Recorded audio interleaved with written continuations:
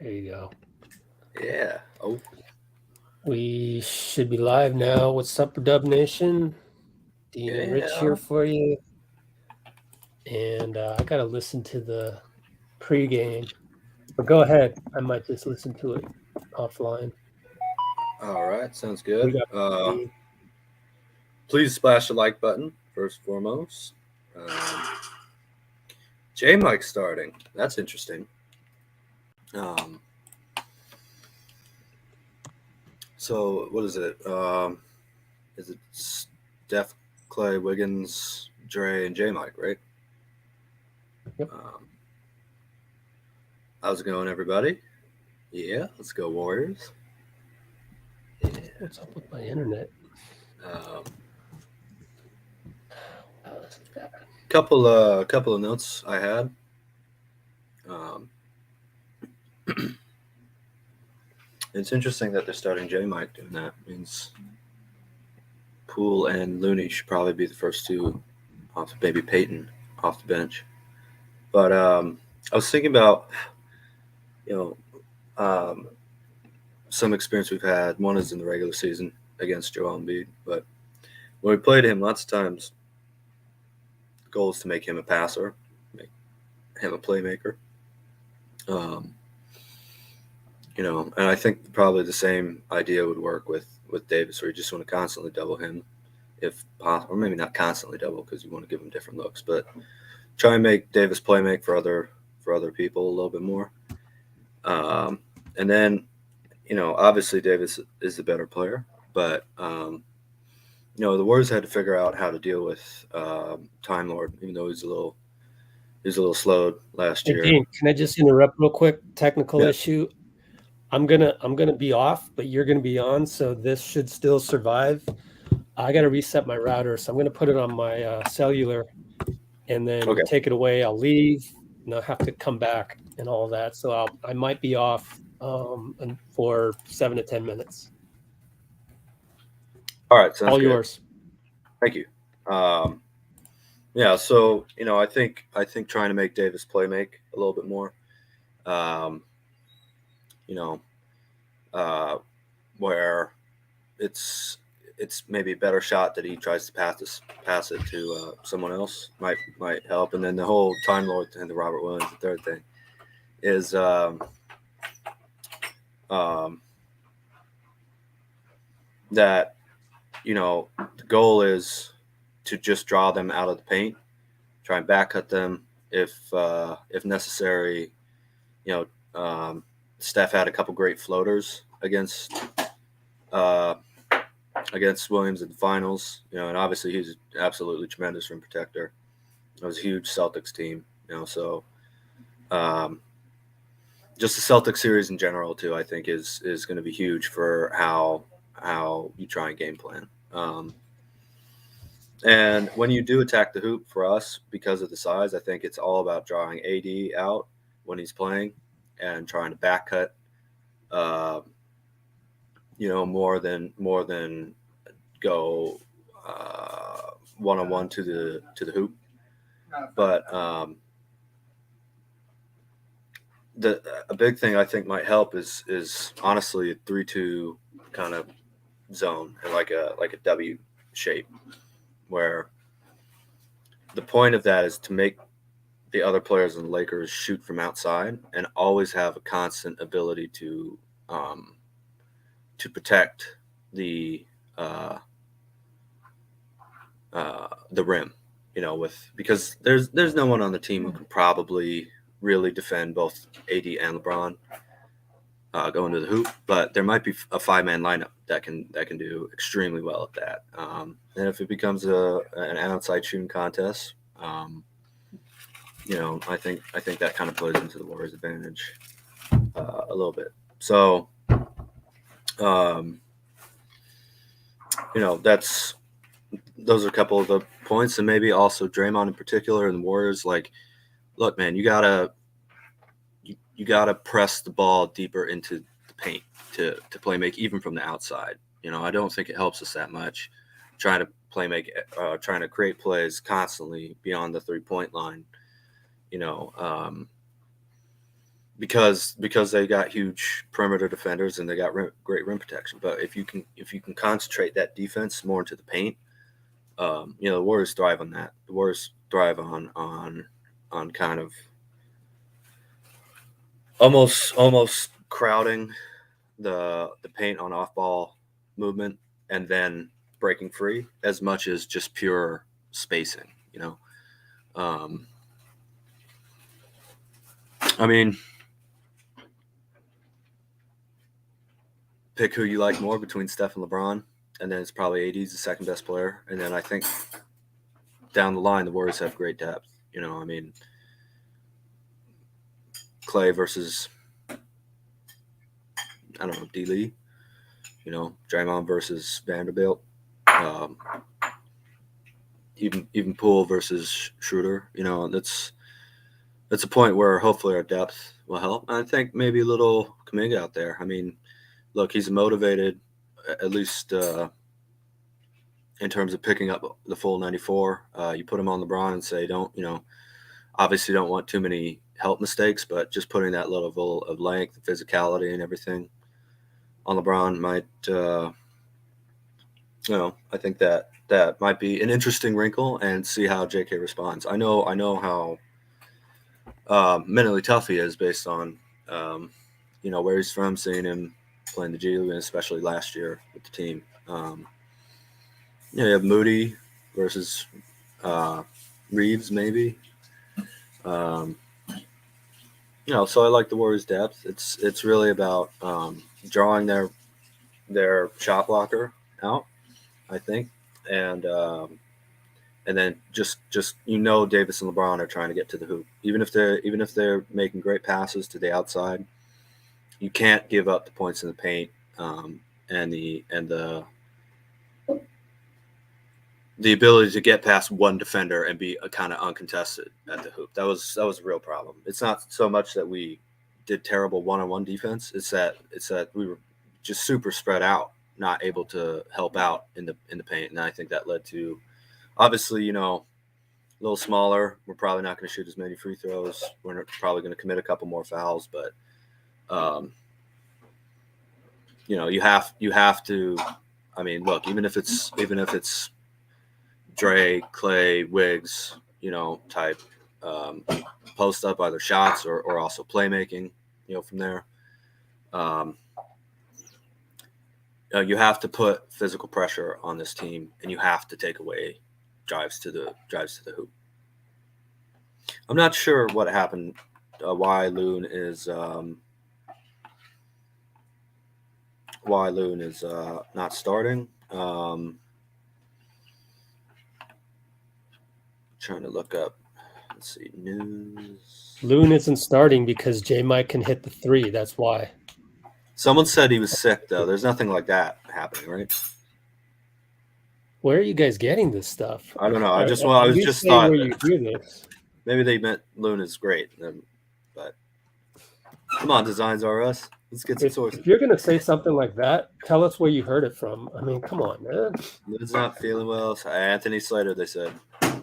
There you go. Okay, All right. Someone said that Slater said Looney is not feeling well. There you go. So it's probably not because, well, now that Looney's not available because he's not feeling well or not available to start, you go with J-Mike because he hit a couple threes last game and you kind of want to spread them out. But anyways, thank you for mentioning Slater, whoever mentioned Slater. Appreciate it. I'm trying not to be Twitter. I heard this. I heard Although that. We did learn that from Twitter. So anyways. Yeah. There you go. All right. Cool. Well, thank you for the information. That's a shame, but it sounds like he's still going to try and play. So, I know it's not always anywhere near the same, but I've had a couple times that I was playing sick, and for some reason your body just focuses without having to think as much. And from time to time that actually helps, like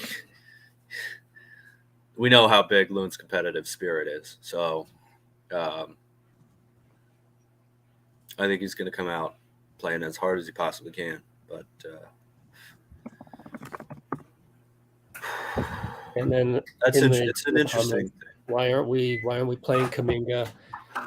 Can we just sit back and just trust the coaching staff? I mean, I could go into the game film and provide it for you. I just don't get paid enough.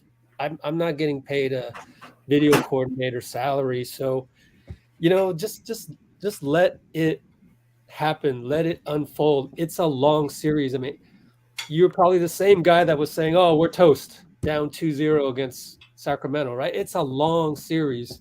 There's plenty of time for JK to get integrated. And I wouldn't start him today because it's not NBA 2K. It's in real life. The veteran had a good game last game. J-Mike. Give him a shot. Carry that. Maybe he's in a rhythm. And it doesn't mean JK won't play. And it doesn't mean that JK won't have more minutes than J-Mike. And even if JK doesn't play yet, we'll hear about it from Steve afterwards. We'll get the explanation. And just I mean, are you telling me any of you, any group of us can actually come up with a better game plan than Steve Kerr and the coaching staff of all those guys? I don't need to honestly do it, please. I love when people come on here and actually try and make game plans. These guys coach. Let them coach. But I am the only place saying this. I'm the only one on the internet. I know full well. But that's why all of you guys, including Dean, including the other Dean, including Amy, including Sister Agnes, who's going to be here, that's why we're the 1% of 1%. If you want to be outraged by what I just said and all of that, I don't have time for it. Do that on Twitter. You're going to have much more entertainment. If you want to go that route, go that route. We're not going that route over here. But I'm just trying to say we're like the 18th man on the squad. We're on the bench there. We're cheering for the team. We're putting trust into the team. So that's all I got to say.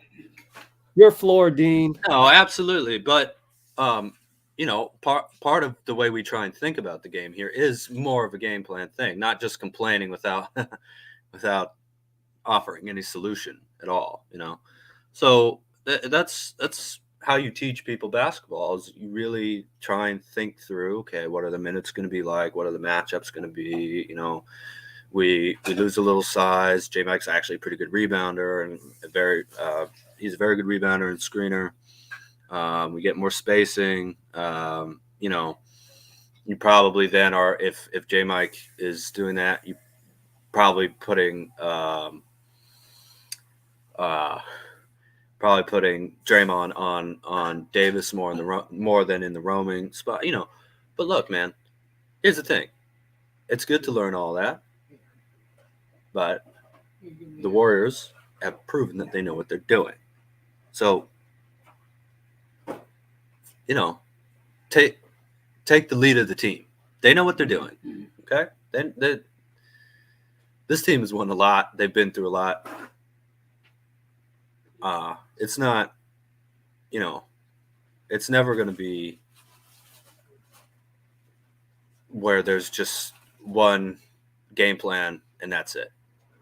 Maybe 2017 was kind of like that. Just we're the best defense and best offense, basically. But most of the time, you're going to have to, even if we win, we're going to have to add new wrinkles. You know that. This is LeBron James, man. This is LeBron and Draymond chess match.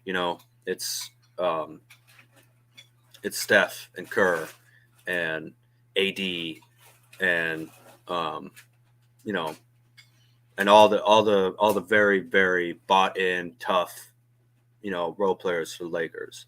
It's and Ham and it's just, these are two excellent teams, excellent organizations. That are pretty accustomed, at least the players, if not the organizations, to playing one another. So, you have to trust that the coaching staff and the front office and everybody, and the players that they are who we think they are. This is you get health for both teams, hopefully, and this is going to be a tremendous classic series. And it was a tough loss, game one, but Warriors made plenty of mistakes. Can play a lot better than that. Great as this Lakers team is.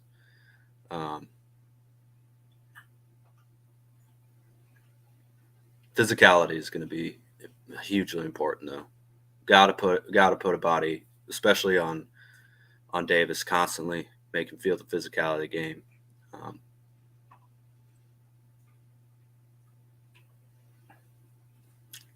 Both teams have gold. Let's see if it's the blue or purple that comes out on top tonight. Not overreact by doubling him. Well, yeah, Davis generally averages about 3 to 4 assists a game. It's more really dissuading in every possible way the Lakers from having anything easy at the rim. And playing to the depth that we have. I do think the depth of this team is really something powerful that we've had year after year. And I honestly, like being able to just put in J-Mike or JK, in the starting lineup. I mean, that's crazy. And having Loon come off the bench and DiVincenzo, Payton, and Poole, and Klay and Wiggins, we get a lot of great players, and just have to trust that they still know what they're doing. Man, it says on the screen here that J-Mike is shooting 49% from the field and 40% from three. And again, he's a real tough rebounder. So, yeah. Hello, everybody. What's up, Bruce? What's up, TRL? Hello, Amy, Queen Amy. How's it going? Cholo, what's up? Sister Agnes.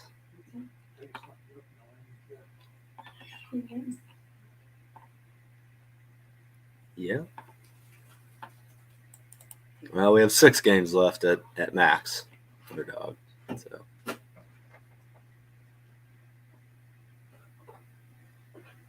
And, man, we got Steph Curry. Never betting against him. Never.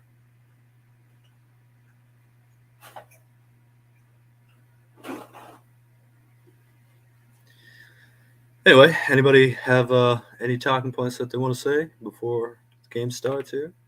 Other than let's go Warriors, obviously.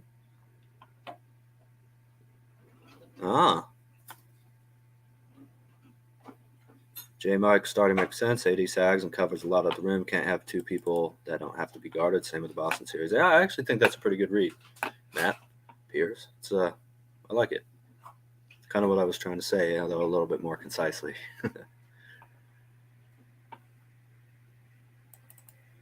Push the pace. LeBron and AD don't want to run for every other day. They did have a rest advantage, it's true. And obviously, the Grizzlies yet again woke up a monster. LeBron and Steph, winners of the last 8 out of 11 NBA Finals.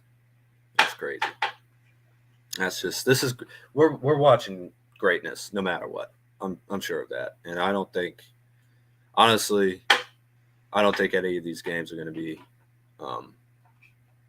blowouts or anything. I think they're all going to be close. So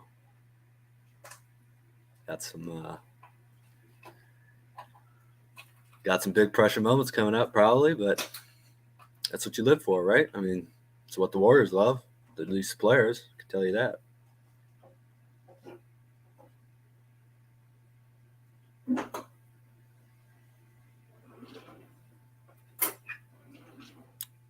You like the starting lineup tonight? Yeah, I think it's definitely an interesting thing, and I wonder almost if there'll be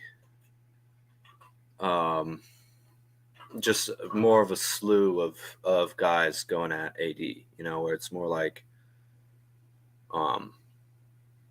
two guys get 18 minutes, the other gets 30.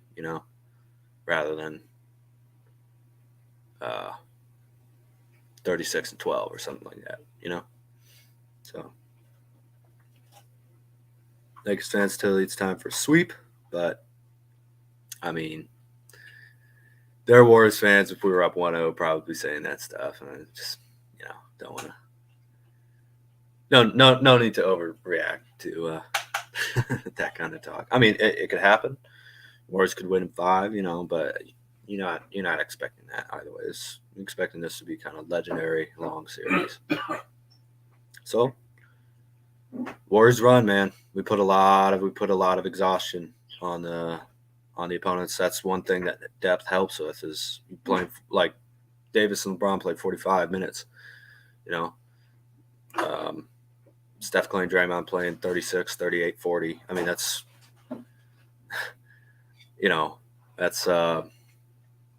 that's 30 minutes less over 6 more games. So.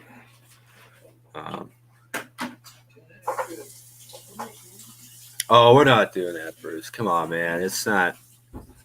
There's no conspiracy. We can be a lot smarter in how we approach getting foul calls and fouling less, too. Like, internal locus of control here. We're not. It's not on the ref. But I do get what you're saying. But Celtics were up 1-0 and 2. Well, they're up. Yeah, they were up 1-0 and 2-1 last year. Yeah, we lost 2 away and 2 at home is a different story, but we're about to play game 2. You're not thinking about losing it, are you? I'm not. If we lose, we lose. It's okay. It's LeBron and AD, man. It's a great team. But you can't – the worst thing you can do is to be afraid to fail or be afraid to lose.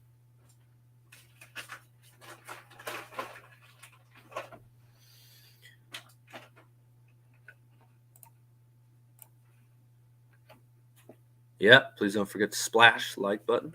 Let's see how many we have. Right. Looks like we got 22 likes and 64 watching. Come on, man. Get it up,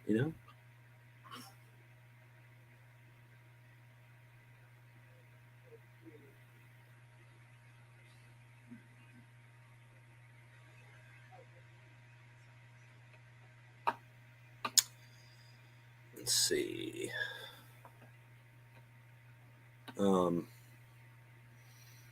Also, I think, just one more thing about the starting lineup. Like, the Warriors felt in the press conference and everything, it seemed like they were very confident after that fourth quarter. We were down, 14?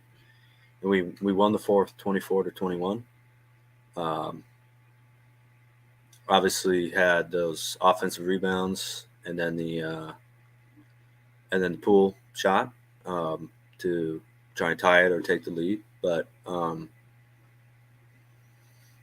it seemed like going small did kind of work. So the more they rest Davis too, I think the more Looney gets every minute that Davis isn't out there. All right. Looney's feeling a little under the weather, but he said he's expected to play. They said he's expected to play. And if you saw my comment, he's in layup lines right now as we speak. Yep. He looks fine. So looking good. Jalen Rose thinks Looney can get other players sick. I mean, they have team doctors. I'm sure they cleared him that he wasn't infectious. Yeah, we don't care what talking heads say. People hit me up all the time. One guy, I know he's on here, emailed me. I appreciate the email and the heads up. It's good to have the information. But as far as really talking about it on our channel, Stephen A said this or this guy said that, That's entertainment. That's not information. So Jalen Rose saying that Looney could get other players sick. That's entertainment. That's not information, right? So just know what kind of content you're getting from NBA media, which is comes in all shapes and sizes. Yeah, definitely. Dean, let's have some fun today, man. Amy. I know it's a little stressful being down 0-1, but yeah, I just want to have some fun here, man. I want to have a good time. Watch I want to have some teams. fun, and I want to see the Warriors. How about this, Dean? I didn't mention this, although I did write about it on our website just now, literally an hour ago or less. Go check it out. Let's go Warriors.com. I wrote about it in the first paragraphs. Can we not come out of the tip-off and throw the ball to the other team? How many games have we done that? Like, I think maybe 6 games, maybe 5 games. So there was one that Steph, game 1, game 2, Draymond threw the ball to the other team, and he mentioned that on the podium. There was another one against Sacramento, I think. So 3 times against Sacramento in 7 games. Game 1, Wiggins actually in game 6. I'm sorry. Wiggins in game 6. Bad pass, people diving all over the place. Jordan Poole dove for the ball, which made it 4-on-4 with the shot clock running down on the first possession. And then game 1 of the Lakers, Steph throws it, to Jared Vanderbilt. Goes in, Reaves blows a layup, and they don't score, but, then we come down. It's just, oh, man, as a former coach, that just... Already getting frustrated, Rich? Come on, man. Come on. It hasn't even happened yet. Can we not turn the ball over on the first possession? It doesn't matter. That's all I care about the first possession. It's the last possession. The team will get better as we play. I know. So. But you said having fun. I'm not bought in all the way to that. It's great. It's what Steph does, but it does. What happened to weaponized joy, Rich? Come on, man. I'm. You can come on, man, to me anytime you want. If I form a team for you in the YMCA league nearby Long Beach, and you go coach that team, and they go turn it over on the first possession of 4 times out of the first 10 games you play, then you'll know how I feel. I understand that. I'm not happy with it. Come out on the right foot. Every time we've thrown the ball away on the first possession, we've lost that game. There is a correlation. So I just wanted to balance your fun with the, a bit more focused fun. Well, that's like Game 7. That's what Draymond and Looney for. Game 7 and Game 3. We really came out with purpose. And I will also say, though, this is probably more crazy than even the fun approach. I think we're okay even if we lose this game, honestly, because then there's absolutely no way we're losing Game 3. And the human nature of being up 2-0, we will definitely win that. So we'll be okay for the next 2 games. And that's my kind of the flip side of my frustration with I get that, like, you don't freak out, but I think this team is coming out knowing that, like, this is a must win, because you go into LA with the momentum 1-1, and look, if anybody listened to that Draymond podcast, he, no matter what he does, he's coming out hot tonight, man. I really believe that. Well, looks like we're about to tip off. We agree with the trust. Absolutely. And the confidence. The faith. White versus purple. Let's go. Yeah. Feel free to come back anytime you want. Even if you want to stay on. Do you want to stay on? Yeah, why not? I'll stay. Oh, all right, cool. Yeah. Ooh, Steph changed up his stanchion run. I don't know if it was because D'Lo was in the way, but he's changed up his stanchion run. A little bit different there.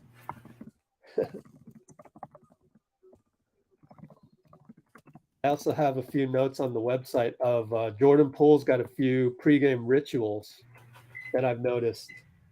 And we lose the tip because, Mooney wasn't there to win the tip. Yeah. Yep.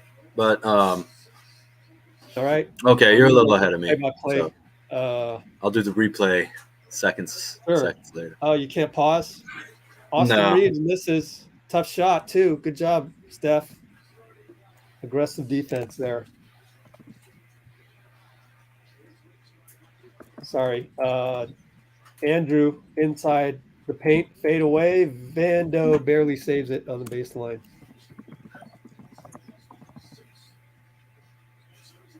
All right, LeBron against Klay in the post. Wow. J-Mike shades over. LeBron fade away. Good defense, Klay.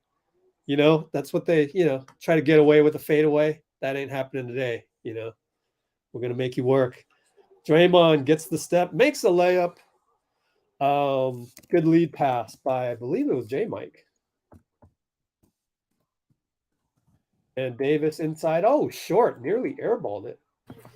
Yeah, that was beautiful. Davis was right at the top of the three-point line on that Draymond layup. That's exactly what you want. J-Mike corner three open. Back rimmed it. AD. Oh, Vando got that loose ball. Wiggins was there, but he got it. Meanwhile, D'Lo against J-Mike. Good closeout.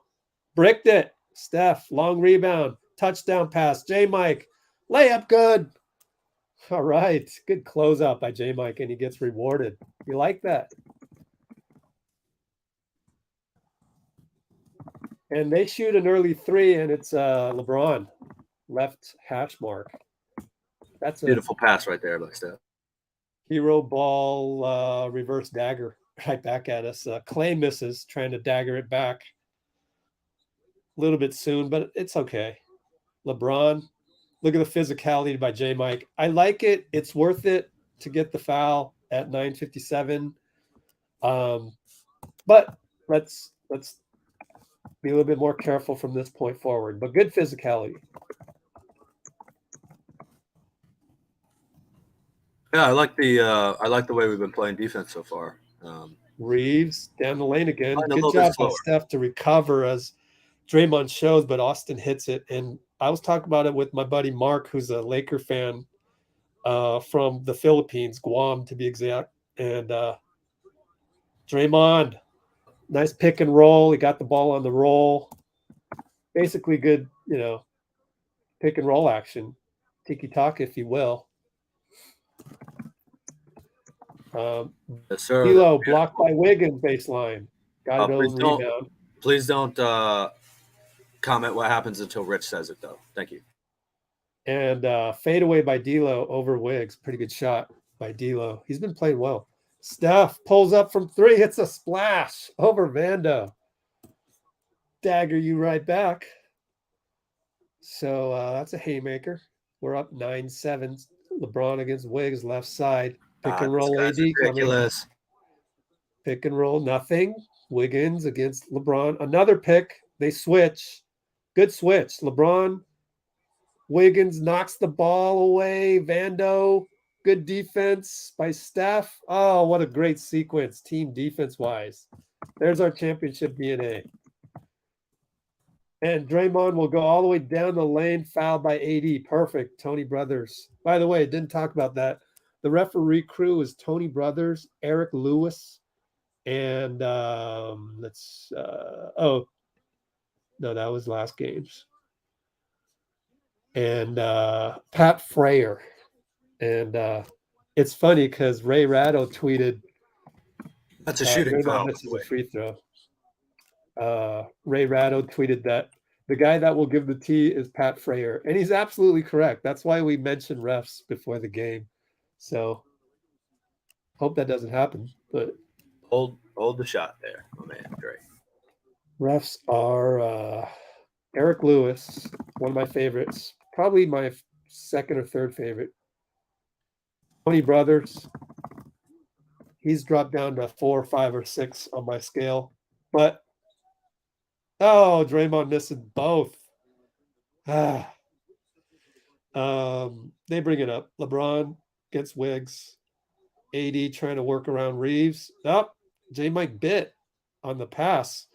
Creates some loose action for the Lakers. Vando gets a 3 rebound off of D'Lo. LeBron resets up top, double screen. Steph, great job of stepping out inside. Extra pass Reaves. Brick by Vando. Steph in the middle. Doing some wizardry. 3 guys around him, 2 guys behind the back. Swing, swing, swing. J-Mike 3. Short. Online, but short. Oh, pretty good sequences, though. I like how intense we're playing. LeBron against Klay. I'm going to post up D'Lo, Steph. Dray shows. AD cuts. Dray goes back. D'Lo fadeaway. 2 fadeaways for D'Lo. Not bad, D'Lo. Steph. Pick and roll again. These are difficult shots the Lakers are hitting. Pass. Klay gets the loose ball, though. Over to J-Mike. Another shot. Hits it. Line drive. Good job.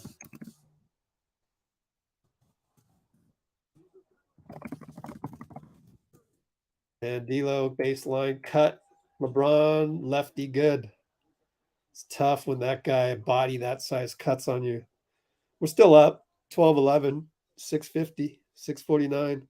Steph pick and roll again. Doing a lot of that. Finds Wiggins. Time the Lakers are going to the hoop, though. The Warriors are collapsing on that, which is exactly what I wanted to see. Reaves brings it up 637, 636. LeBron, right, 3. Good. Catch and shoot. So we're down 2. And they're kind of shooting lights out. It feels like it. 6 for 14, 2 for 4. Not as lights out as I thought. But lately, they're probably 3 for their last 3. These are difficult jump shots, man. If they want to get in that game with us, I think we'll play it with them. 625. Yeah, James making his 3s.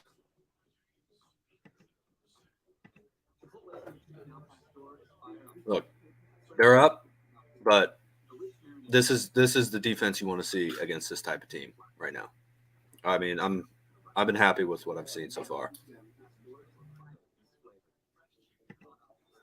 All right, here we go.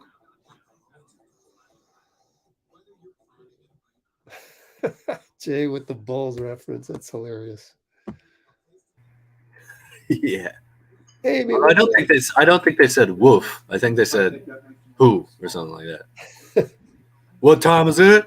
Game time. Who? Woof. Woof. I transcribed it kind of play like a wolf. It got transcribed as woof. What are you going to do? Oh, okay. No, just kidding. I have no idea. Transcriptions are never wrong. Amen. Sister Agnes. Amen. All right. I think we're caught up a little bit. Let's take a look at the likes versus the 9 likes. No, can't be. Refresh. Looks like it's 32 to 64, I think. What? 64 concurrence. Even if you're Lakers fans, man, come on now. 32 likes. Help your team out. Smash the like button. Flash the like button, please. And especially if you're Warriors fan. Like-minded people on here. Yeah. Come on, man. Costs you nothing. It's just 1 click. Unless, I mean, you don't want to, then, whatever. But, all right. We'll be on here for we're 39 minutes in, so we got about 5 hours to go. While we're waiting around, I listened to the Steve Kerr pregame. Great. Some things we could talk about at halftime. Number 1, Mike Budenholzer fired. Wow. Fired. Wow. Didn't resign. Wow. Yeah. Oh, I guess that allows him to keep his money, though, huh? Yes. So Budenholzer was crazy. That was strange. Where did I put the notes? Well, Discord may have deleted my notes by accident. I gotta say, That's very tough to hear because Budenholzer lost his brother during the playoffs this year. Didn't tell anybody. What a time to fire him. Yeah, could have waited a little while, but I guess maybe if they might be going for Nurse or somebody who's available right now, and whatever. But my heart really I can't imagine hey, we're down 3-1, let's go, and my brother just died. I don't have any siblings, but a loved one like that, man, that's just, it was sudden too, so I just really feel bad for him, Coach Nick, Lakers have to be concerned with how many wide open threes we're getting. So that's something to look forward to. Well, they had done this against the Grizzlies last round. Coming out of this, in the game. JP? Nice. Coming out of this timeout, I'm sure they're going to try. Klay's in the game. Moody's in the game. J-Mike and Wiggs came out. Klay sure and Dray try pick and roll a little bit more to get to the hoop here. So gotta double down on that rim pressure. Klay corner 3, good. You're gonna have to figure out when to jump in so that we're not talking at the same time, Dean. Usually as they walk up the court, something like that, or right after a bucket, right after a play. That was a great shot by Klay. Poole. Down the lane, good help by Dray. Kick out to Vando, hits the corner 3. That's what we're giving up. We're down 2. Klay 1-on-4 hits the jumper. Thank goodness. Yeah, Vanderbilt shooting that versus Klay shooting a nice midi. I'll take it all day. 80 in and out. Good rebound, Moody. Good rebound. Here comes Steph downhill. It's 1-on-5, 2-on-5. And Reaves tramples Draymond on the pick and roll. Vando's over there to say it was, Russell's there to say, no, bad screen, but no, he got trampled. So, good rebound.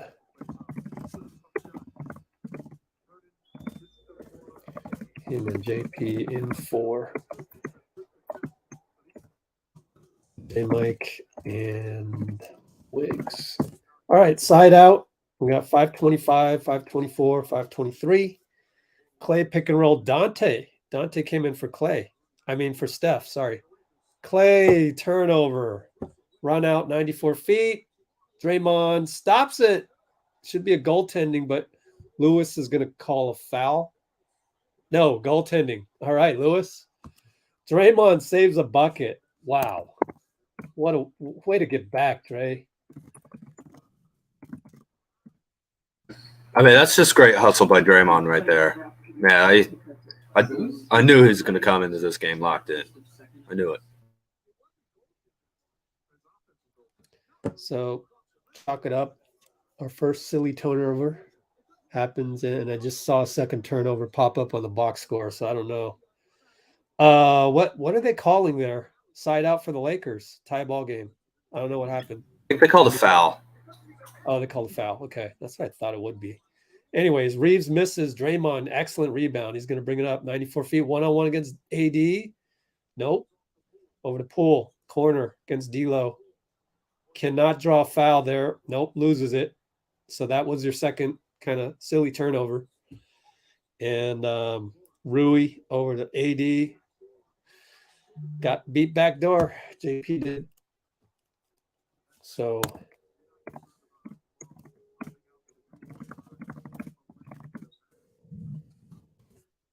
on a little bit of that's just a mental error that Poole can't keep doing. We need hustle no matter what. Donte, great fake and reverse. Wow, that was super skilled.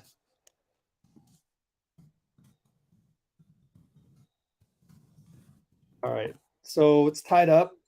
Klay against D'Lo gets the pick. That's beautiful by Donte, man. That leaves AD open for the – and Draymond is yelling at JP to scoot on over a little bit.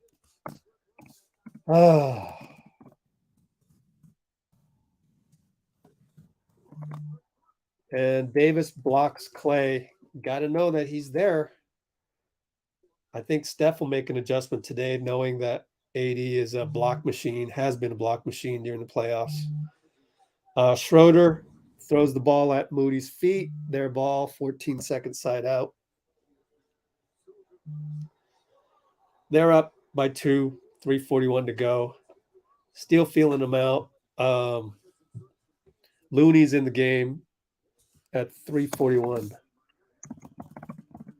Looney in for Dray. So will they tandem tonight? I wonder. We'll see. We're technically still small. And Donte, Klay pushed on the inbounds, and it's on the play though, so not away from the ball, which would have been a technical. So inbound to Lakers to D'Lo against Klay. Klay moving his feet, pick and roll. AD shoots it from 17 feet, bricked it. Donte over to JP versus Schroder. Back to Donte. 4-3 hash mark. It's back rim. AD Klay hustle back on Troy there.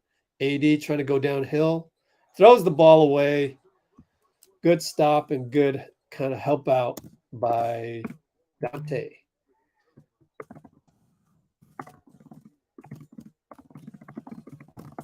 And Donte will bring it up. That's the logo. Is against Rui. Looney, right high post. And Jordan Poole curls around, airballs the 3. Oh, boy. Hey, that's all right. It's fine. It was open.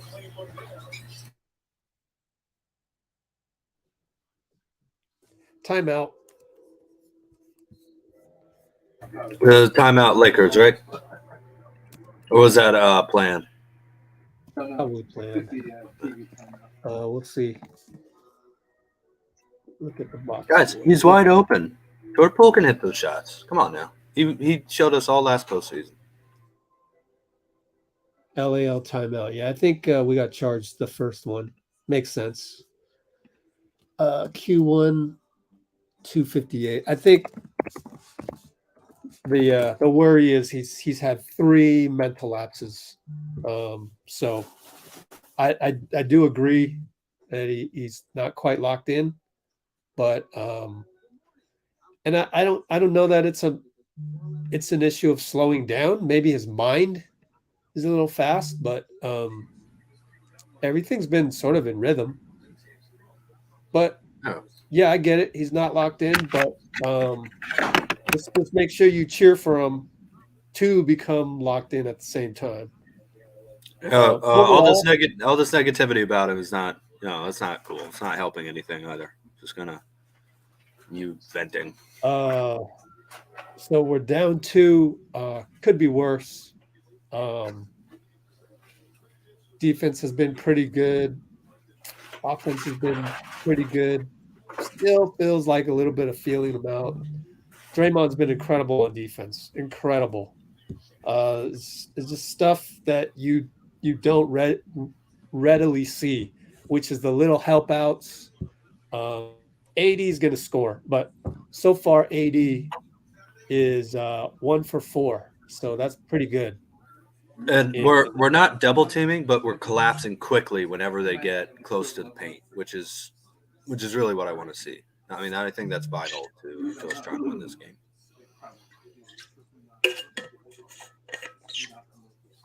Yeah, you're right, Cholo. Anyways, players worst enemy and destroy the morale. It's true. It's going to be a long game, and the minutes that are going to really matter are the ones that Steph is in there, and so when he's not in there, and it's JP, we just kind of got to just hold the fort, as Donte would say. Just kind of hold the fort. JP's due to have a series where he really gets it going, and also, how many other players in this team can really put that kind of pressure on offense? That same, shooting, dribbling, passing, driving, hitting free throws, drawing fouls, that type of thing. When Steph's out, you have to try and do everything you can to get Poole feeling comfortable like he was last year. And I have all the confidence in the world that the Warriors can do that. Not in the bonus yet. Well, and the Lakers aren't in the bonus yet either. 3 minutes to go. I mean, I think that's it's been a really important part of this game. And yeah, Draymond's been just absolutely incredible. Percy is theorizing he's just hot and cold, a la J.R. Smith. Yeah.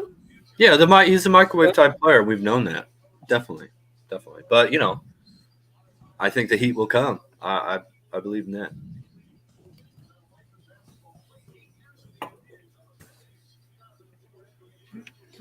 Yeah, as long as the Dubs don't foul too much, exactly, because our defense has been pretty solid,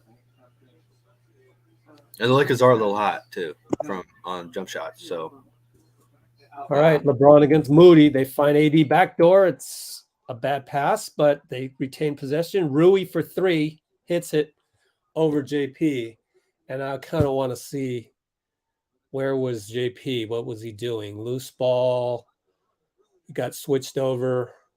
He's just he's not as instinctive on defense, so he didn't know to switch when he saw Donte. Just didn't register.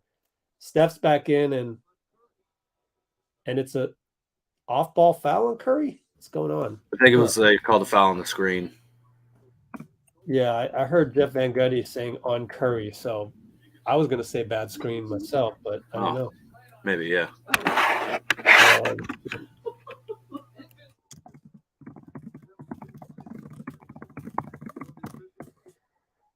I think JP just got to know that if you're going to go after that loose ball, then you're in recovery mode at that point. But still kind of young for that. LeBron fadeaway over Steph, good. Oh boy, they're up by 7, and man, the Lakers right now are controlling pace and getting those fadeaways to drop. JP. Yeah, I don't know. This is exactly the type of defense I want to see, though. Donte over to Looney. Over to Moody, 4, 3. Looney has to create, steps back for 3, hits it. Moody saves the day. Man, this guy has just guts of steel, we'll say, Schroder, pick and roll AD. And it swings over to LeBron for 3 over Moody. It's short. Good job. Looney rebound. Steph. Lakers do a good job of getting back. Pick and roll. Steph and Loon. Steph against AD. Knows not to go up with it. Now goes up with it. It's short on the banker. Outlet to LeBron. 1-on-2. You know what he's going to do. He spins around Moody. That's an all-time great type of play. And we're down 6. 101, 1 minute. 59, 58. Donte to Looney. Donte says, go right. Looney looks for Steph, not happening as they top block. Donte, what a feed to Looney. Donte with the attack. Way to go, Donte. That's why I'm not freaking out about being behind. We've gotten a lot of easy shots, I feel, and the Lakers are hitting a lot of tough ones. LeBron over to AD, extra pass. Rui left 3, good. Let's check out their shooting percentage. 13 for 26, 5 for 8. Against pretty good defense. They're pretty locked in. A lot of Rui Hachimura and Jared Vanderbilt, too. So Steph long 2 ball as he's open on the simple cut. So taking what's available. Kobe. 12, 11, 10, 9. LeBron against Moody.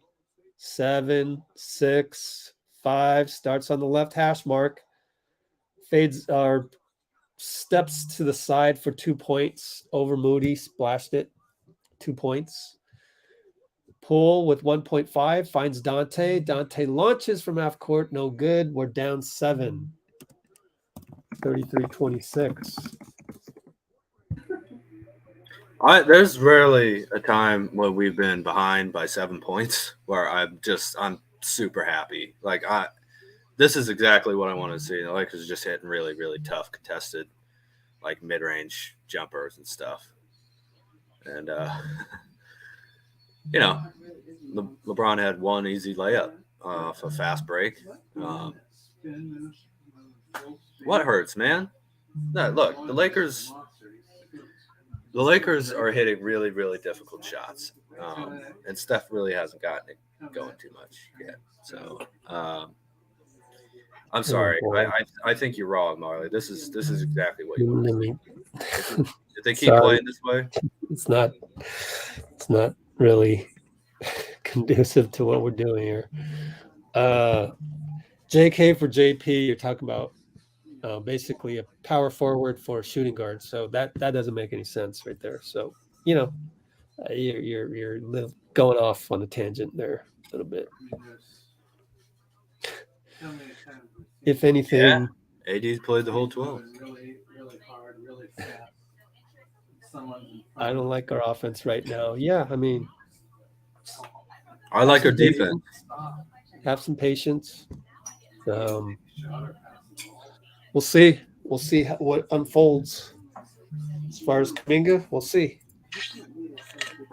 Rancuno, man, look, this is the first quarter, okay? Yeah, they're playing great defense. Do that right now.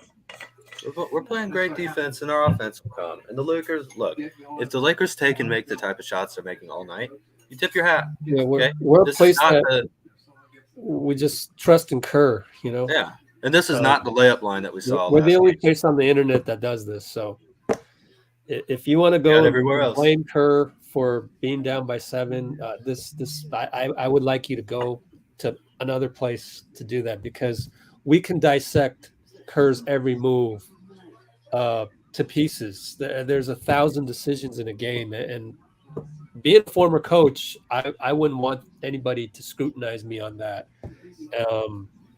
because at the end of the day, it's up to the players out there to execute. And by the way, the Lakers are executing a lot, so give them some credit. So, I'm gonna have to block you for 5 minutes for stuff like that, because we're not like that on here, and we're the only place on the internet that's like this.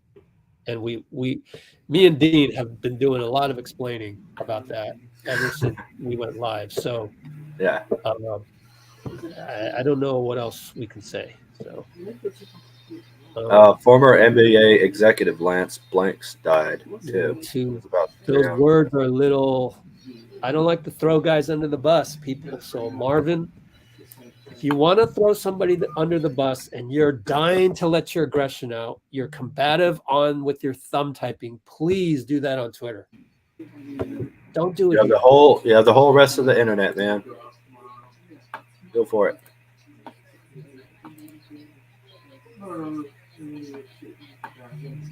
All right. Moody's done a pretty good job. I mean, LeBron's LeBron. He's 6 of 8 from the field and 2 of 3 from 3. What are you going to do? Yeah.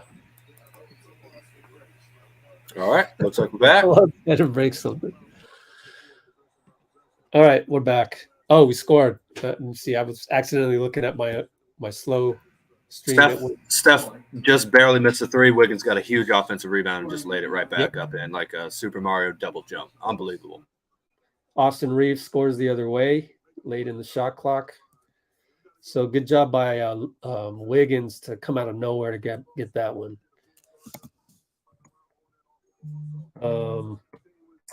Now Looney gets the ball inside. Good pass by Steph. Banks it in over Wenyen Gabriel. So AD getting his rest. Yeah, if it's Wenyen Gabriel out there, we're attacking the rim every time. This guy can't play. We have to run him off the court. I'm not saying he's not able to play. We can't let him play well. Reaves, crazy shot against Donte. Probably wanted to foul. We're 5-on-4 if Looney can get up there. We're 3-on-2, really. Klay attacks, no call. Over Wenyen, no good. LeBron over to Rui, right side. Rui stop and pop, no good over Looney. Good rebound, Wiggins. Good outlet to Klay, but he's 1-on-3. Over to Donte. Lakers are doing a great job getting back. Steph over to Donte. 4-3, hits it. Nice rhythm, Donte. That was the Lakers getting back, but then not being able to stay on their assignments right there, which is caused by off-ball movement. Yeah. Also caused by Steph getting past the first line of defense. And LeBron misses a three. Rui jumps in there. Open shot for Reaves. No good. Looney, what a rebound. Outlet to Wiggins. 2-on-2. Euro. Picked by Schroder. Wiggins isn't complaining, so probably clean. Corner to LeBron against Looney. He holds the ball. Back out. Dennis for three over Donte. Bricked it. Donte comes back to get the rebound. So this is a good game by Donte. Really good game by Donte.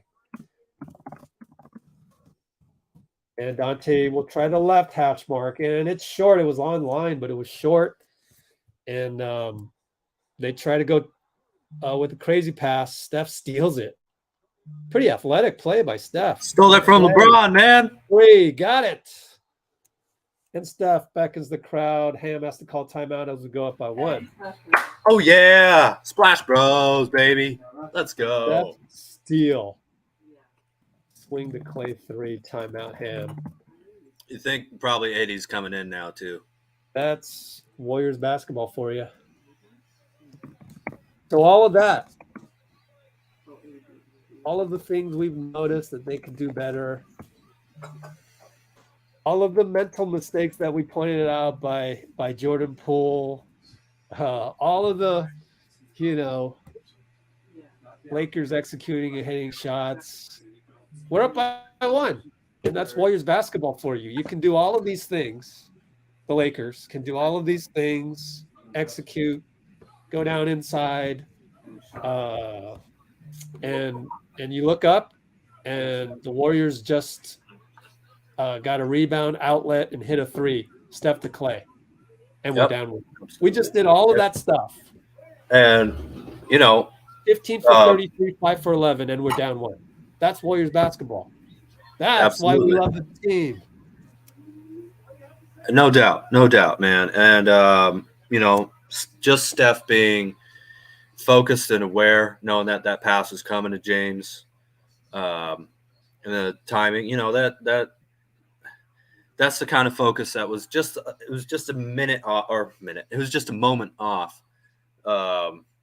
Last game, it was only a few minutes in the second quarter, but you keep that up all night, and Warriors, Klay says, be like water, right? Well, water, it's not fire. It can't just burn things down quickly, but given long enough, drop after drop, day after day, year after year, can carve the earth into different shapes, man, because it's just a steady grind, just steadily grind down the other team. And does he only have 2 points? Really? Wow. Oh, man. Found another guy that should be on Twitter, not here. Yeah, we're just look, man. We're just sending you to the right place if you're not the right fit around here. So Anthony Davis, 1 of 4, 2 points, 4 rebounds, 4 assists already, 1 block, 1 steal. We do all of this. We do Warriors basketball, go up by 1, and yet you still want to throw a guy under the bus. Can you guys just stop it? I'm just gonna delete him. I'm just gonna block you. I'm that close. Just having a no tolerance policy. Golly. It's not even no negativity. It's really don't throw somebody under the bus, right? Yeah, me and you disagree all the time. I bring up my crazy ideas, and you say, "Well, what's the history for that?" And but it's never disrespectful. It's never needy. This is a labor of love, man. It's not a if you hate what you're watching, just go join everybody else. But this isn't the place. We're gonna have some fun and cheer on a great team and try and be the soon to be 19th, right now 18th man on the roster. Just don't throw anybody under the bus. That's not hard, but actually it is for some of you. But yeah, and Here we go. We're back. We got a game here. Thank goodness. I'm dealing with these people. The little bad apples. Reaves for 3. Open barely, but no. Wenyon gets the rebound, stepped on the line. Good thing. So our ball, we're up by 1, 9:05. And it wasn't Wenyon. It was Vando. I really, by the way, like the way this game is being officiated. Feels very balanced. Yeah. All right. Vando giving the 94 feet to Steph. Klay's going to give him a pick. Nope, doesn't really need it. Just got in the way a little bit, which was good enough. Pick and roll Looney. Looney with the lead pass. Over to Wiggins. Attacks the paint.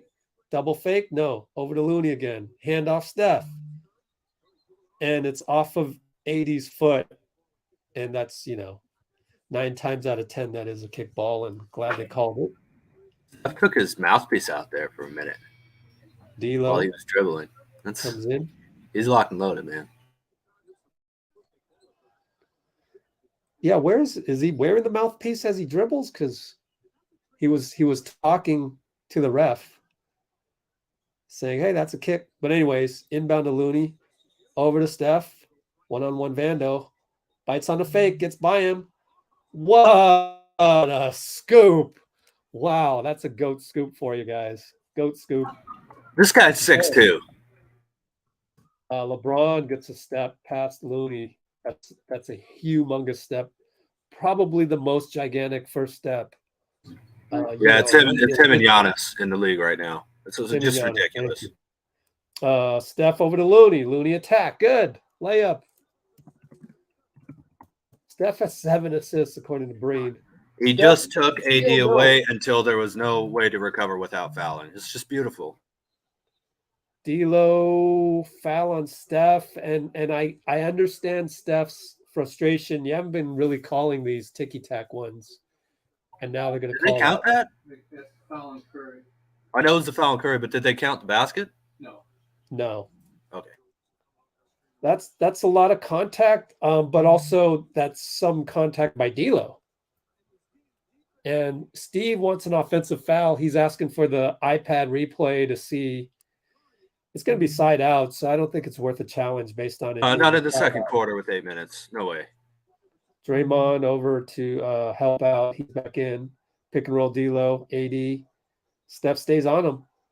Good job, Steph. Desperation 3 by LeBron. Banks it in. Man, he's doing some GOAT stuff today. Jeez. What can you do, man? We are going to live with the Lakers taking these shots all night. They're just hitting them right now. It's tough, but hey, if we're getting the layups, they're getting banks. Off of LeBron. Baseline inbound coming up. 7:29 tied up. 7:29 to go.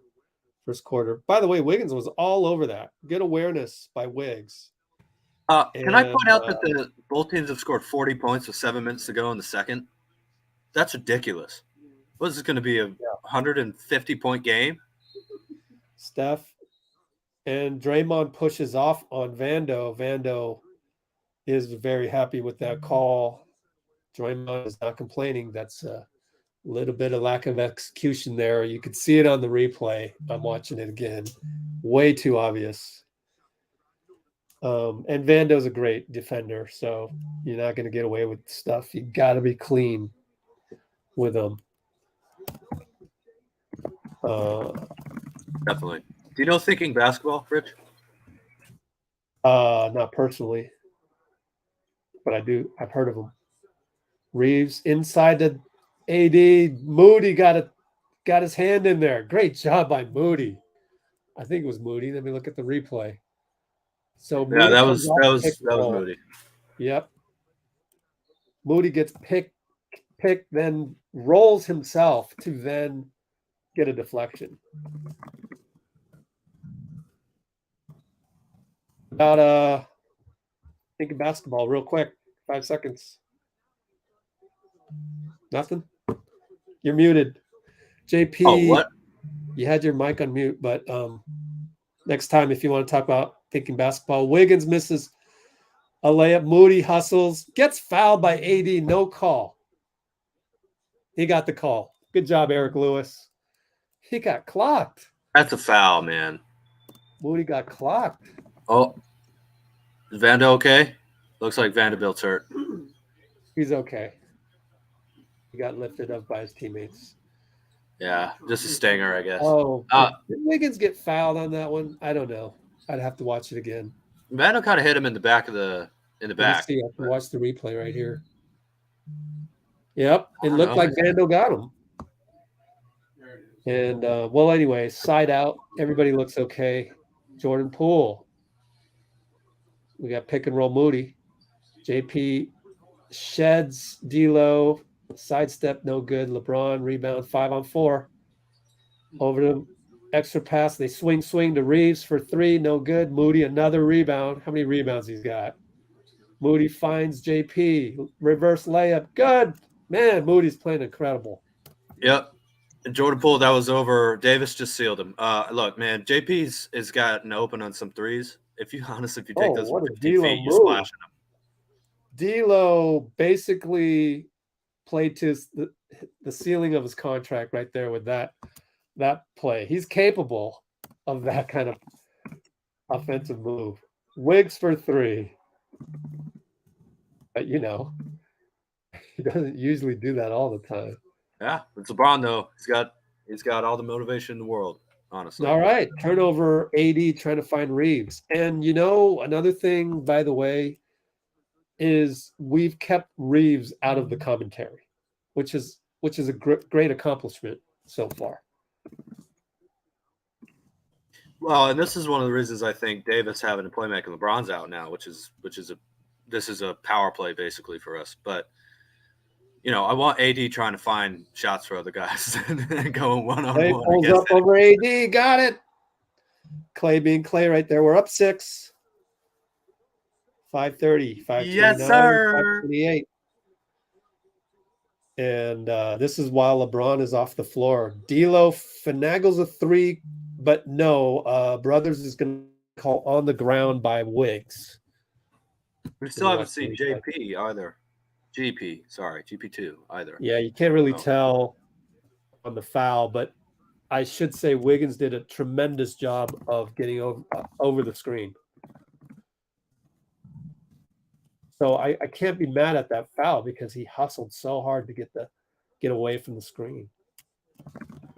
Rui left open for 3. Dray just a tad late there. So we got the 3 from the corner. Yeah, 2 guys there. And looks like we're in zone, by the way. JP drives, gets the goaltend. So JP getting downhill. I wonder what type of zone. Did you notice what type of zone we're in, Rich? All I know is Schroder waltzed in the middle and nobody cared about him. So let's see if we stick with that.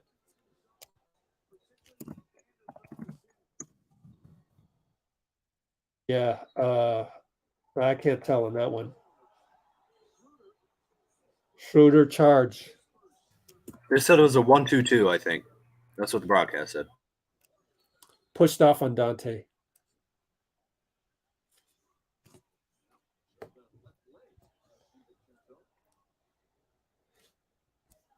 Well, we'll analyze it next time we get a chance. Donte will bring it up against D'Lo.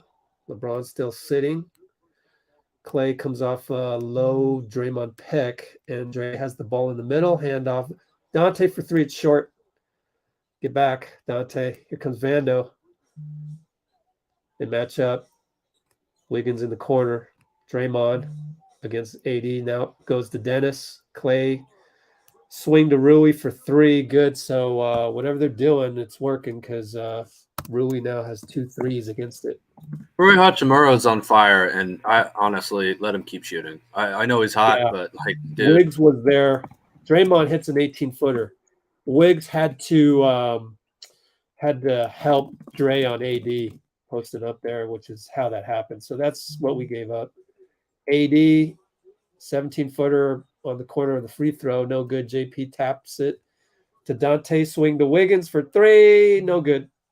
Oh, Draymond stole a rebound from AD and tapped it to Klay. Oh, yeah. Beautiful. Love that. Oh, we wanted the shooting contest, but Dennis got the long rebound.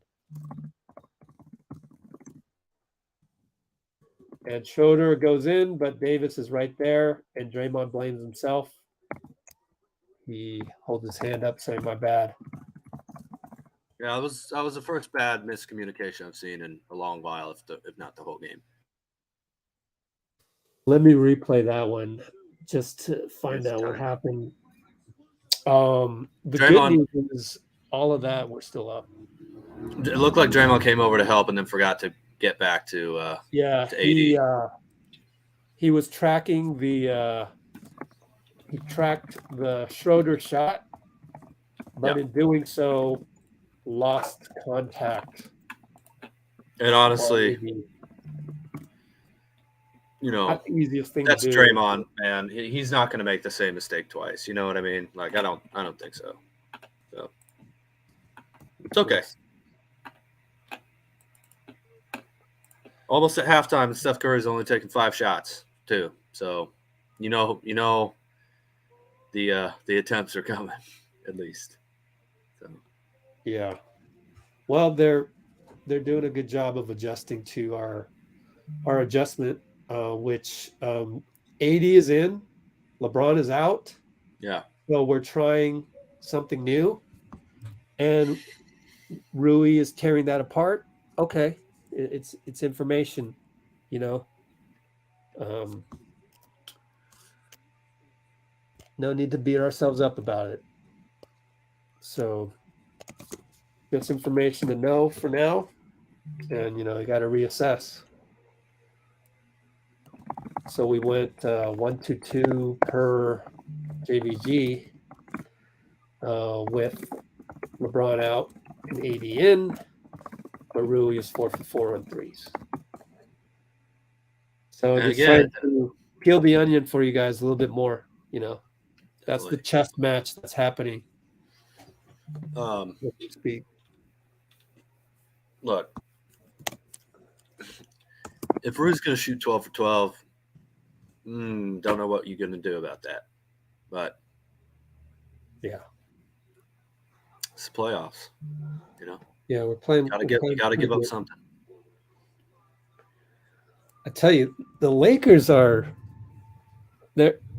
pretty impressive to me. They're an excellent team.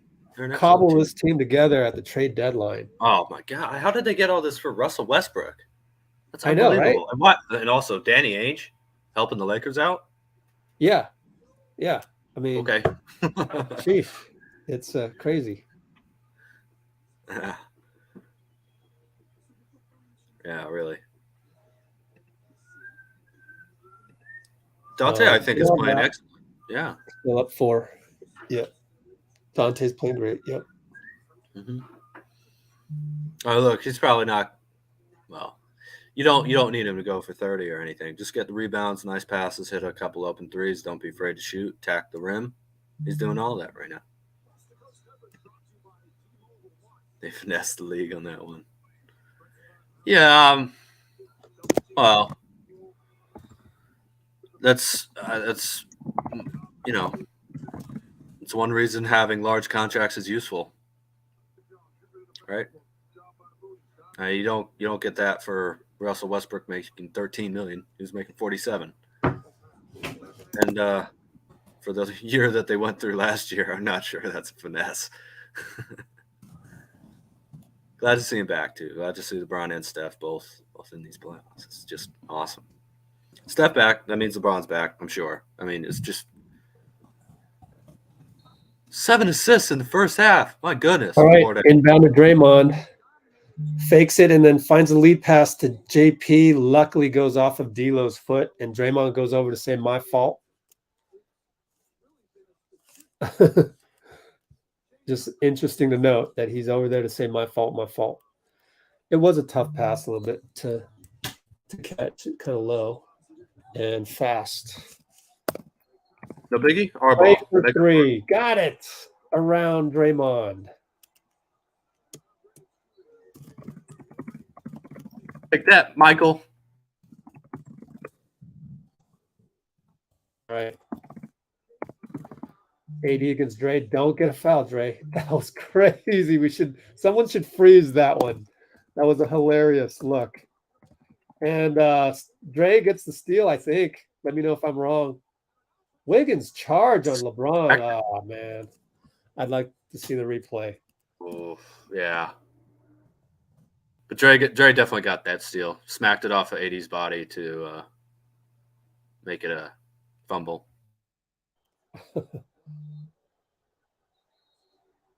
I don't know. I think, are they going to challenge it? Because I think LeBron's moving on the slow motion replay. He's totally moving. He's totally moving. But the challenge right now is so early. I guess they are. Steve's going for it. Yeah. Momentum play going into the half. But how many fouls would that be on Wiggs? That'd be 2.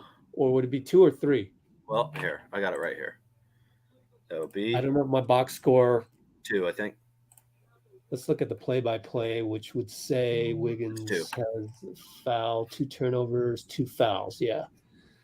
But maybe wait a minute. Does he already have 2? No. Oh, no, okay. The play-by-play says that's his second. Okay. So that's a challenge. I mean, it's early. We're also if we lose this, we lose a timeout. Just to let you guys know. A foul on LeBron. How many fouls on LeBron? That'd be his first. Yeah, but I think it's just a momentum play. Yeah, and it's also obviously saying to the refs, Yep, a flop. This is, this is something that we're willing to do right now to get these kind of calls throughout the game, if you get what I mean. No, the refs will accept it or not. No, but I understand it. It's a little early, but I understand it. Yeah, momentum call for sure. I mean, LeBron's not in the restricted zone, but his legs are moving like crazy, I think. So, yeah. Is that screen legal? Which screen? I don't get who if it's a call on Steph, LeBron, Jordan, Kobe. It matters if your feet are moving or not. He's a great player. He understands that. Thank you, Dean. Please Chase don't. And Dean spoils it, so not me. It's okay. You can spoil a challenge if you really want to spoil it. But no, please don't spoil other things. Don't spoil anything. Don't spoil anything. Okay. Yeah. Chambers has spoken. I'm laying down the law. See, it doesn't matter if it's LeBron. They Chambers just made was on the Mandalorian. He has spoken. The Chambers of Law. There was wow, Phil Handy got a tech. Hey, so this was a brilliant genius challenge by Steve. Brilliant genius challenge. You got to give him credit, right? Oh, Steph hit the free throw. Because it turned into a tech. What was that, number 4? The 3? We're almost there, man. Phil Handy. Oh, LeBron's got smiling a tech about and we get 2 free throws, baby. I think if it turns into then you get 2 free throws. This is worth the challenge. It's points. Yeah, right. And we got a tech out of it. But 3-point play potentially. Wow, I don't mean to jinx it, but come on, Wiggs. Oh, potentially. Come on, Wiggs. So give Kerr some freaking credit. Wiggs hits both. We're up 10. And I feel like we could still play better. We're up 10. D'Lo against our Steph. defense has been leading this too over the offense, I think. Yeah, but look at how we close it. Great defense on as AD was trying to go to the high post. D'Lo attacks and Steph reaches in. He's probably got all ball, but you reached in. That was the thing, is you reached in, and we can't challenge it. Steph wanted the offensive foul like this. Oh, I see what he's saying. Yeah, I got you, Steph. Oh, so he's going to get called for the initial, but then it wouldn't be shooting fouls. I can see why Steph is upset about that. How many fouls on Steph? 3. Oh, man, that sucks. Wow. That's a tough call, but Wardo knows how to play on 3 fouls. That's okay. AD fade away. Donte, good box out. Saved it to Wiggins. So athletic. And Klay for 3 on the break from Wiggs. Splash. Man, that's why I give Donte an A. Everything Donte's done has led to stuff. Yeah, he's just a great hustle player. We're up man. 13, and look at that closeout by Wiggs. Donte blocks Rui. Championship DNA coming out. Wow. Klay heat check. Oh, short. We don't mind that because that's what we do. Warrior basketball.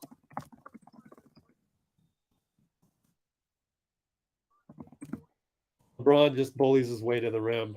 That's what he does with the obnoxious back pedal. And the defense wasn't set there, so the collapsing around the rim thing wasn't possible in that one. Just a little too late.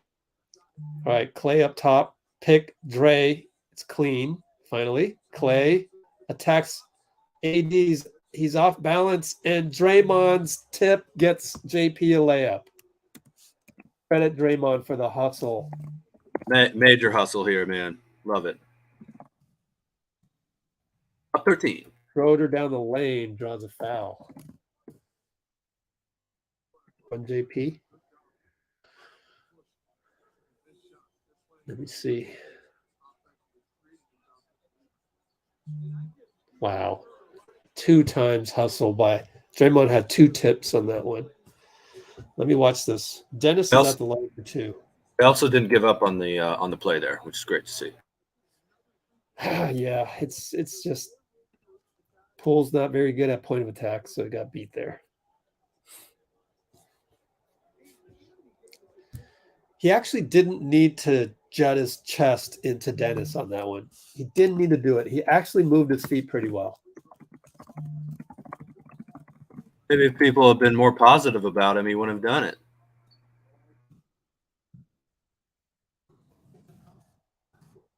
Over and back violation on Donte. I didn't see it. I wasn't watching. I was typing. Let's look at this. Just step backwards on the move.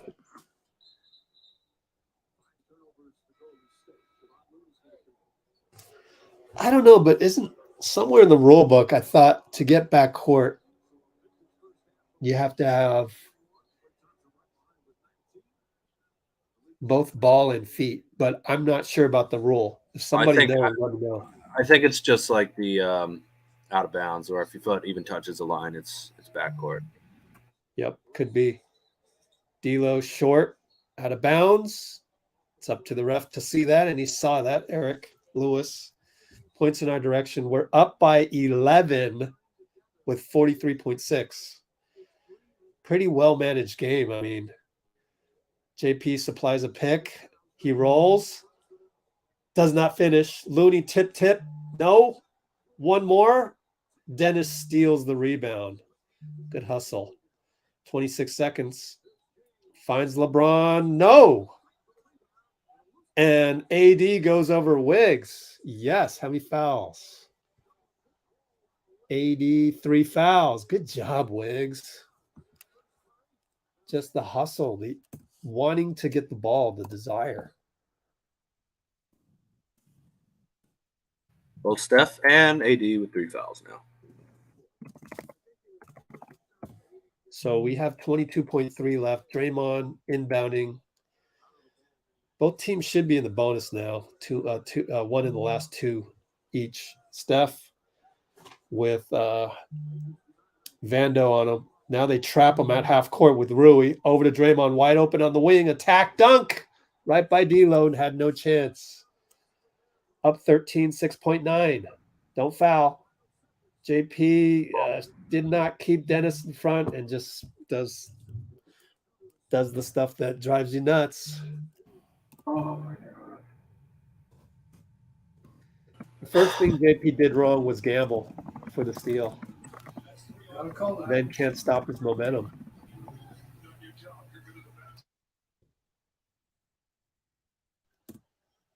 So, I mean, this is why I saw today on Twitter they were throwing Kerr under the bus again for, oh, you didn't let Moody develop during the regular season. You didn't let JK develop in the regular season. Well, number one, Moody's doing fine. Looks like we've developed him just right. Number two, this is kind of what you get with young players. So sometimes when you're trying to chase wins during the regular season, trying to get that 6th seed, it's just these people on Twitter think they're so smart and think they're, man. I've got 50,000, 20,000 followers. I must be smart.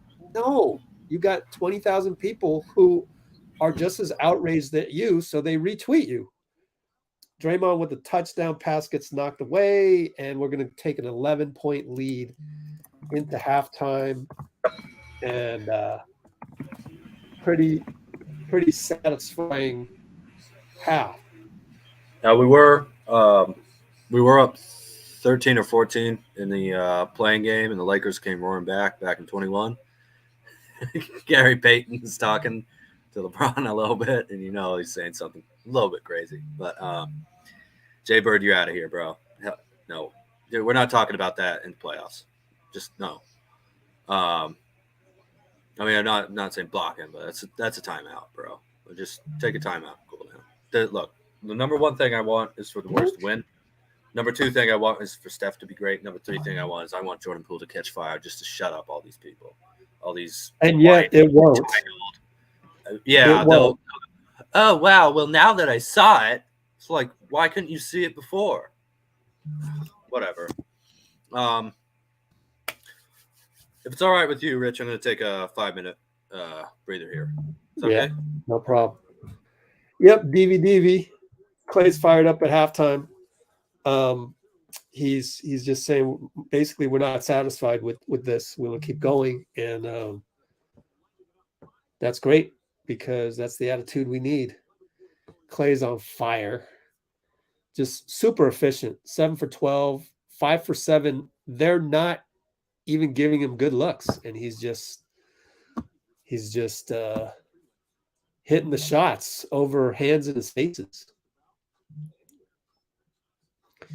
Is Gary Payton fit? I mean, as I said earlier, you probably weren't here when I said this.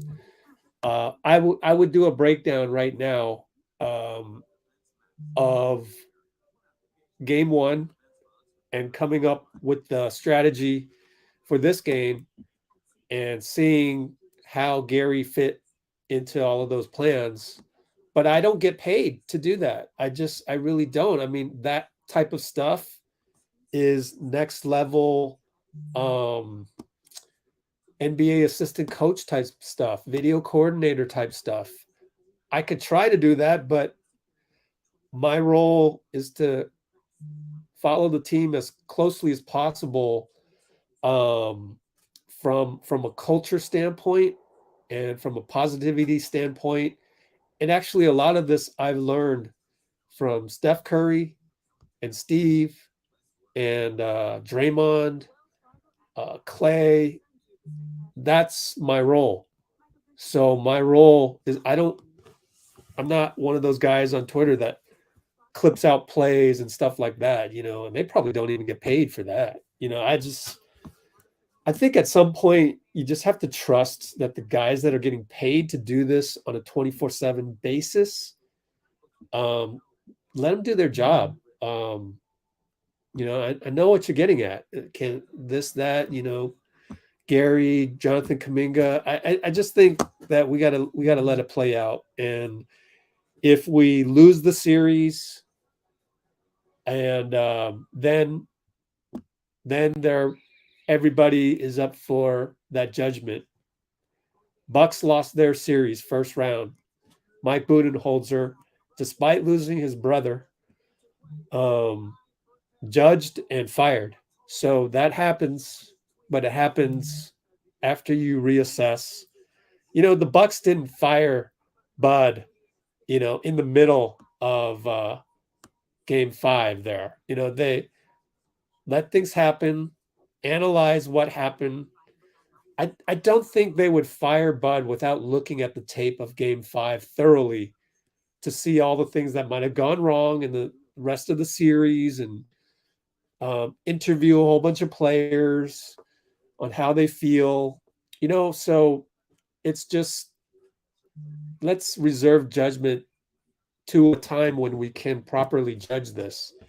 And at that time, because there won't be any more Warriors content coming down the pipeline, say give me a week, 2 weeks to analyze the tape after whatever game it is we get eliminated, if we get eliminated, and then we'll dissect it to death, and we'll have different angles of it, because assuming I have time aside from preparing for the draft. So, but eventually there will be time in the off season to kind of attack some of the bigger issues out there that you might have. So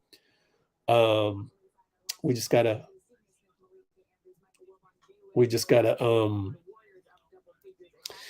trust in the staff, see where we go, and then if there's a time for us to distrust the staff, then let's distrust the staff, but it's not right now.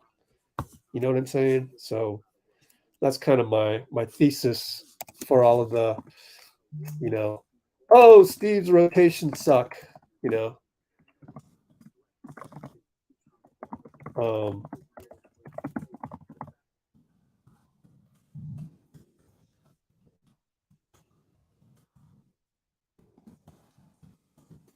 right. What else is going on?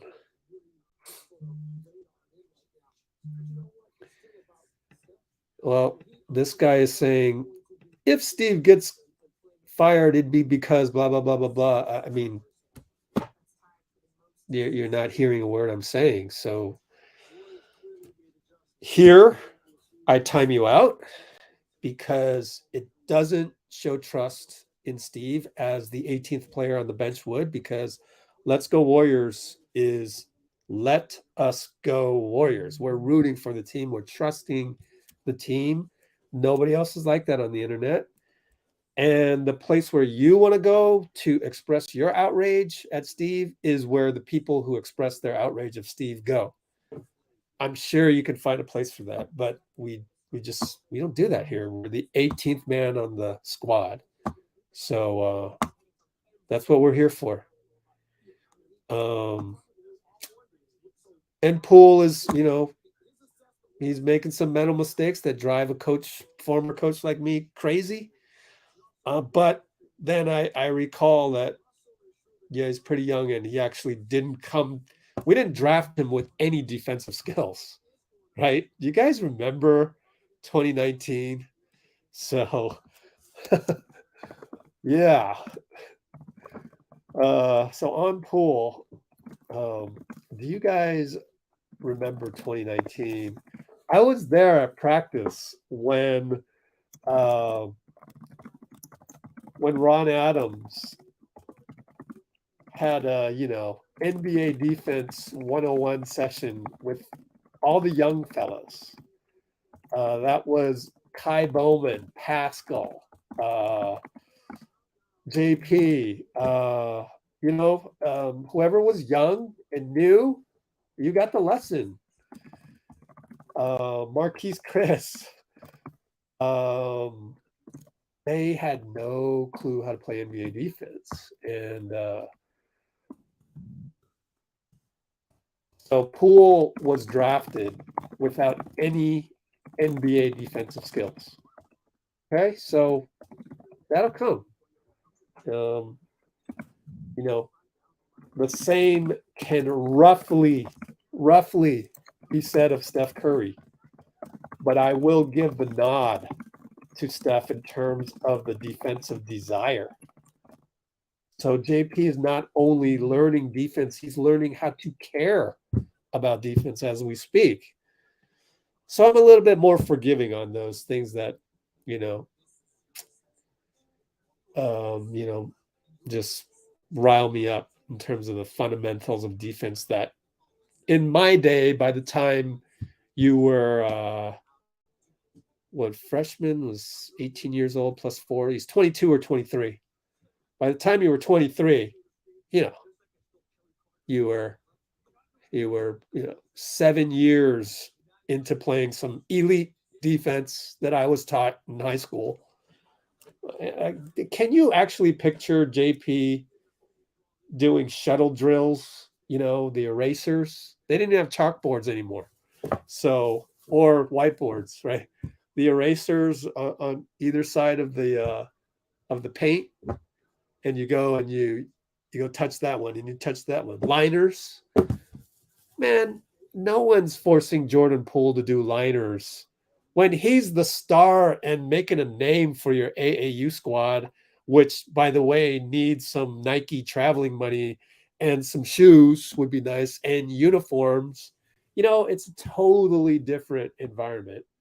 It's a totally different development process out there for young people. So I get that. So I'll get frustrated and then I'll go, oh, yeah, he wasn't taught any defense. And we drafted him without any defensive skills.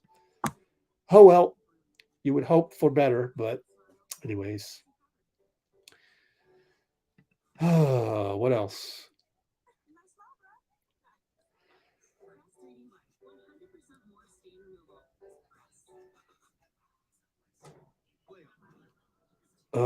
Let's see. So anyways, thanks for all the insistence on a different way of thinking on this channel to those people that have been commenting in the comments. And we probably scared a lot of the slanders people away anyways. So, you know, at some point it does, like Ben is saying, is it comes down to gratitude as well. So if you're having difficulty with the frustration, just think gratitude, you know.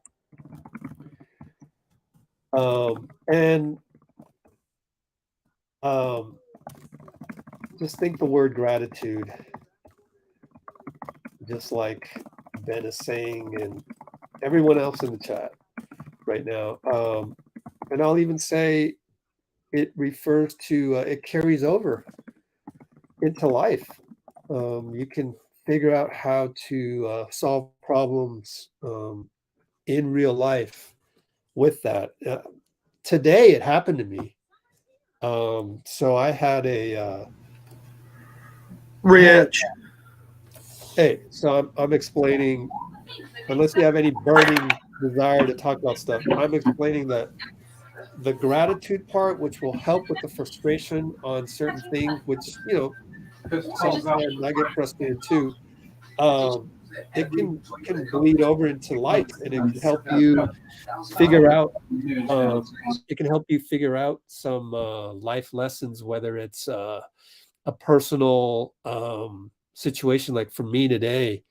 A personal situation got bombarded by a business situation today for me. And then it became tense again. And then it became survival instincts came into play. He lost in the first round. The survival instincts came into play, and we're in defense mode all of a sudden with a situation that's happening with the Let's Go Warriors brand. And so had to just take a step back and go, okay, I'm in defense mode right now of the Let's Go Warriors brand, which I won't go into detail, but there's some shenanigans going on with some certain things that we're sort of like business partners with, quote unquote. And I just had to, you know, I had to, you know, it's like Wakanda. I had to show my, what's her name again? The general that got fired on Wakanda. I had to show my spear. So I had to bust out the spear and play defense. And it just made the whole personal issue difficult because we have both business relationships and personal relationships. So then you remove yourself from that, you take a step back, you look at what's happening and you go, oh, I'm on defense right now. So I'm in a survival mode right now. I'm in a fight or flight or freeze mode right now. And basically it's fight because I'm defending the Let's Go Warriors brand. And I had to take a step outside and just kind of go, you know, at the end of the day, I have gratitude for this. And so I said to my business partner, I said, hey, look, at the end of the day, I'll do whatever you want. I'll do what makes you happy. But I was just in defense mode there because, we had to do that. So at the end of the day, you get yourself back to gratitude for having the relationships in the first place. And so what we're talking about here, directly applicable to real life situations. So just keep that in mind. Someday I hope to tell the story. Can't right now. Can't today. For it. That'll be the right time for it, Rich. For sure. If some of you guys knew what I've been through, getting Let's Go Warriors to the place that it is right now. Hey, Rich was here before almost all of us. So, like, Rich has been covering this team before they were anywhere near a dynasty too, man. So, Oh, we started? Did we start? Real quick. No. Warriors. Go ahead. 41-point second quarter to the Lakers 23 after going Lakers at 33-26 in the first. That's great. My dad said the Warriors had 12, maybe 13 points in the paint. I guess you can't have an odd number of points in the paint. So 12 points in the paint in the first quarter, and the Lakers had 10. Ended up Lakers with 12 points in the paint by the end of the half, and the Warriors had 28. So please, if we can keep doing that, man, I think that's going to be vital. I think it's just going to be vital. It's probably like shot England there. Hold on.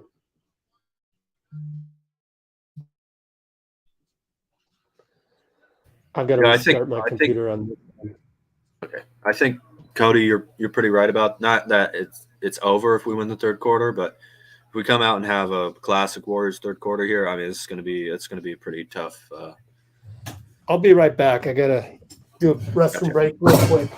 All right, thanks. I think that is going to be a difficult thing for the Lakers to come back, but they have LeBron and AD, so there's no loss of focus. There's no complacency here. That's deadly if we fall into that. But about to start. Looks like, yep. Warriors lost a tip, so we'll start off with the ball here. Just going to wait till Rich is back, and then he can take over the play-by-play. I think I am a few seconds behind where we were. Curry to Draymond. Draymond puts up a floater. JaMychal lost it, then blocked by AD. Lakers take the ball up. Reaves over to Davis, over to James, over to the corner to Vando, back to James at the top of the key. J-Mike's on him. LeBron puts up a shot. No good. Rebounded by Wiggs and Draymond at the same time. Draymond pushes the ball up the court. Looking for an opening. Wiggs has a three. Takes Davis out to the perimeter where he's going to stay. They're not switching back. And there's an offensive foul on a J-Mike screen for a Steph Curry shot, which is unfortunate. But back on defense, Ham is reaching for the floor, tie his shoes or something. Reaves over to D'Lo. Klay's on him. Screen set by Vando. Klay gets back on him. J-Mike falls asleep on D'Lo, and that's a little bit too easy of a jump shot there. Lakers are within 9. It's 67 Warriors, 58 Lakers. Draymond back to the hole. Missed it, but going to the line, I believe, for a shooting foul. The foul is on LeBron James. Jeez, that took forever to restart the computer. But I'm good. I have the main laptop, has the stream. Did you catch everything? I did miss the first couple possessions. I saw the J-Mike bad screen, and then that was the first thing I saw. Yep. Did Draymond miss the layup? No, he got fouled and made his first free throw. No, I mean the first before that. Oh, it was blocked by Davis, kind of floater, and he missed the second free throw. Do you want to keep doing play-by-play, or should I do it? Up to you, Rich. Up to you, my man. Vando scores on a pick and roll with Reaves, or maybe D'Lo, I forget. That's a real tough shot, though. Steph brings it up. Pick and roll J-Mike. J-Mike's open for 3. That's the one they're giving up. Back rimmed it. LeBron rebound. Up 8, 10-22. They're bringing it up. Actually, can you do this one while I set up my computer? You want me to do the play-by-play? Yeah. All right. LeBron sizing up. Wiggins gets a screen. Draymond lets him go. Wardell with the rebound over to Klay. Holds it back. Nice and easy. 18 on the shot clock. Over to Draymond. Feeds Klay again. Pump fake. No. Gonna put a body on Reaves. Put it up from 3. It's good. Klay Thompson. 71-60. I'm going to pause my stream. I'm a little faster than you. Are you at the fastest you can go? Yeah. Right now I'm at 9:48, 47, 46. LeBron taking the ball up. Wiggins on him. Just kind of posting up. Davis trying to set a pick. LeBron picks up the ball. Vando pump fakes a little bit. Throws it back to LeBron. 7 on the shot clock. Out to Vando. Left corner 3. Way off. Draymond. Curry gets it behind the back. Probing. Finds J-Mike in the corner. Back out to Wiggins, who pop a 3-pointer. It's good. Frozen rope. Not sure if I should use a chickism because it's the Lakers, but he's so good I'm just going to not care and say it anyway. D'Lo bringing the ball up to the right side. He's lefty, so that is his shooting corner. Foul by Steph. Klay, I believe, on that one. A little bit ticky-tack, but all good.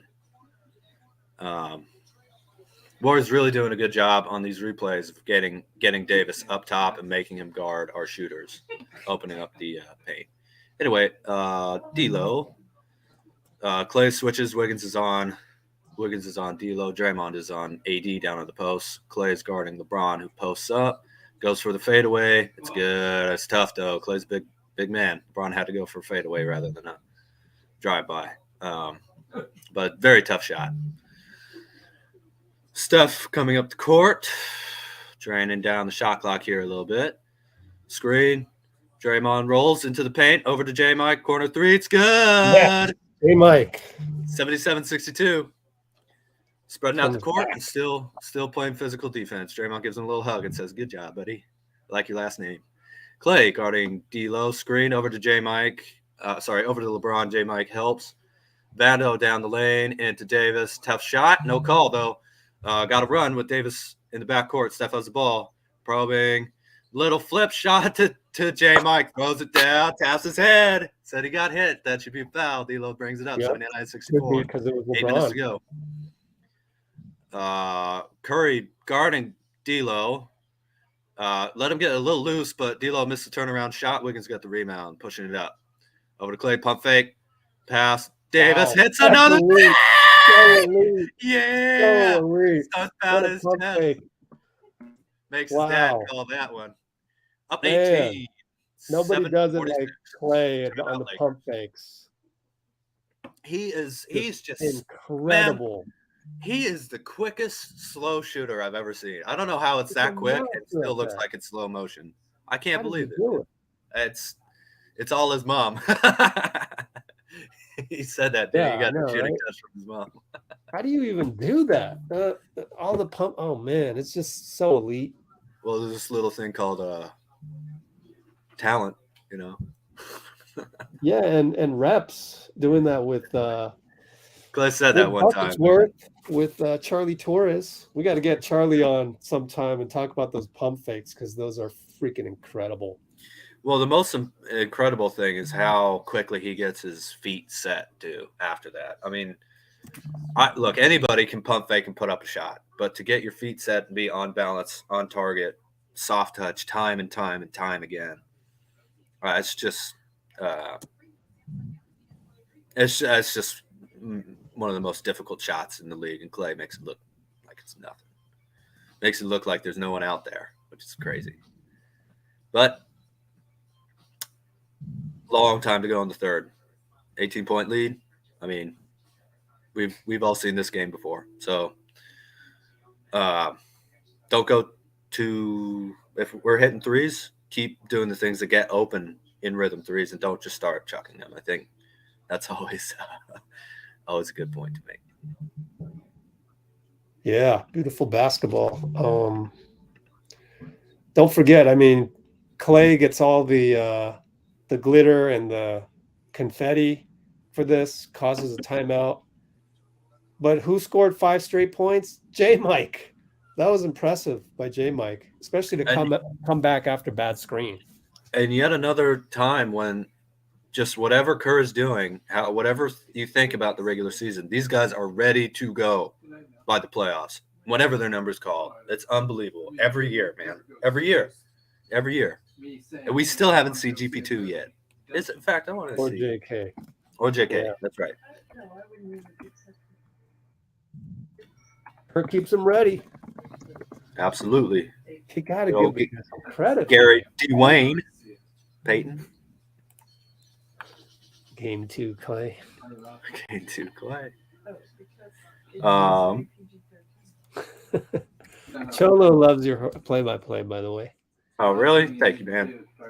Just looking up the injury report. I'll get back to the comments. This is Warriors. Klay on fire. Yeah, GP2 is not listening to the injury report, so. Blast the like button. George Interesting. Back. Yes, sir. Mr. McCaffrey back. I got video of them from last game. Cool stuff. Wearing the Looney jersey. Joe Montana. Wow. Oh, Loyalty. Joe Cool. I don't know that much about. No. I don't know that much about football, but I always felt something really cool about Joe Montana, man. Oh my gosh. Huh? And 99 concurrence. And 66 likes. Hey man, let's at least have as many likes as the Warriors have points. I mean, we can do that, fellas, ladies. We can get it. Man, do we? I mean, we really have like. Unless you don't like us, but you know, don't like this thing. But anyways, start of the second quarter, 31-56. I hope we don't go on a deficit just because I'm doing play-by-play again. LeBron against Wiggs. He finds D'Lo on a cut over Klay. It's good. So they surprised us on that one. Kind of want to look at the replay. Vando's giving 94 feet on Steph. Draymond finally enters the play for Wiggins to throw to. We go to Draymond in the middle. Klay's trying to get out. They hold him twice, no call. Come on, guys. But Steph gets free, and that's the extra. Oh, my God, what a layup. Yeah, that's the extra layer, the extra wrinkle that Steve has. So, awesome play. That's how you deal with top blocking, too. Yep.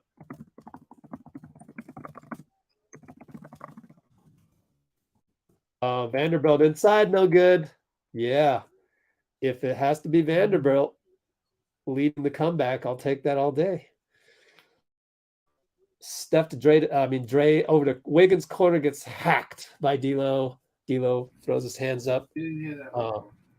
No choice but foul.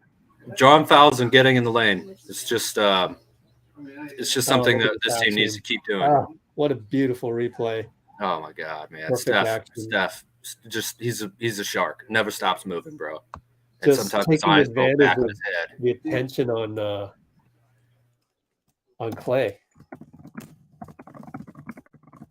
I mean, Steve's not going to get credit for this, but you know, where are all the experts on Twitter now? Steve is not going to get credit for that action, but it's all built off of the Lakers knowing that they need to stop Klay. And we know that. Wiggins misses a free throw.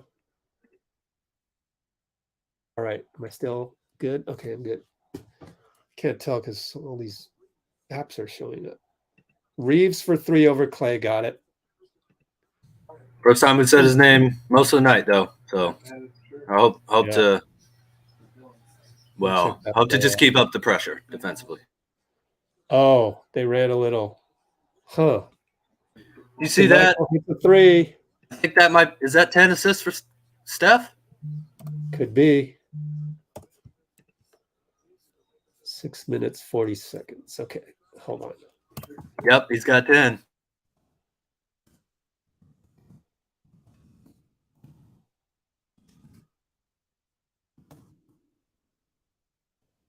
Gotta say, while we have a little break here, too, really glad that this is a team with a bunch of players that Draymond respects a lot. It's good for us. Vando handoff. D'Lo gets a screen. Goes over to swing past LeBron. Bricks the three. Draymond rebound. Steph bringing it up. Screens Vando. We got them on their heels. They double. Dray finds J-Mike for two. Ha ha. Gotcha. 4 points in the paint.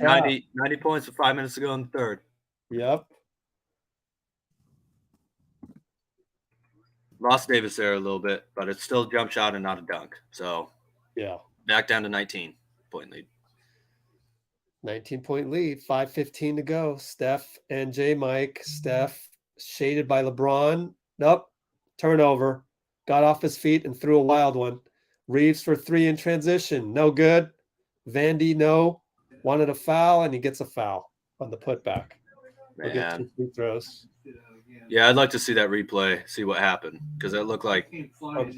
Let me watch it. Well, Klay could have done a better job. Well, what about the foul? Do you see it?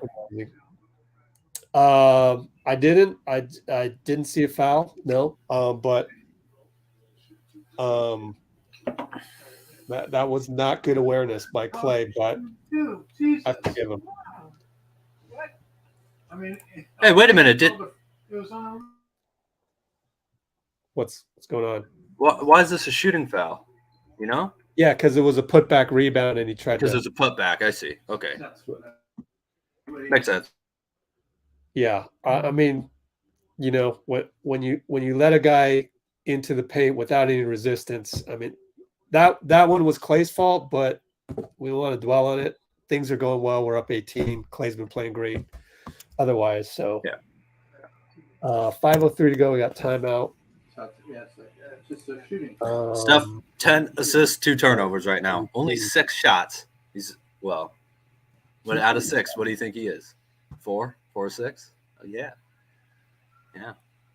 Hope he hits his next one. So looks like J-Mike's playing good. Speaking of disrespecting Kerr, you think this might have been maybe a good adjustment? I don't know if it's the right one. The game's not over, but right, worked a little bit so far. A little bit. 18 points. Yeah. Got to keep it up though. Can't let up. He's gonna get 0 credit from Twitter though. Oh, it's sad. Kerr almost blew this by not having Klay shoot enough, and then God, man. Yeah, because you three-peated with MJ and 1-2 with Duncan and went to 5 straight with the Warriors and won it last year, right? I mean, you did that too. Okay. All right. Okay. Curry directing offense. Yeah, I mean, when Twitter just throws Steve under the bus for the not as much of Steph controlling the ball in game 1, we're just feeling him out. If you can get away with a win without taxing Steph, and we almost did. We tied the game with like 2 minutes left or 4 minutes or something. Yeah, no, Jordan Poole had the chance to tie it right with a couple under a minute to go too. And look, we lost that game by 5 points. You know what I mean? And people were, we didn't play nearly as well as we played today. We lost by 5 points. Exactly. That's off free throws that sealed it. You have to realize it's a long series. And guess what? You know, the Lakers are going to play better in game 3 regardless. They're going home, man. It's on the tape, you know. The game tape shows at this point in time we're up 18. So there's a lot of stuff, and we're in the third quarter. So there's a lot of game tape for them to pour over. And, you know, they're just like us. They're going to have pride. You know? This is also not a 35, 40-point lead. This 18 right now? Like the Lakers are going to adjust in the fourth. They're not going to quit until we're up 20 with 4 minutes to go, you know? Like if then even, because this is playoffs. So and heavy minutes for AD and LeBron, that is a good thing overall for the series, especially with how little Steph has had to actually shoot the ball today. Wow, the replay. They're doing replays of J-Mike. I saw a glance at it. LeBron fouled him at the rim. I mean, you're like this, and suddenly you're like this. I mean, that doesn't happen, naturally. Oh, gosh. A little physicality in the playoffs is fine as long as it goes both ways. That's all. I wish they would blow the whistle on that guy more. They seem to have no problem. 13 minutes tonight. No fouls on LeBron. Golly. Is it no? He doesn't have any? I thought he had one. No, he has one foul. Two fouls. Challenge. 2 fouls. Yeah. 2 fouls. Yeah, I read that wrong. So Vando misses a free throw. Hey, good timeout. Anyways, up 18, Wiggs against Rui. Klay has the ball. JP pushes off. Golly. Oh, gosh. Was that on JP? I thought it might be on Klay. No, he pushed off another mental lapse. But he's learning. Legend. You know what's going to happen. We're not calling players dumb here. Tape. No way. A lot of game tape for a kid to watch. All right. So D'Lo brings it up now. We got Schroder against JP and over to Rui against Klay. D'Lo, Wiggs, D'Lo, Klay. D'Lo attacks offhand, fade away, strong hand. Look at that. Little bat of the ball by Andrew. Gets Draymond a rebound. Finds Steph, doubled, and then gets it to Draymond. What a pass. Beautiful. 11. Only 2 turnovers. Up 20. Steph threads the needle. Wow. Austin Reaves, no good. And Jordan goes over to Klay. He's feeling it. Short. It was online, though. Looked good on TV. Just short. Was that done by Jordan Poole getting Klay? Yes. Yeah. Right. Rui got us a shot there. Rui got us a shot. Oh, nothing. Just nothing. Don't worry about it. Beautiful pass. But that was left-handed pass by Steph, or a two-handed bounce pass. Perfect timing. Yeah. And look, man, I want Hall of Famers taking my shots. I love it when Draymond's aggressive scoring-wise. Don't need 30. Don't need 20. Donte and Moody back in. They deserve to play. So they're in, and Steph is still in there. JP got yanked pretty quickly. Draymond over to Steph, handoff, falls down. Draymond goes to yell at Eric Lewis. I think he got the foul call. I think he wants he wants a flagrant, I think, from Dennis, and they're gonna get the review. They will get the review. Lewis does this. Eric Lewis, my top 3. I failed to look at the actual play during the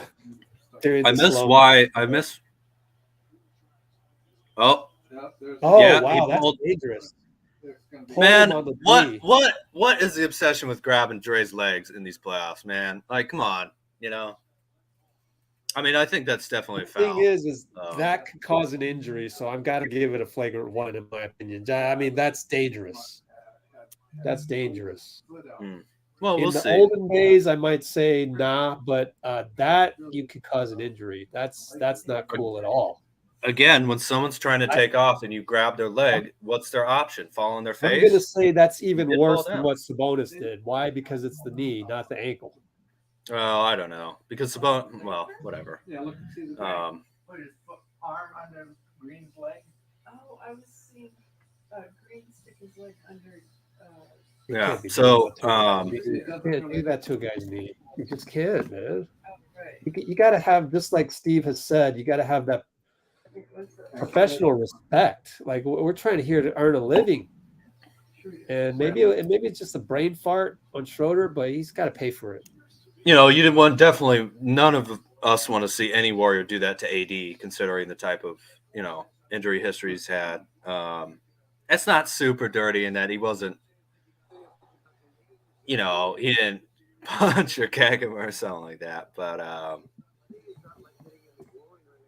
I don't know. I don't think you want guys holding each other's. Steve Javi agrees with a flagrant 1, but he's saying, "Oh, that's a knee and not a hit to the groin or anything, bro. The knee is worse than anything."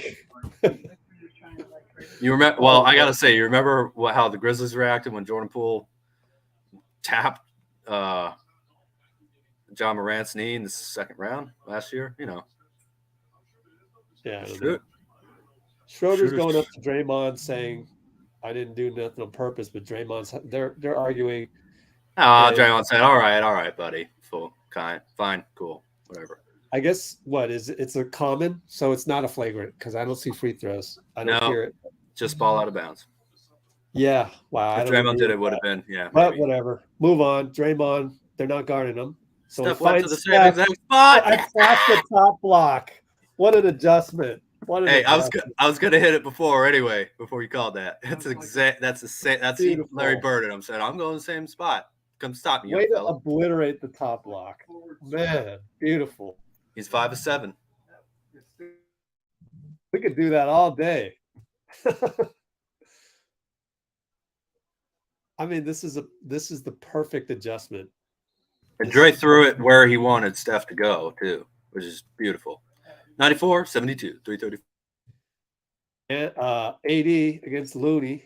Good to see Looney. You know, I assume he's healthy. He's out Looney with the flu game. Steph goes down the lane, gets blocked by AD. And Steph's probably thinking, Steph is making that adjustment right now in his brain. Which adjustment, Rich? AD blocking him and timing that. Right. This is one of the few times we've attacked AD off the dribble in the post today anyway. And I think Steph was looking to maybe try and shoot some free throws there too. But our ball. JP checks in, so I would say good for Steve to, give him another chance. And he's in for Steph. Now that we are up by 22. That's, good to have that buffer. Rui posts up Moody. Oh, gets around Moody, and he dunks it. What a play by Rui. That was beautiful, man. Sorry, I know it's the Lakers and everything, but that was just a beautiful play. Man, Rui. All right. Klay comes around Looney. Shoots a three. Got it. In Reaves' face. And Reaves gives that look that you want the kids to do. Wow. Way to go. Klay splash. Reaves hangs his head. Really misses Klay it with the rebound. Klay got the rebound. Yep. Donte lead pass. Bad pass. D'Lo steal. Easy.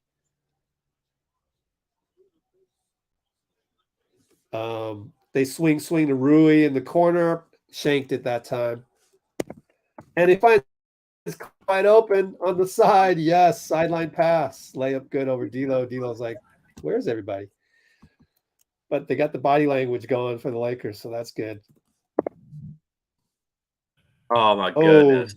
He fouls AD, and AD with the elite finish and one. Yeah, I mean. If he knew he was beat, he wasn't going to win that one.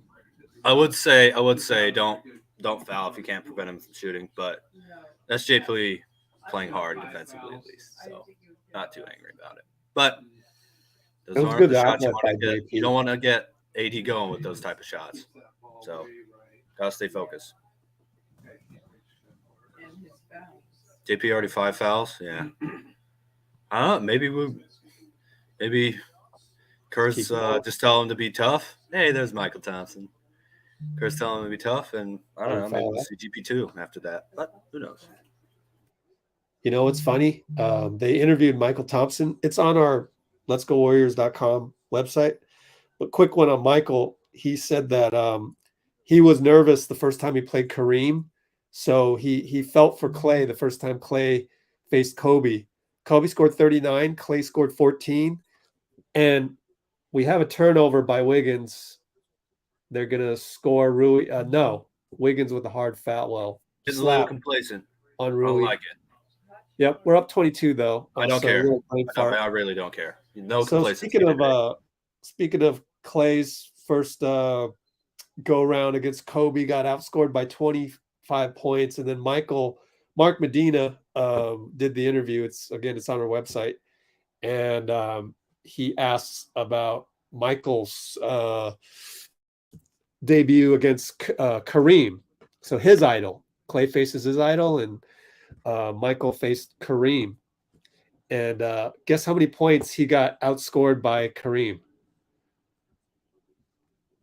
25. You're on mute. Okay. 25? 25. Yeah. Same as Klay. It's just crazy coincidence. So they both got outscored by 25 against their idols. Yeah. So Wardell against Dennis, Loon with the pick, swing over to Wiggs, extra swing to Donte, corner three, good. Donte, man. Let's go. Brought his A game. Filling in, not shy. That's what you got to do. You come in and, the Lakers are focused on Steph, then you got to do your role. They did it. Schroder misses. Steph brings it up. We got Lawler in the third quarter. Wide open. Oh, drives in, swing to Moody. Moody loses the ball. Donte hustles and out of it. Unbelievable. What hustle? Organized chaos. That should have been a foul, but that's amazing. Yeah. Even Dell said that wasn't me. Chaos. I didn't give him that. Organized chaos thanks to Donte. Avoiding a jump. Wow. LeBron will shoot a three. They don't call that one because they didn't call the Steph one. Call. That's fine. Exact same call. And a T on LeBron because of that. Good job, Pat Fraher. Did not think I would see him frustrated today. Really, no matter what happened. But he looks a little upset here. Yeah.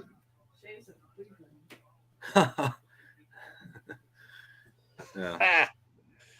Nothing you can do, LeBron. That's hand. Might be a little bit of contact after. He got wrist after the hand, but the thing is he didn't call anything for the Steph three, so it's consistent. Steph got double teamed. Well, I think we're about to see that. Donte, man, look, he didn't call a timeout or anything. He just out hustled everybody. Steph, there were people all over his landing space there. So, but I tell you what, looked like contact. I was wrong earlier. Donte, A+, not A plus. Oh, if we get Donte like this every game, we're going to be almost impossible to stop, assuming that everybody else is also. Did they not count that 3-point shot by Curry?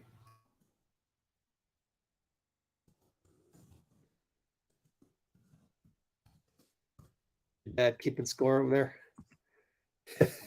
Yeah, he thought the 3-pointer didn't count, but I think it did.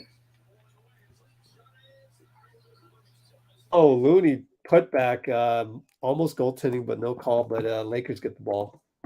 LeBron time. One time. No. Nope. Really for a dunk. Do it. Every time the shot clock is off, we let them score. I mean, just gonna have to close up in there. I wouldn't worry about the score. I think they'll get it right. 10, 9, 8. Steph against Dennis. Here comes Wiggs. Late screen. Gets him. Oh, we had Wiggs for the cut, but went to Moody for 3. Misses it. There's a whistle. And Brothers calls a push on LeBron. LeBron probably wants a challenge. Let's see. Let me watch the play again. I'm not sure what was there. I didn't see a foul. So if they challenge it, they challenge it. Yep, they're challenging. People want another T on LeBron. Oh, there's a reverse angle, which I missed. Let's see. Here's another reverse angle. Oh, his left hand grazed Moody in the front. That's a foul.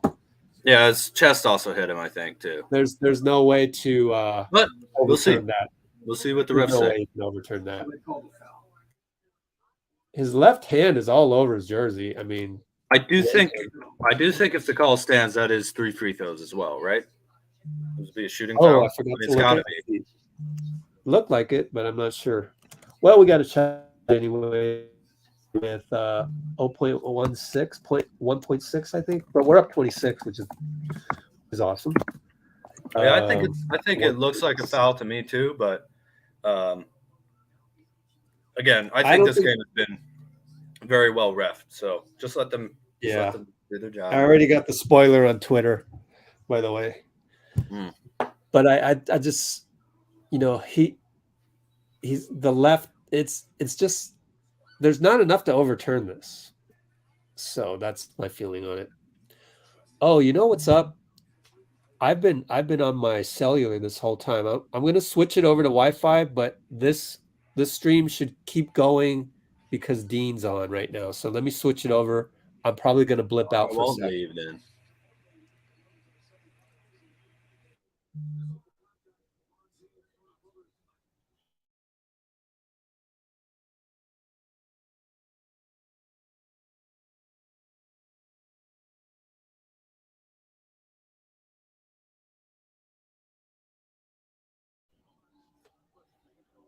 Yep, the call was upheld. So I think Moody's shooting 3. I missed one. Oh, missed the free throw. Come on, Moody. Stay ready. Wow, I wonder how much gigabytes I used just now. I've done that before. I get 50 gigs though, so I should be all right. There you go, Moses. Yeah, I've done that before. You go. And I don't get penalized. I just get throttled. So it's just gonna be slow at the end of the month. Yeah. Anyways, Moody hits. So 108.80. 2 out of 3. Oh, they throw a touchdown pass out of bounds. It's our ball with 3.7. My fault. 3.7. Not 1.6. I don't know where I got that. So we get the ball at the baseline.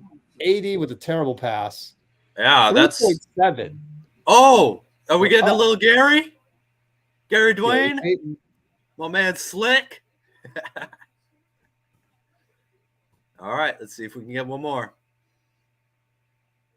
Oh, Gary's out. Oh, he wants to get Gary in. No, Draymond. 3.7. Draymond has to strip off all of his ice. Yeah, almost broke that zipper too, man. Plenty of time to do something here. I got to look away from my Twitter. I don't want to know what's happening. Baseline inbound. 30 for 30. Moody, baby! And we got LeBron. LeBron fell asleep. Yes. Oh, yeah. The Lakers don't even try. They didn't even try. Oh, my God. 30. 30. I don't know if that's right on the screen. Maybe. Yeah. Yes. The fact that LeBron fell asleep makes me extra happy. We're up 30. That's 12 assists for Wardell. Oh, my goodness. Oops. End of Q3. Sorry. And, man, when he dunks, he really dunks hard. He's not a loud guy, but his dunks, he always holds on to the rim a little bit, And that's fine. Make sure he gets his balance, but love to see it. James Warner. Where you been, man? James Warner in the house. Yeah, that's all right. Better late than never, my man. All good. All good. Oh, man. LBJ fell asleep. It's not game till it's over, Jackery Q. I know it's up 30, but stabbing him with the dagger and twisting it. That felt good, man. Get out, Ronell. We're not talking that way to our competitors. No way. Oh yeah, let's not do that. Not call them names. Just remove that. Just a removal. Feel free to Dean. You can feel free to do removals. You have to go into the YouTube chat instead of StreamYard to do. Yeah, I got you. But I mean, Bruce is here. Yeah, can you stop calling people names? All right. Yeah. Also, I didn't see these guys calling people names after last game, and as we know from MJ, Ronell will no longer. A good man talks when they're down. He wanted to get blocked. I blocked him. Go to Twitter, man. You'll get 50 likes. Yeah, go get your likes on Twitter. Man, Moody. Golly, Moody. Moody and Donte. Just great. Hey, I know we said this a lot, but 79 likes out of 116.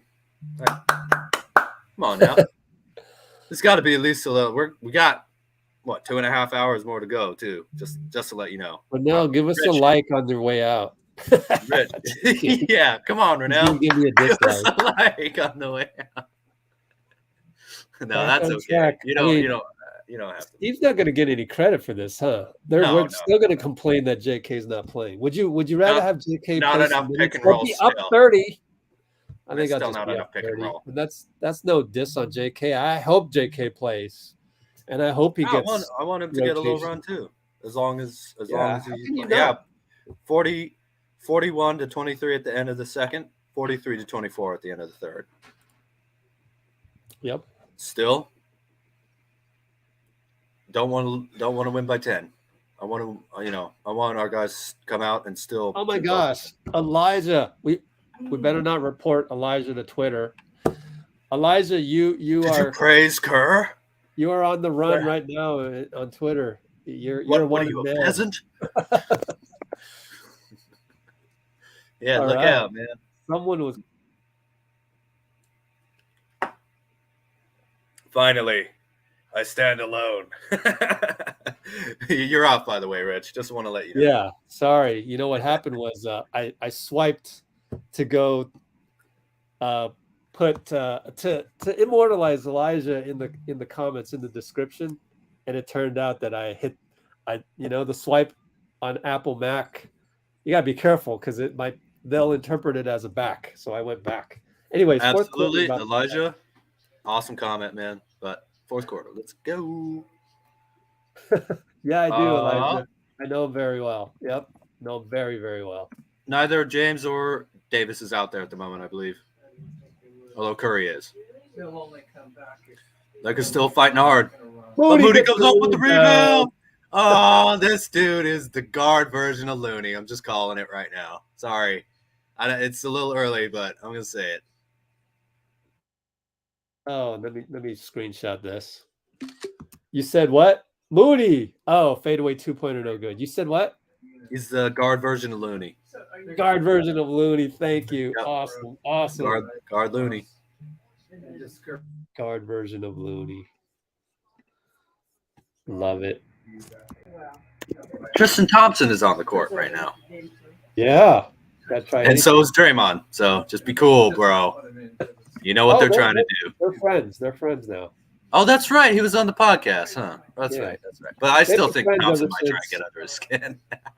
They've been friends ever since Clutch was formed. And Clutch got Draymond. They buried the hatchet on that. Yep. Don't get me wrong. There was bad blood before, but Draymond explained it. So yeah. Good podcast to listen to if you want. Free throws right now. Lakers have 9. Warriors have 13. It's a tough physical playoff game of making shots. Oh my gosh, we held them to 9 free throws. That's unbelievable. So far. Well, name another team in the NBA that's done that to the Lakers this year. Well, it's 20 fewer than last game, so I'm happy about that. Yeah. At the moment, at least. Draymond for 3 late in the shot clock. Donte hustles, but no. Donte almost saved it again. Man, this dude, he's just a hard-nosed. Oh, he's white. I can't use that. He's just an Energizer Bunny hustle player. You know what I mean? I just love his commitment to always trying to go for everything, even if it's impossible to get. I mean, if nothing else, it'll rev your team out. I mean, how many times did Rahman dive headfirst in the crowd for a loose ball that he couldn't get, and yet that got the Bulls or Pistons or whatever going? They do hit a shot here, though, so maybe I should shut up and let you do your job. Kuminga's going to check in soon. Steph, they're going to empty the bench next time we get a chance. Steph is going to shoot a 3 on the way out. Gets fouled.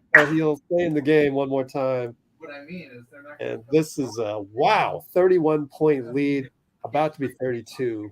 Yeah, I don't know. I'm doing everything I can to get Steph out after this. There's no reason. Oh yeah, just foul. Yeah, I mean, foul. Whatever, foul or no foul. Definitely foul. Get him out. I don't know. You give him an open jumper and then just immediately whatever. But hey, got a little ammo for Wardell, Stephen Curry II. Yeah, get him out of there. Tristan Thompson's on the court. Yeah. So I say foul and get Steph the heck out of there. Here's JK. Let's see if they do it. Only real thing to talk about still. Hit it. No, we're not going to foul. We're not going to foul. Yeah, that's fine. Hide him on D. Get a stop or whatever. I don't even know who this is. Who is this guy? Who's who? Moody fouls Tristan, so that'll give the opportunity to get Steph out of there. He doesn't want to. The game right now. Wenyon, Tony, Lonnie Walker, Malik Beasley. Malik Beasley brought up the ball. Forgot about these guys. Is there somebody at the bench? No. I got a layup.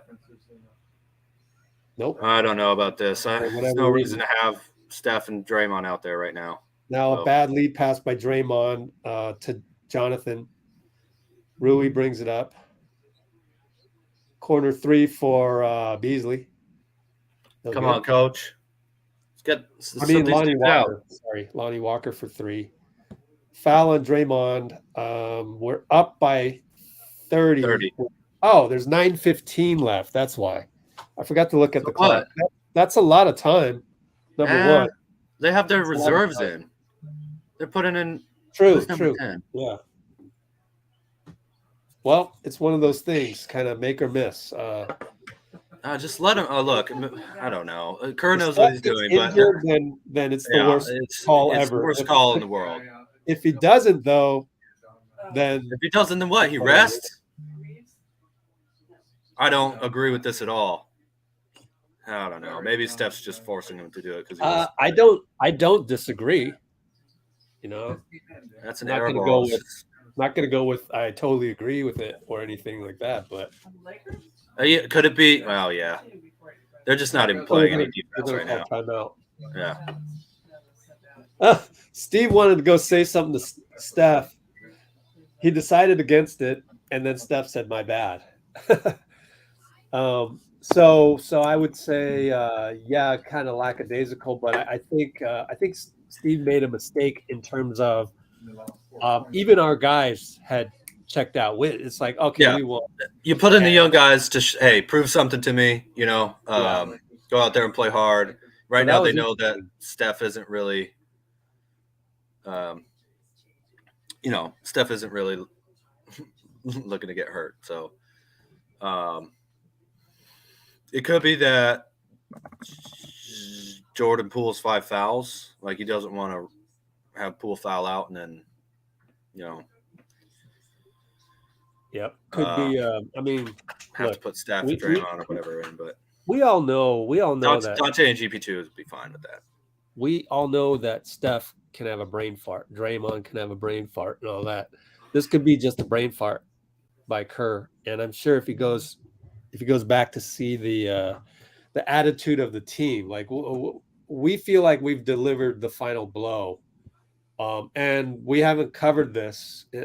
The best thing that he could have done was to really probably call timeout. And I mean, it's done now, but it's after 2 dunks by Tristan. Yeah. And so now there's a timeout to talk about it. And now we got to close out. And now we can talk about what we want to do being up 30. But at least we're up 30. And look, if they start getting back, you can always bring Steph in when it actually, when there's a reason to have him out there. But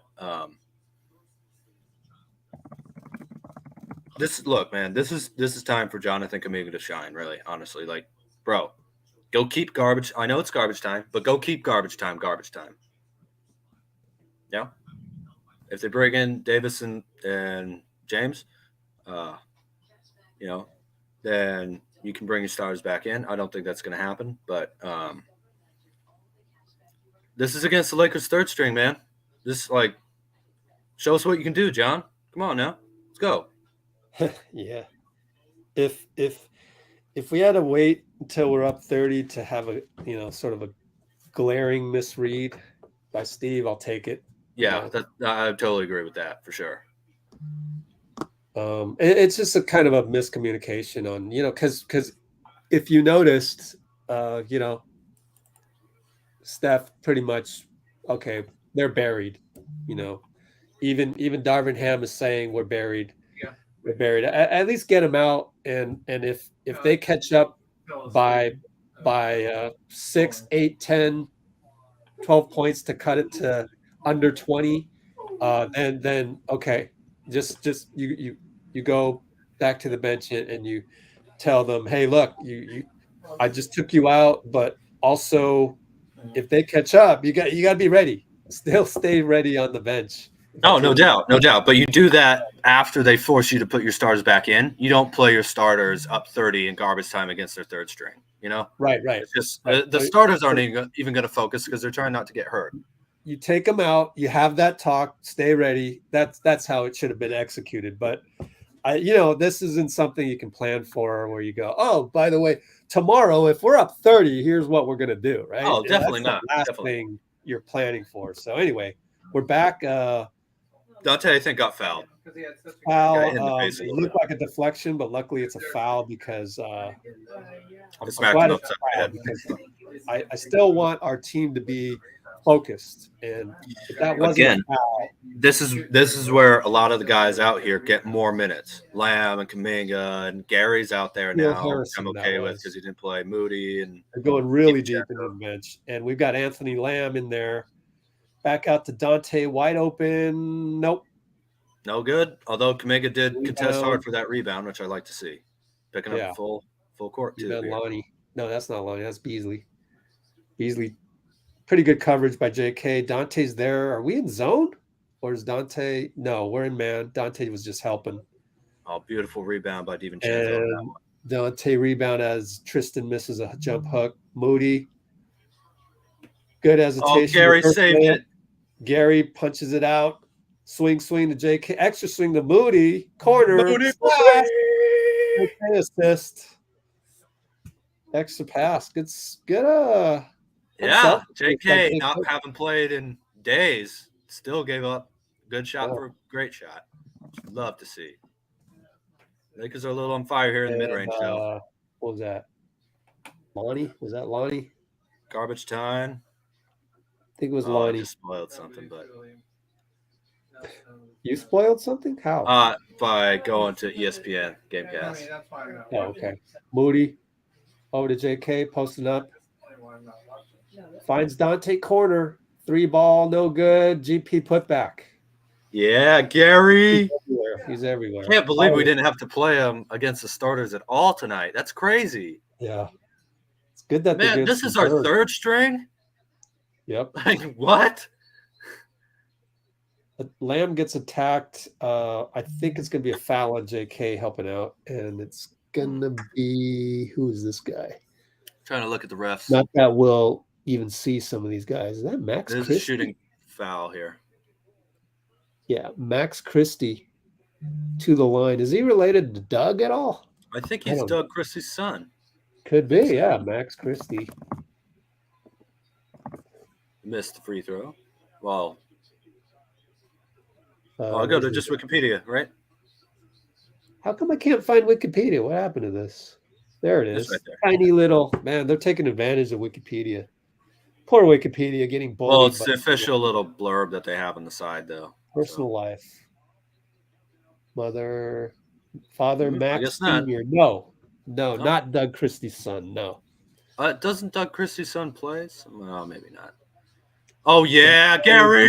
With Donte. Cocked it back. Yeah. Still Didn't even up have 30. To scratch his head this time. A lot of time left. 6:36 left. Up 30. Yeah, good to see the young guys. These young guys aren't going to give up, though. This is their chance to prove it. A little over dribbling there by Beasley. And Christie attacks foul on Lamb. I like the physicality with Lamb there. Went pretty vertical, but, that's a 50-50 call right there. Let's see. So that's Harrison, and that's Beasley, and that's Lonnie. Okay, Lonnie's in yellow shoes. Warriors now have a record for most three-pointers in the first 2 games of a series with 41 made three-pointers. Got another one, huh? Wow. I don't know if I'm getting spoiled there by Twitter if we just hit a 3. I don't know. Maybe we did. I don't know. I just saw the tweet, and it was an interesting stat. Ruckus Lee, what's up? All right, so they make free throw. We're up by 29. How to do math there. JK up top. Over to Donte. Leaves his feet, throws the ball away. JK gets the loose ball. 8, 7. Swing to Moody. Back to GP. Crazy layup. Fouled. What a Foul. hang time. Hang time by continuing to try and get the ball to the rim. Some tough, strong hands there by a couple of these players. JK and Gary, nice behind the back pass. But just great tic-tac-toe, checkers type. 1, 2, 3, stack them on top of each other. More and more type passes. Gary, a little rusty, never been a great free throw shooter, but make 1 out of 2, and we're good. All right, Gary. 30. I don't think it's Doug Christie's son. No, it's not Doug Christie's son. Okay, under 6 minutes. Shaquille Harrison with the ball. Trying to run some action on the right side with Tristan. Shaq back on the Lakers here. Beasley over to Tristan. Extra pass. Lonnie. Up top. Oh, Moody. Oh, Moody. no, Gary. Oh, GP threw it right into that's Beasley. Too bad, man. That's too bad. So we are was up 28. Play. JK brings it up over to Lamb. Good cut, but probably should have cut harder. In any case, our ball as the ball goes out of bounds. Foul, thank goodness. 1991. Yeah, Magic and Mully. Hey, Mully. Game 2, he had 41 points. Unbelievable. All right. Moody, right side. Lamb tries the post. Let's get JK a shot here. Donte it's good. 3, good. JK hasn't touched the ball in who knows how long, and he hits a 3. And he still hasn't forced a shot. I just love that. Yeah. His head's in the right place. All you haters, all you doubters. Oh, I think JK's complaining too much. He's not in the right thing. Out of here. Well, he already dispelled that himself with the tweet that was like, huh? Oh. I'm from Lake Kivu, bro. Basketball is not the worst thing I've ever experienced, okay?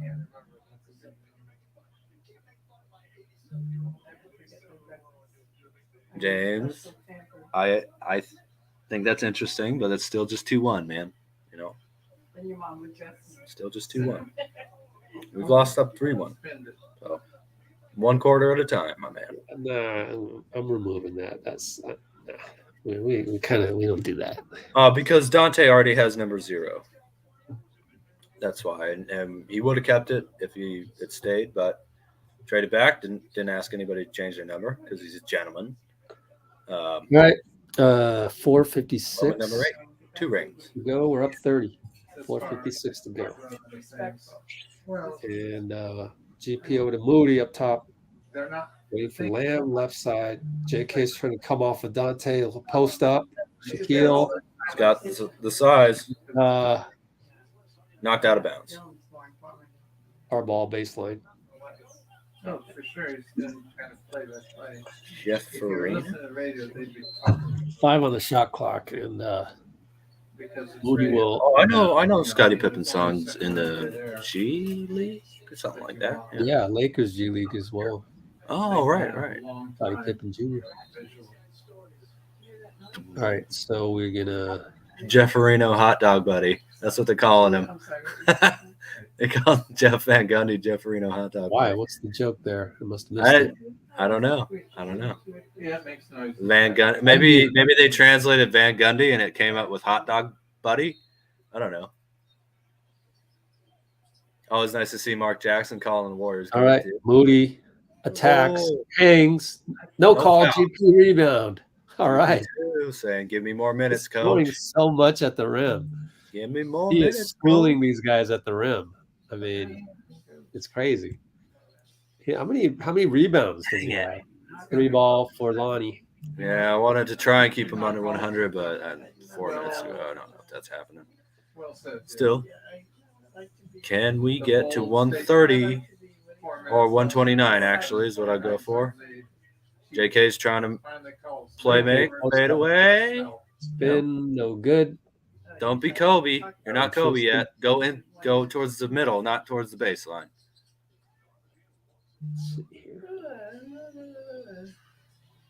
GP2. 4 rebounds. It's his father's nickname. Okay, I'm not listening to the sound. GB2, 4 rebounds in 5 minutes. Of course. We're not going to have them out here. I was trying to watch something. Pretty lively though over there in Chambers' house. Yeah. Yeah. Well, got my parents to root for the Warriors here. Thanks to you guys. So, been pretty fun. Oh man, that's Jerry West and Nate Thurman right there. Yeah.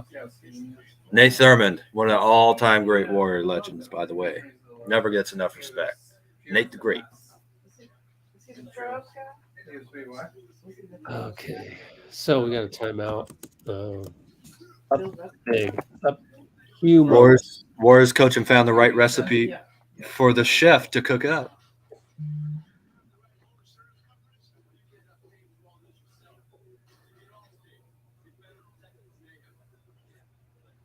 I thought it was Buddy, not Bunny, right? Maybe it's Bunny. I think it's Buddy. Jefferino. I would have noticed that if they'd put Bunny on the ESPN graphic. Yeah. I would have just died of laughter. Doesn't sound like a dad thing as much as Buddy either.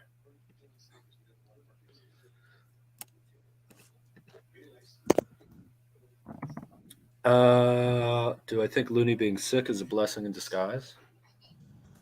No. I think the Warriors had a better game plan today.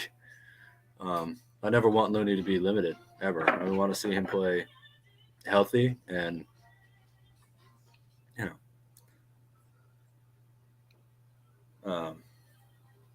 just want to see Looney be Looney. I mean, what?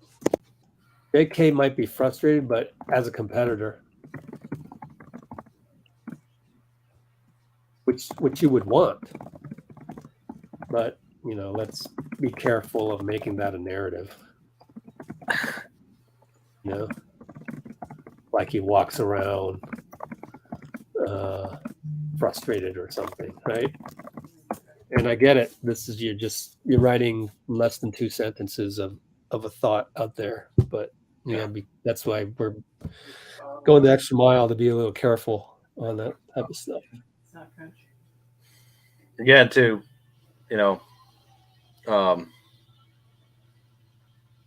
Kerr, the thing he's best at as a coach, and there's a lot of great things he does, but the best thing he does is being able to manage. I say egos. I don't mean that in a negative way, but just the competitive, need for players to perform, right? Like that's what Maryland and Steven. Their career is based on being able to get minutes, being able to perform, and his career and the team's success is being able to, get the right lineups out there and make sure that it's guys who are able to perform, who are playing and being able to balance all that. Oh, my man, Danny DeVito wearing a Game 7 hat. Hey, Rod.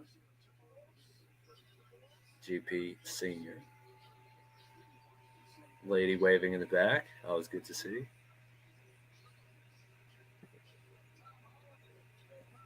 Collins and Diane. Danny DeVito in San Francisco. Yeah. Well, Warriors used to be a Philadelphia team. Holland and Zendaya. Oh my goodness! Wow, that's royalty right there. I don't even know who they are. Gets the ball over to Moody, left side. Pick and roll GP. Nothing. Lamb, left side. Wow, that's a bad shot. Down, shoots a 3. JK tip in, no good. Timed it just a little off. And it's going to be Harrison over to Tristan. They swing around. Tristan can't find anybody. Telling him to go set a pick. Run the play, Beasley. Nice contest there by Lamb. Good. He just got there quick enough to bother all that jump shot. Who? Lamb. JK. Over to Donte, over to Lamb, over to Moody for 3. Open. Missed it. Christie rebound. Brings it up. Donte there. Oh, I thought you meant. He's got the scouting report on Christie. Back up on him a little. Tristan inside jump. Another good contest there by Lamb. Good job by Lamb. Yeah. I texted Bonnie. I was trying to set up a time and made. Time and made to do what? To see All right, Donte up top. this one. Pick and roll Lamb. Lost it. Lost the ball. Loses it. And Tony Brothers says Lakers ball with 2:26 to go. We're up by 29. Need to run some plays here for the Dubs. Well, he lost the ball. Didn't get a chance to run the play. So, I know, but it's been a couple of quick shots, I think, for the Dubs here. Christie, no good. GP rebound. If it's different. Moody left side. Attacks the middle with Bad pass from GP.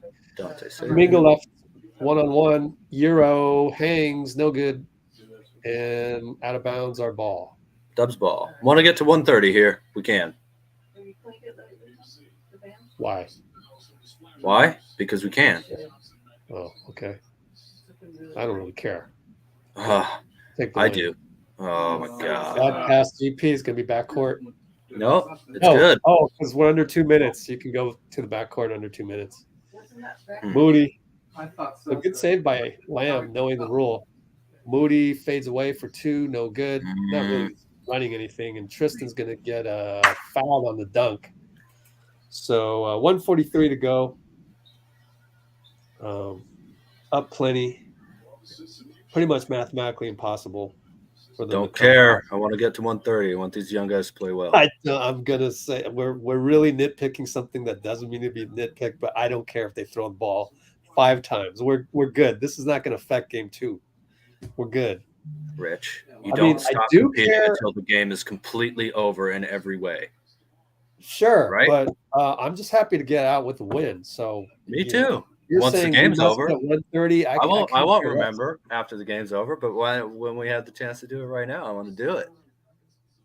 That's just the way I am. Couldn't care less about 1:30. We executed well. It's if not you need over. the mental break, take the mental break. I mean, it'd be nice to get 1:30. Donte sloppy with the ball. They get it. I could say it's a jinx on you for demanding the 1:30. On me? You turned it over as soon as you said take a mental break. How's that on me? Basketball God said, that's on you, bro. No way. Needy. Oh, you can't pin that on me, man. I was just standing You're being around needy, listening said to the you. basketball gods. Your need for the 1:30 is causing us conflict when there should be zero. My conflict. need for the 1:30 is trying to push these guys to actually try and win the quarter, which I'm sure we're not. I don't But care. We don't. I know you don't care. I do. Yeah, you do, and your neediness is making the basketball gods mad. All right. You want to see if we score? That's the jinx score. You want to see if we score? That's the jinx theory. So, that's what happens. It's ugly. Don't get me wrong. I would rather us not throw the ball away, but I get it. Like they should shoot one more though. It's garbage time, at the end of the day. To me, garbage time is garbage time. So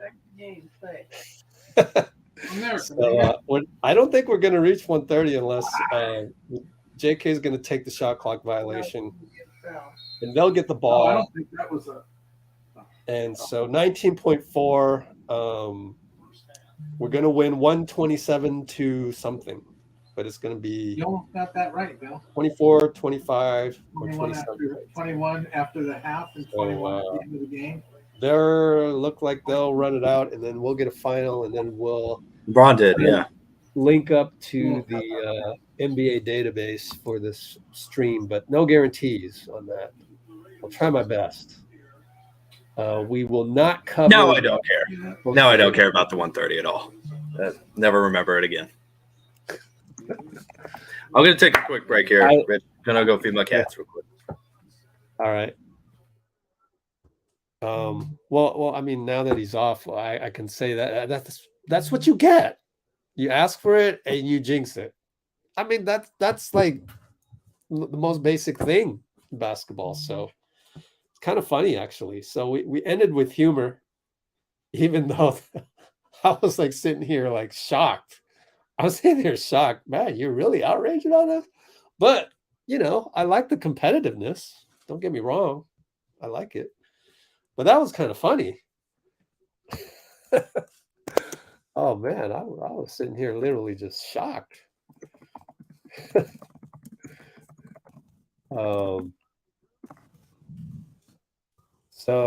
I get it. I think that the motivation was to keep the bench focused.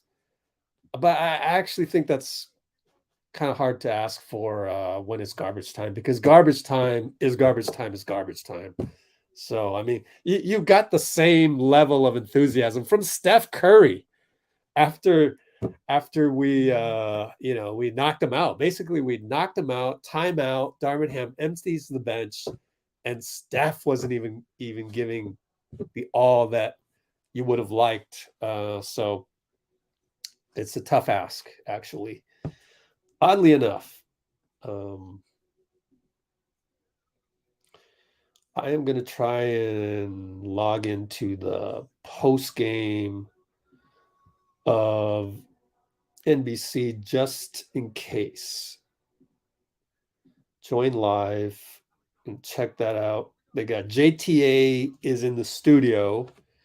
But my main thing that I want to look out for here is the post game link. And let's see if we can find it. It's totally up in the air whether or not I can get this working. So we'll see. If it works, it works. If it doesn't, it doesn't. It didn't work in the pregame. They skipped over the Steve Kerr, but there was the Darvin Ham. Matter of fact, that's got to be our lowest number of views ever with Darvin Ham here. Yeah. 283 views of Darvin Ham. Nobody cared.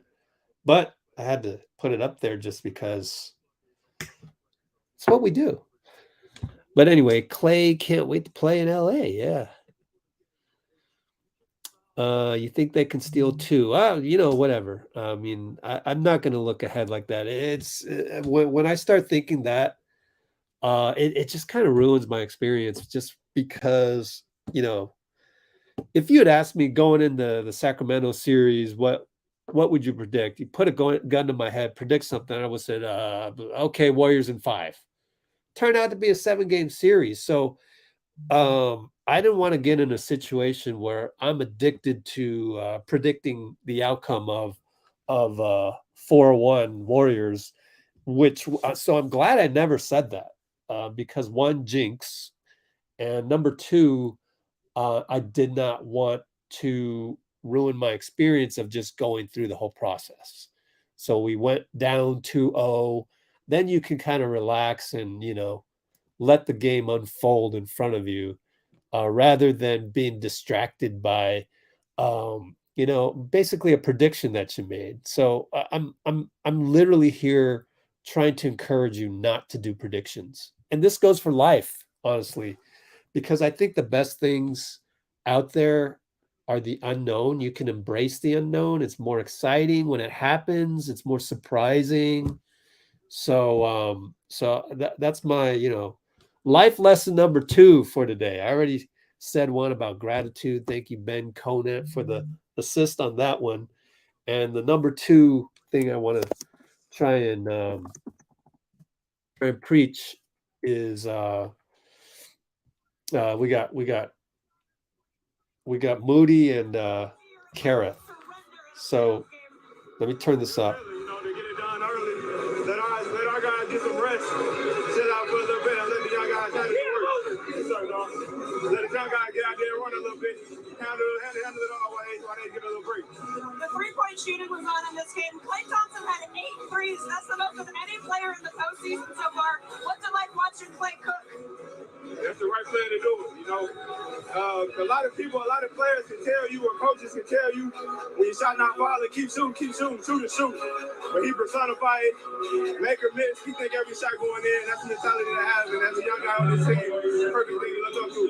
And you had a pair of three-pointers too, and I'm curious in this game, you were guarding LeBron sometimes. You got fouled by LeBron. What is that like? I mean, we're in the postseason, so at this point in the season, every player, so we got to get out there and do what we got to do to get the win. Hey, your college coach was in the house, Eric Musselman. What's it like playing in front of him? Yeah, it's cool. I think he came to a game last season, but one of the first times he done seen me on this stage since I was running up and down the court for his team. So a good coming of age, good opportunity for him to check out his product. He must have been proud of you when you were a champion. Oh yeah, most definitely. I chopped it up with him before the game. Thank you very much. Onward. Thank you.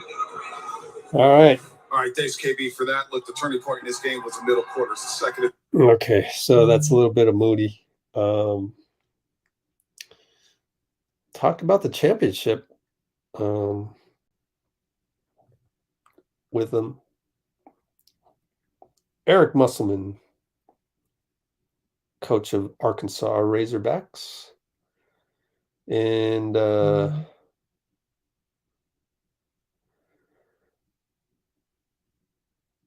what else? Having Klay as the guy for you to look up to. That's great. What a great compliment. What else? Yeah. Bench play was basically let our guys get some rest.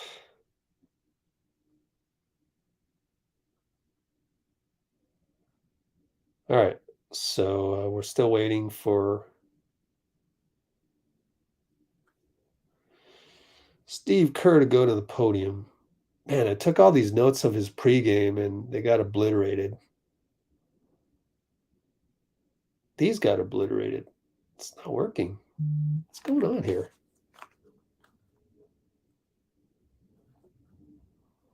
None of these are working. Oh, I see. No. Discord is officially dead to me. I don't know what's happening. I literally can't type anything in there. I got to fix this before we go. Before we get into it. Yup, it's not working. How about here? How about this? Okay. That worked. That's why I tell you, I don't know how you can do journalistic work without two phones. You literally need two phones because one of them is going to break on you. And it's puzzling. Very, very puzzling. There. Now it's working. So odd. I think it was because my internet was screwed up when we started the stream, and then my phone never hooked back on to the internet, my Wi-Fi, etc. So good thing I realized what happened before we got Steve Kerr on the podium. And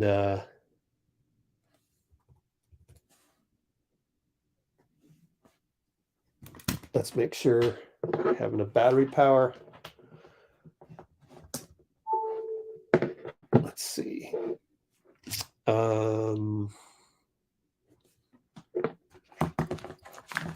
get all this technology set.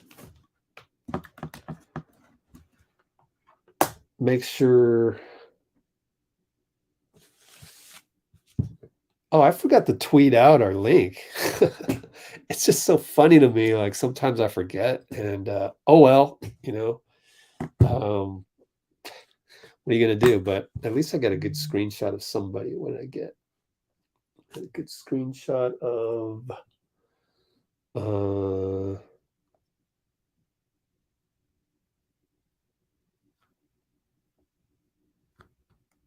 nope. Wow, this is all whacked. Maybe I didn't send it to myself. Let's send that screenshot of, I can't remember what it was. Oh, Lord.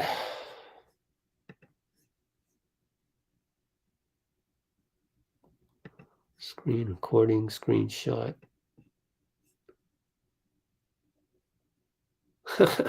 We don't bring Twitter over here, said Winning Ways. That was one of them. We had like over 100 concurrents at that time. How many we got right now? Oh, over 100. All right, guys. Cool. What other one was there? Let's see what this one was. Oh, that's old. Group therapy. But yeah. Good stuff.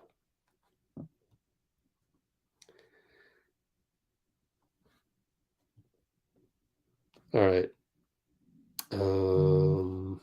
I forgot to tweet out the link. Jeez. Forgot to do a lot of things. Yeah, it was a scramble before the game started for me. Major scramble. And but glad we had Dean on to cover for me as I was scrambling around with the bad internet. Like it was really bad. It was a lot of Wi-Fi problems earlier on. So I'm glad we got that all sorted out.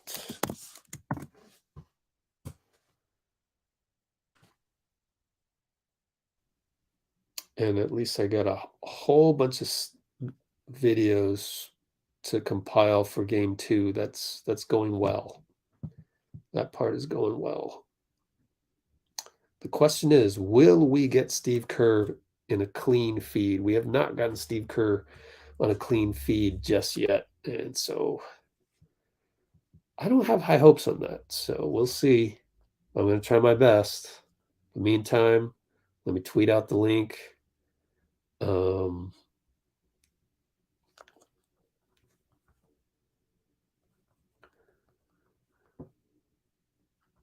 Dean Positivity Chambers.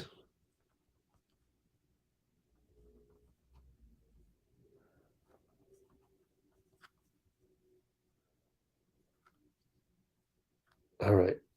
I wonder where Dean goes. Does he go take a nap or where does he go?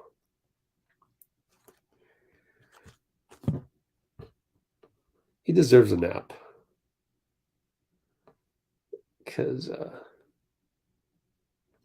put in some good work. Even though I got the tongue lashing during garbage time. I look back at that with laughter, though. That was absolutely hilarious. You want to rile up Dean? I'll tell you what. Win by 30 and keep Steph Curry in the game. That's how you rile him up. Oh, that was hilarious. All right, let me tweet this thing out. Not tweet. Let me go to Insta. Post it on Insta. You know, it's taking me forever. Oh, this phone is so old and slow. It's ridiculous. What's up, Rich? Talking about tongue lashing. Oh, yeah. Man. Nah, yeah. I just like that, you know? I like to see the team compete to the very end. That's all. Oh, Nicole's in the comments with the Warriors. Has anyone mentioned that Klay Thompson was a plus 28, hit 8 out of 11 threes, was 11 and 18 from the field for 30 points, and played the most minutes of anyone with 31? I feel like I almost forgot how well he played, man. Oh, let's go, Warriors. Got to say that when we're down, though, too. Got to say it when we're down. Yeah, I love the way you're talking about J-Mike kind of forced Davis out of the paint. I think the Warriors did a great job at that today. But that's LeBron. You know, yeah. Coach Ham's really good with this lineup. They're going to adjust. They're going to adjust and come back tough. Yeah, game. It's going to get physical. We know that. Super duper physical. Mm-hmm. And they're going home too. So, guy asked me to real quick. Interview. Why haven't they interviewed Jordan Poole?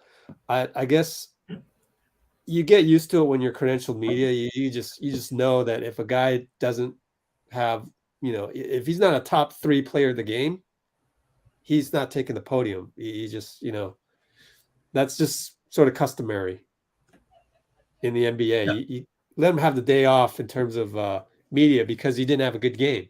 Also, that's Jordan Poole, not necessarily begging for an interview after the game anyway. Yeah.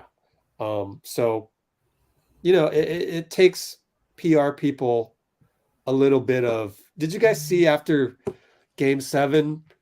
Poor Brett Winkler had to step in front of Klay to he's had to do that every time with Klay, and then Klay, he's in the moment. He wants to rush to the locker room and sort of have his own personal celebration in the locker room. But no, PR guys got to go, oh, no, the radio requested you. ESPN China requested you or whatever. I need you. And Klay's going to be, for half a second, he's going to be, come on. But then he's going to go, okay, yeah, it's part of the job. So if you is actually literally, you can't avoid. Yeah, Dylan Brooks got fined. Yeah, it's part of the CBA. You have to if you're called upon to do that. Yeah, so there's a lot of finagling that goes on in between, but it's if you think JP doesn't want to go to the podium, I guarantee you Klay doesn't. Even though Klay is super funny and he has fun on there, he can do his paper airplanes. He has the same level of distaste of going up there as Jordan Poole does. It's the same. It's the only time I ever see him stressed. Anyway, is answering questions from the media. It's not just JP; it's everybody, most everybody. I've seen Steph not want to go up there for good reasons, but Steph, Steph and Klay are both the kids of NBA players too, so they knew they grew up knowing the obligation. Yeah. No, Steph will do it, but I just FYI, I have actually seen him not want to go up there. It's actually possible with guys. So, it's just one of those things, obligations. Now that we started talking about it and Steve Kerr isn't on the podium yet, I don't think. Yep. Sorry. One way we track that is Ronnie here. Jackie. We're not calling them fraud or hypocrites or anything like that. Like, come on now, man. Yeah. So timeout. Just take a breather. Oh gosh. Take a breather.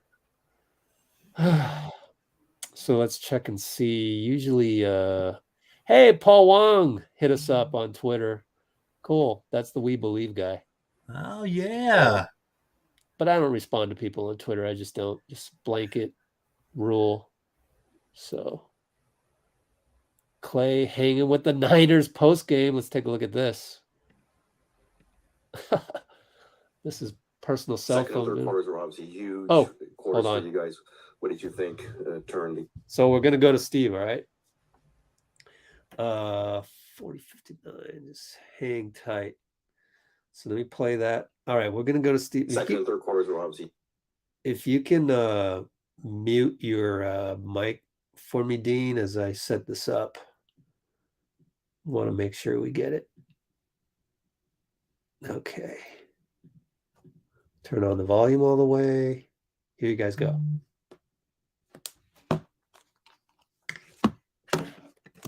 Second and third quarters were obviously huge quarters for you guys. What did you think? Turn it there. What happened in those two quarters? I thought we just played simple basketball, kept our turnovers down, moved the ball.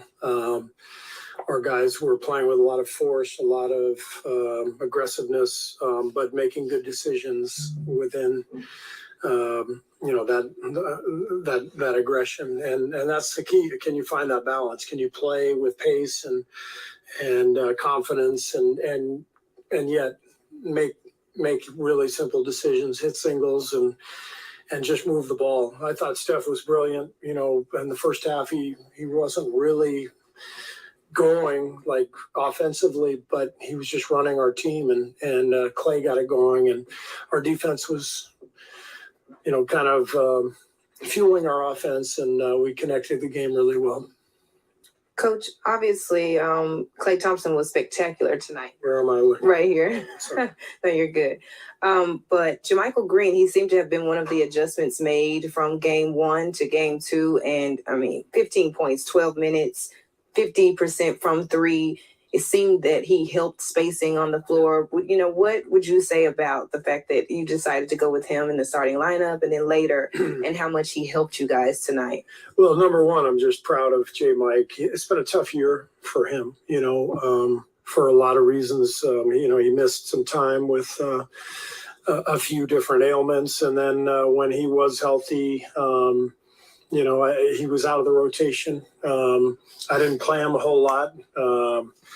And he just stayed ready and he took advantage of his opportunity. And this seemed like a series for him, just with the way the Lakers are playing us defensively.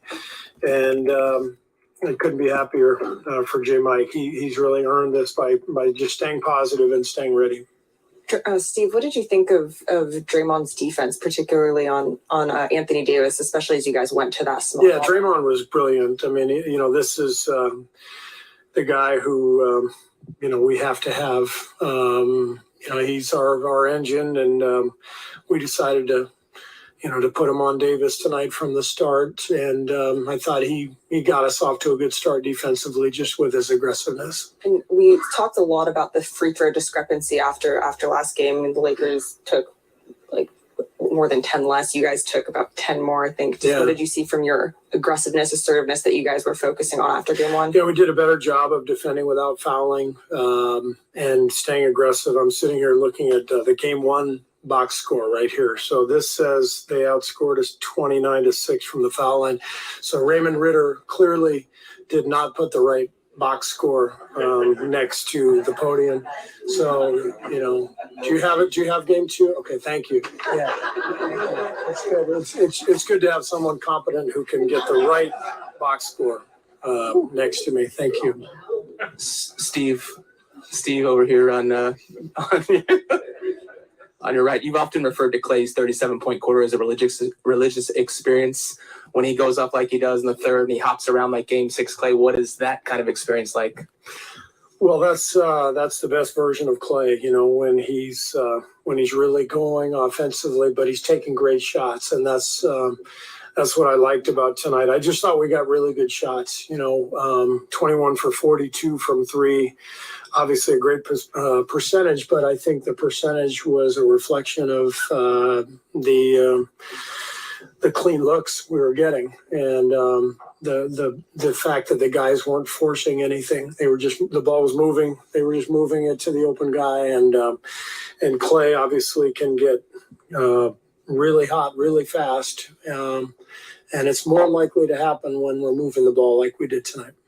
Steve, to clarify, could Looney have started? Was he okay to start? And also, could you take us a little bit more inside the decision? So, so what happened was literally 2 hours before game time, Loon came down pretty ill. And so I talked to Rick Celebrini, and he said that Loon probably won't be able to play more than 20 minutes or so, and given his illness.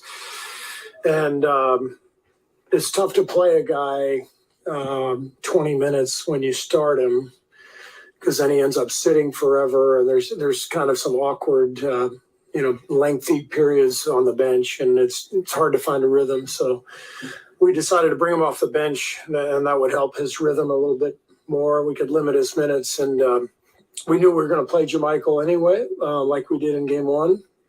So we just decided to start J-Michael and get the floor spacing that he offers, and J-Mike was great. He knocked down some threes, and he's aggressive and athletic, and obviously played a great game. Hey, Steve, over here. Sorry, following up on Draymond, after game one, he said that he was disgusted with the way he played. Did you sense a difference in energy tonight with him, especially the way that was able to permeate to the rest of the team?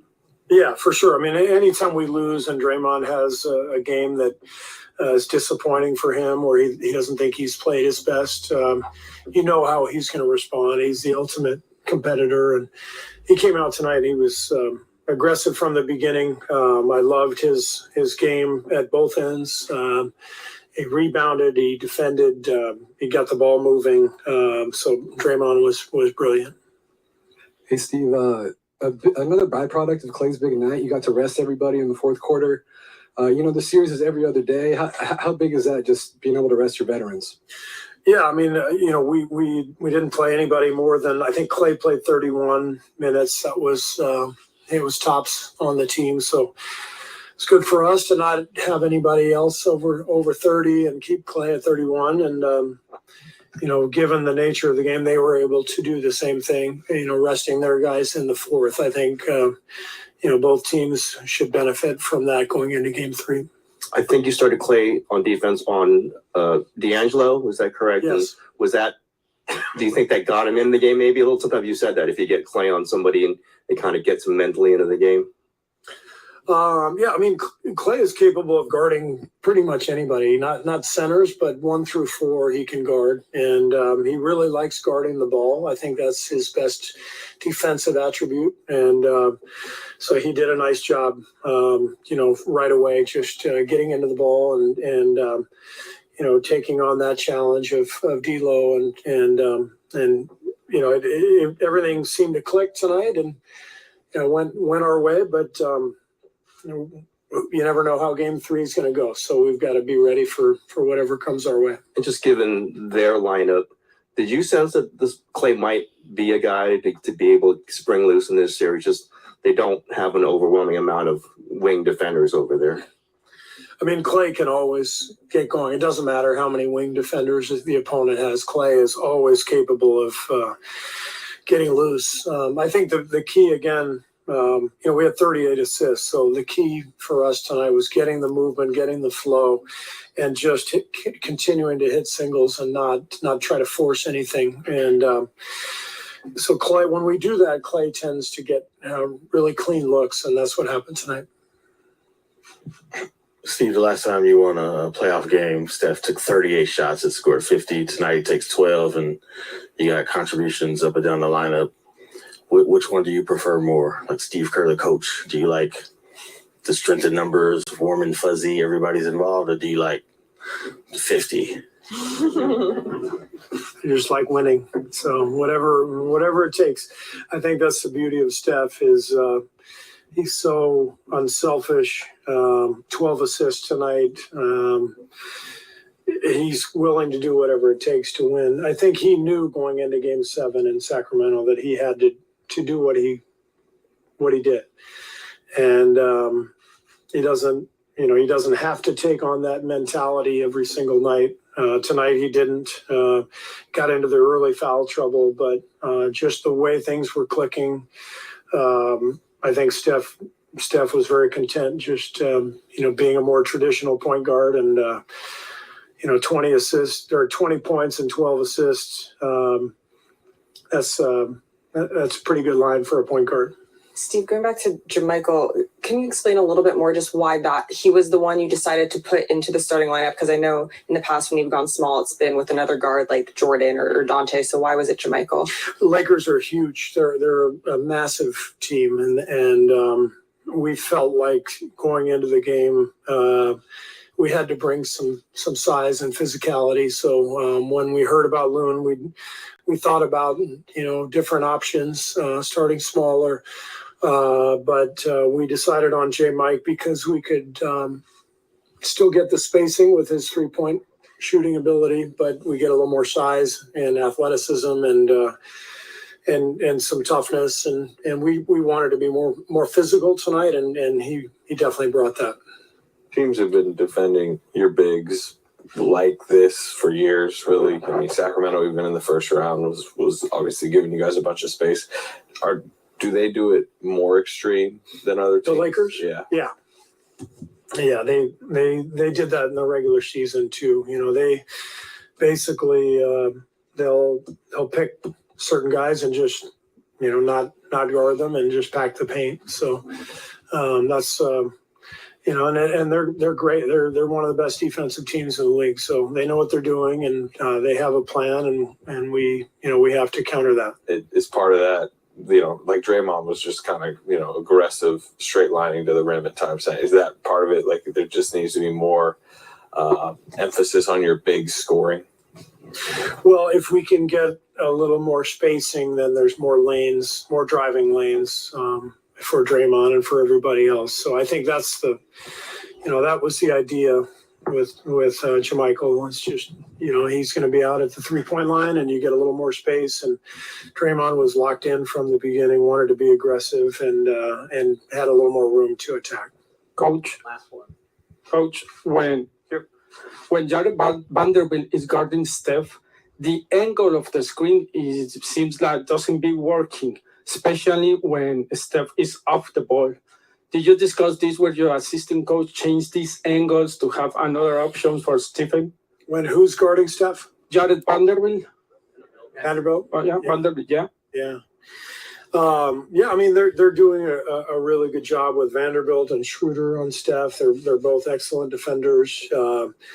And they're kind of doing what we tried against Sacramento, to stay on top of the shooters. And it makes sense. Obviously our shooters between Steph and Klay and Jordan, are really potent. So you try to take them off the 3-point line, and then it's our job to try to figure out ways to free them up so they can get to the 3-point line. And that's kind of the chess match that's going on. Great. Thanks. All right, Draymond's coming in, so be ready. Gotcha. Draymond, near triple-double today, 5 of 10. Love it. Yeah. No, we'll go ahead because I gotta edit the video. I believe. Let's not get ahead of ourselves. It's 1-1. We won the rebounding battle today, both defensive and offensive. Had one more shot attempt and 8 more made field goals. 23 fouls is only one less than last game, and they shot 12 fewer free throws. And we shot 10 more on their 15. Which is a little bit, something that you control. Obviously, you're getting more shooting fouls for yourself and less shooting fouls for them. It was a great adjustment, but this is not. Yeah, I was surprised that LeBron got a tech too, and thank you, Nicole, for that. Like splash number 100. Let's go. But this isn't over by any means. We played a real nice game today, man. But we also were pretty hot shooting, and we're going to LA. Like the whistle's going to be a little tighter. I still thought there was something really to be gained by. Here we go. Draymond. Oh, okay. Ready? Draymond's here. Yeah, pretty much. I am ready. Okay. You can just something to be gained by the defense that we played. By the defense that we, there's just still something to be gained by the defense that we played today. But we've hit 21 threes these last 2 games, right? So, Warriors. Thank you, Beanie.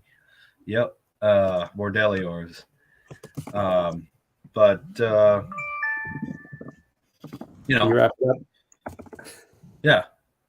Okay. Go ahead. All right. Thanks.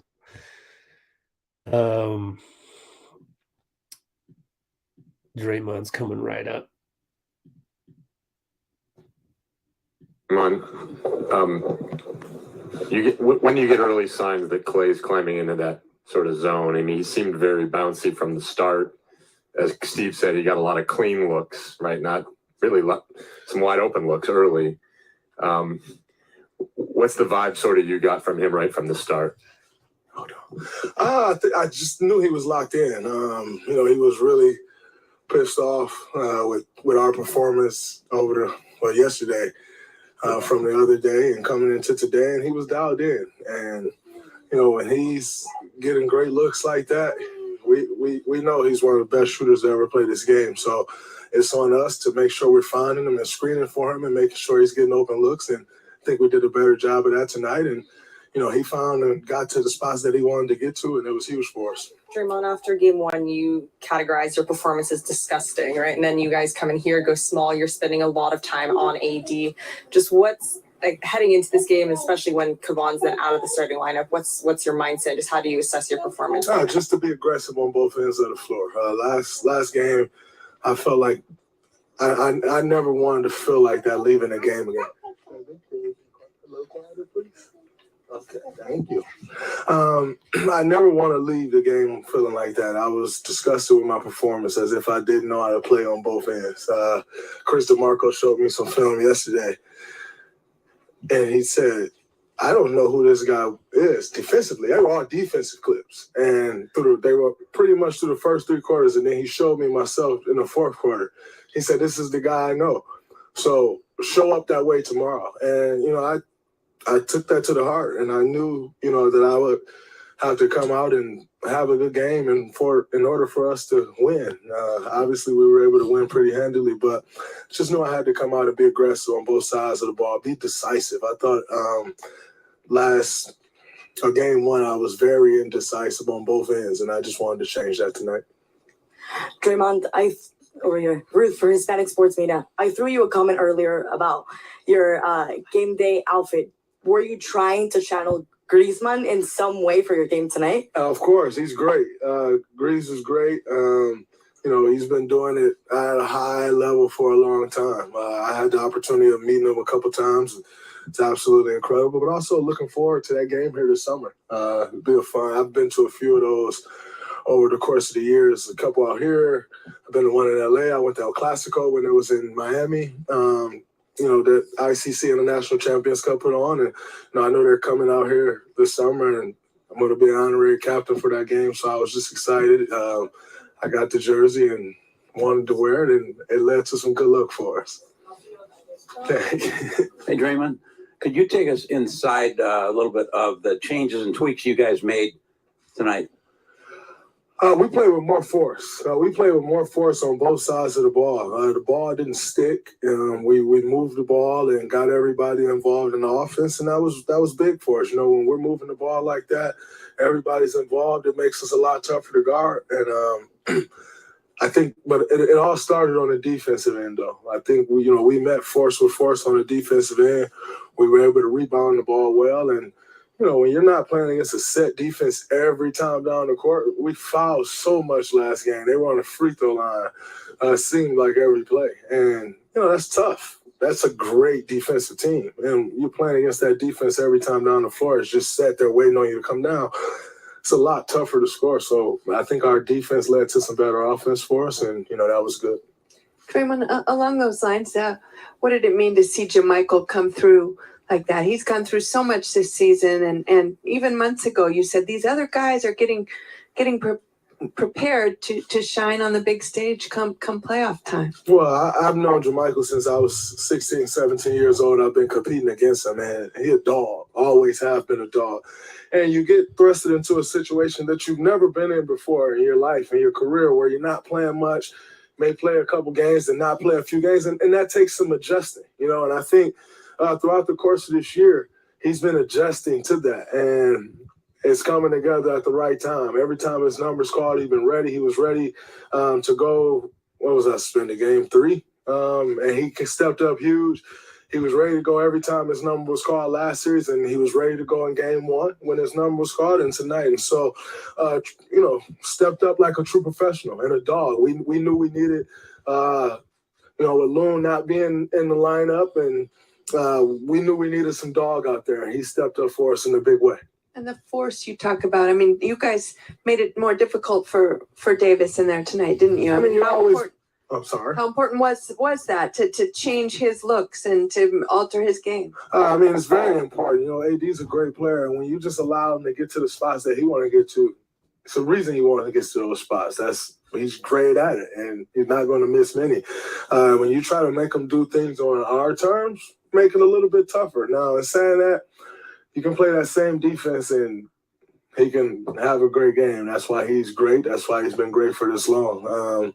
But I think for us, we just got to make him take tough contested shots. And if you do the best you can do defensively, you have to live with the result. Do they sag off you guys more than even other teams do? Are they more egregious on? Yeah, when you got Anthony Davis though, you can get away with it a little bit more. I thought we did a better job of, exploiting it tonight, and we'll look to continue doing that. Draymond, why is it so important to bring your kids up there with you and have these moments with them? Well, they love coming up here.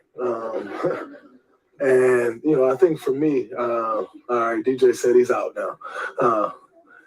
And cash copies, all right? I think, yes, baby. DJ always coffee me, and this is the DJ always coffee me. Okay, tell them to stop copying you, okay? All right. Okay, all right, 1 second. Let Papa finish, okay? Okay. We miss so much at times with our kids. And I think that's every working parent, right? It's not just us as basketball players. When you have an obligation to provide for your child. Growing up in the circumstances that I grew up in, I never want them to experience that. With that comes a lot of work. And, the times that you miss, it sucks. I think anyone in here who's a parent, understands that. And, when you're able to share these moments with them, it's special. I'll look back at some of these pictures, look back at some of these interviews and moments, and you just really appreciate them. And I'm always thankful of the Warriors organization and the NBA as a whole, because they don't have to allow our kids to be up here. It's not something that they have to do. And I understand that. I'm very appreciative of them allowing that, because I think it, we always talk about like kid energy in here. Like you bring the kid energy, it just lightens the mood. It's always so serious, and you do this over and over and over again. And when you're just able to get the energy of children in here, it's always special. So it's something that I don't take for granted. I'm very appreciative, like I said, of our organization and the access they allow our children to have.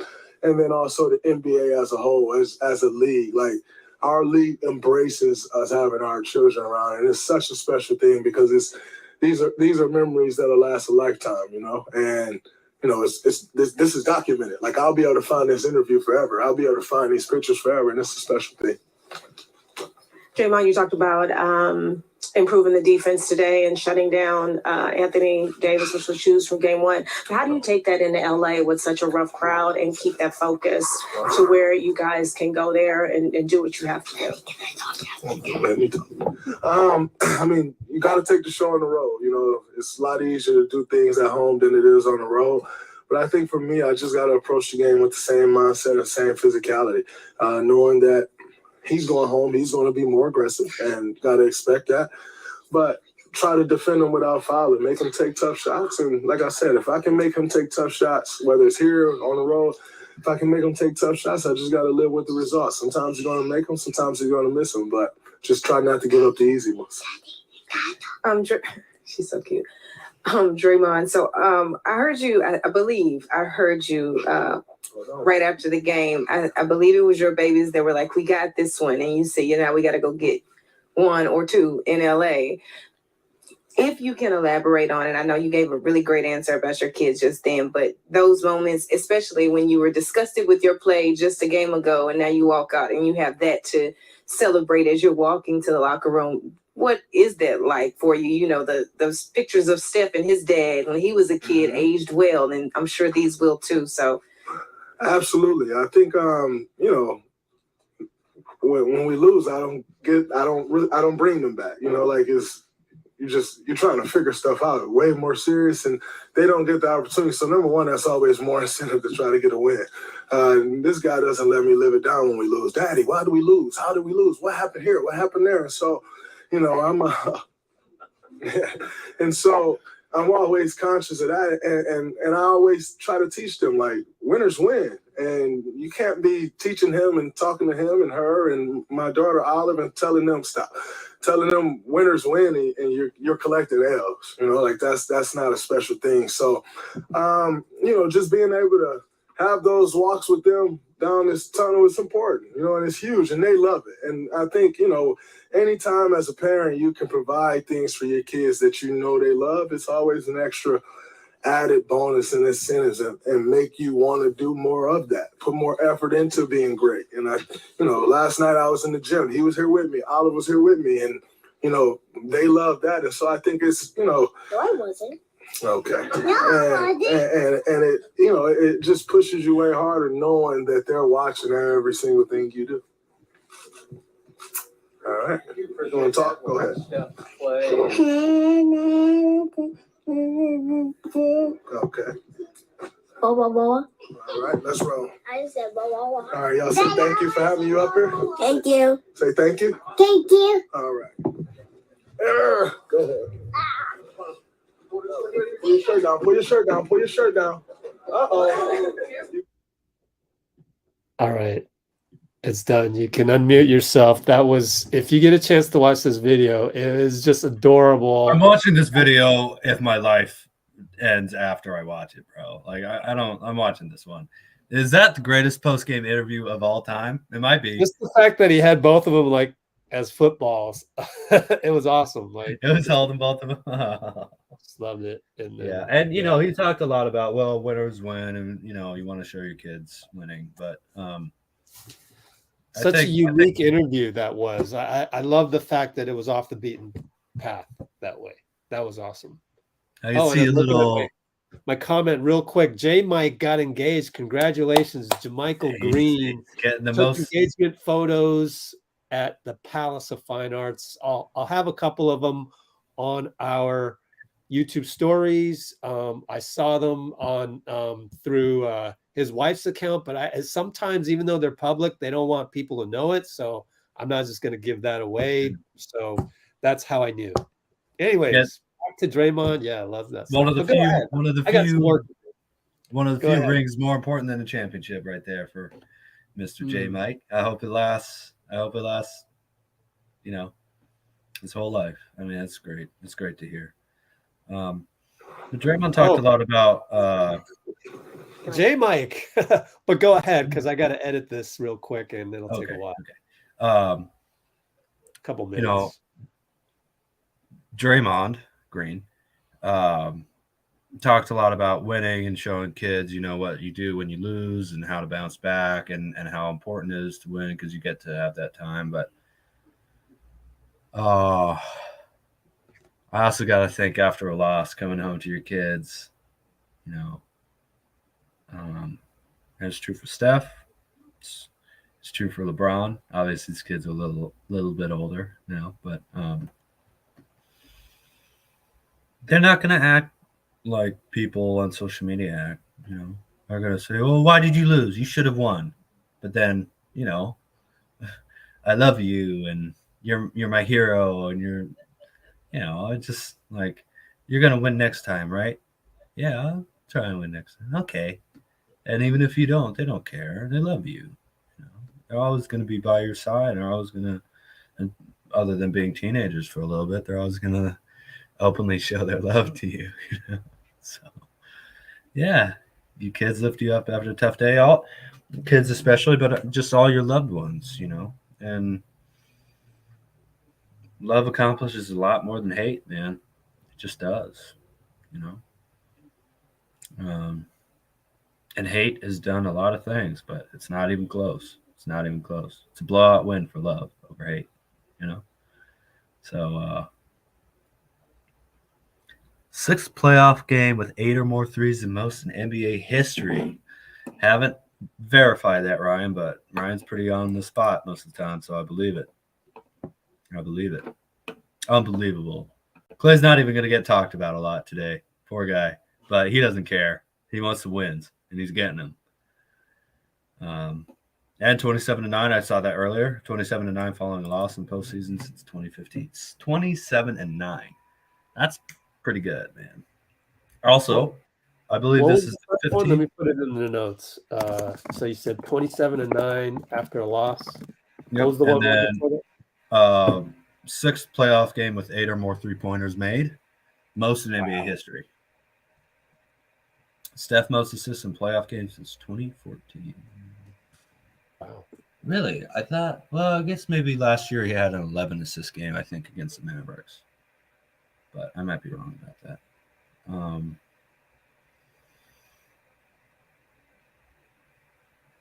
Oh, you know what? I forgot what I was going to say. Klay. Yeah. Well, look, the Lakers.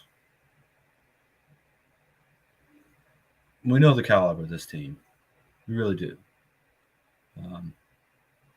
But we know that they're going to respond. We know how good LeBron and AD are together. Know that that's a championship duo, and a little bit like 2020, they got really good role players around them at the moment. So this isn't anywhere close to done.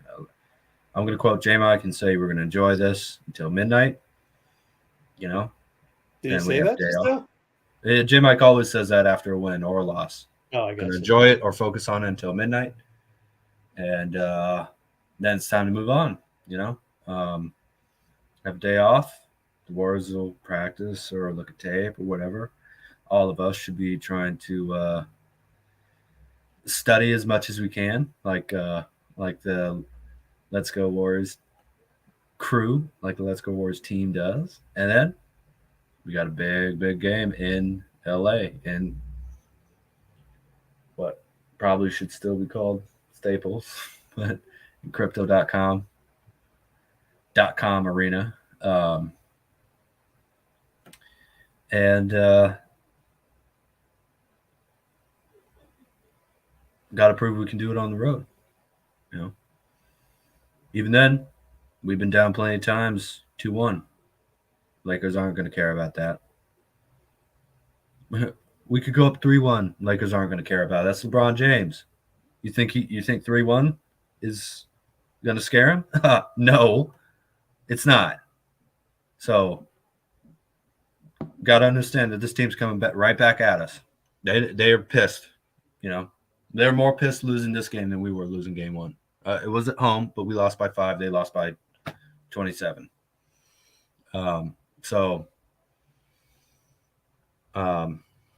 You know, this is a good step for the Warriors. We know we can play defense like this. We know that, you know, that Klay is going to be motivated as hell. I mean, he was motivated just playing against the Lakers. You know, knowing that his dad's calling the game, he's about to go to LA, to Staples. Let's just call it Staples. You know, going to play in front of those banners, in front of those colors. But nothing's guaranteed. They're going to make adjustments. But got to feel good about this. No, we're not getting swept. That's for sure. Not getting swept. What's the question, Courtney? Davis. You got about 2 more minutes because I got to do the thumbnail.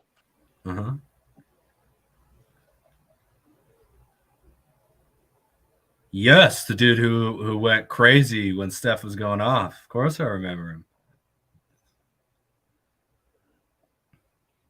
Lakers tried anybody but Steph this game. And that's the beautiful thing about Curry is that he just didn't care. You know, he didn't care that he shot 12 times today. Like, after not having the best I had a pretty good shooting performance in game one, but just adjusted it, you know. And I think this is a series where probably Steph getting a high number of assists is almost about probably equally as deadly as him getting a lot of points, you know, getting a lot of made threes or field goals or whatever.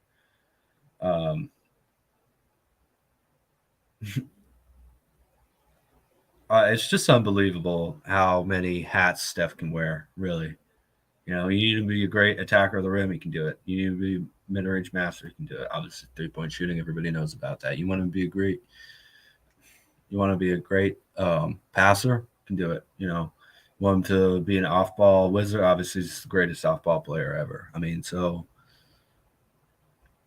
just Steph's ability to control the type of game that he's playing and everything, it's just magnificent, man. It's just magnificent. What was the question? Do you think AD and LeBron? subbing AD and LeBron out. Yeah. They've got a lot better roster now than they did. Obviously, D'Lo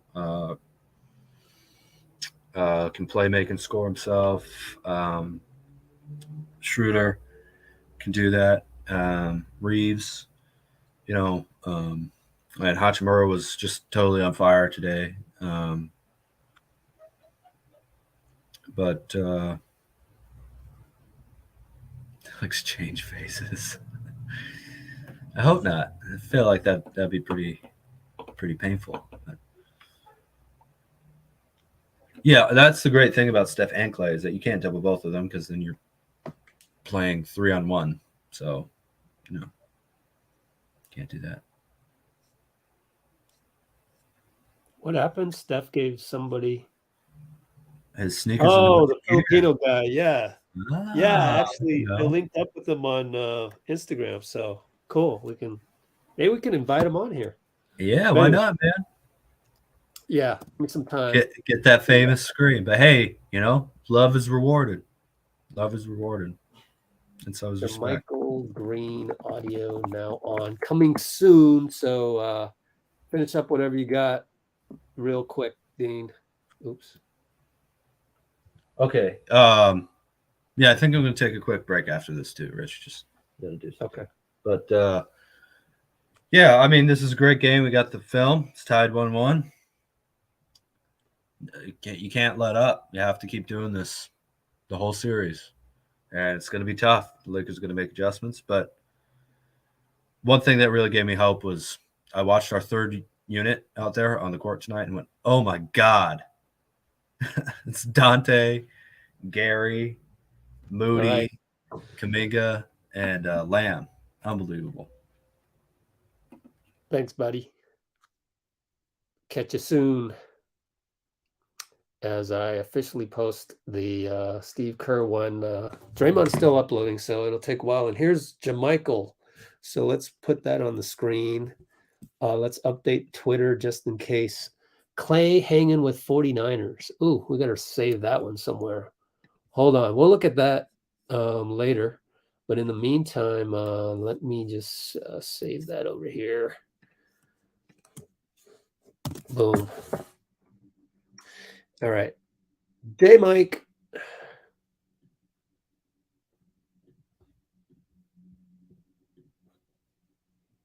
We're good? Okay. So obviously, asked Steve Kerr about you being the adjustment tonight, and it paid off for the Warriors. Obviously, you were able to shoot well, 50%, 12 minutes, 15 points. He said that you've been through a lot this season, and you just persevered. One, speak to your play tonight, and he said this was the series for you. What does that mean to you? And then two, what does it mean to be able to do this after the year you've had? It feels good to be able to do this after the year I had. It's been a rough one. Haven't been through nothing like this before, but I just feel like this is a year of growth for me. I feel like I get through this, I get through anything. So just want to thank God for keeping me with it and, just staying ready.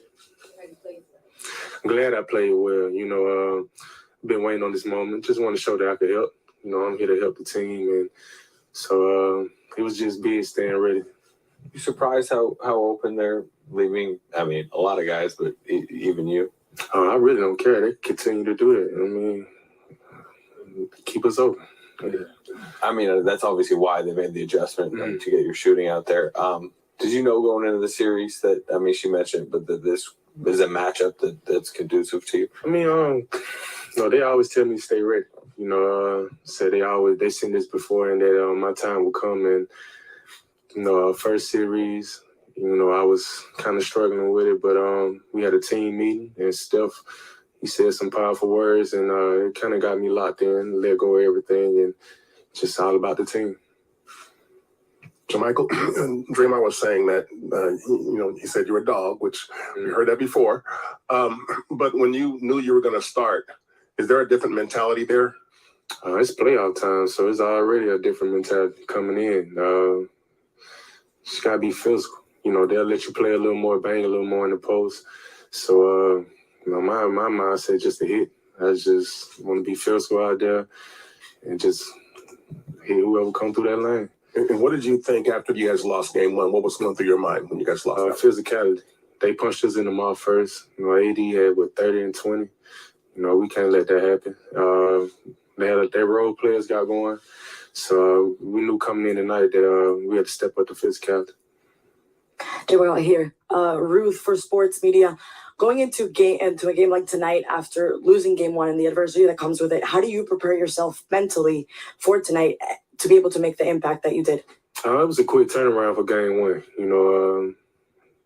The game schemes had to change. We were used to some things with sack. So with the quick turnaround, we would just organize a little bit sometimes. So, having another day to watch film and understand the team, I think it helped us out a lot. J-Michael, you just mentioned Steph's speech last series and then staying ready. Obviously, it's easier said than done, just with the emotions and wanting to be out there. Is there anything that you do specifically to kind of be able to stay locked in so you can have nights like these, whether it's, taking your focus away from basketball, maybe to decompress or anything, Just try to take my feelings out of it, realize it's a business and we're a team. So I don't want to come out and be selfish and not buy into what the team got going. So my whole thing was just letting everything go. And just be ready when my name called. Just stay in the gym, make sure I continue to get that work in. J-Michael, Steve Kerr has often said that Klay 37-point quarter felt like a religious experience for him. You're with Klay this year. When he goes off like he does and makes a shot, runs to the corner, gets the crowd up in their timeout, what's that experience for you as a teammate watching Klay do that? Oh, it's crazy for me on the bench. Man, some of the shots he take, you be like, what? But then he'll knock it down. And he knocking them down 70-80% of the time. So, it's crazy. Him and Steph, the way they shoot, man, I never seen it before. Hey, J-Michael, over here. You mentioned not wanting to let AD get 30 and 20 again. Draymond said he was disgusted with his own performance in game one defensively. He obviously came out with a different energy tonight. What does it do for your team when you see Draymond playing with that kind of force and physicality? He does it every game, game in, game out. And that's just what we expect from him. He the horse for the team. He get us going. We feed off his energy, and he just did a great job tonight. Last game, I went to him after the game and told him, you got to be more aggressive. Don't forget who you are. You're in the league for a reason, and he showed that tonight. Great, thank you. Let Steph and Klay up here.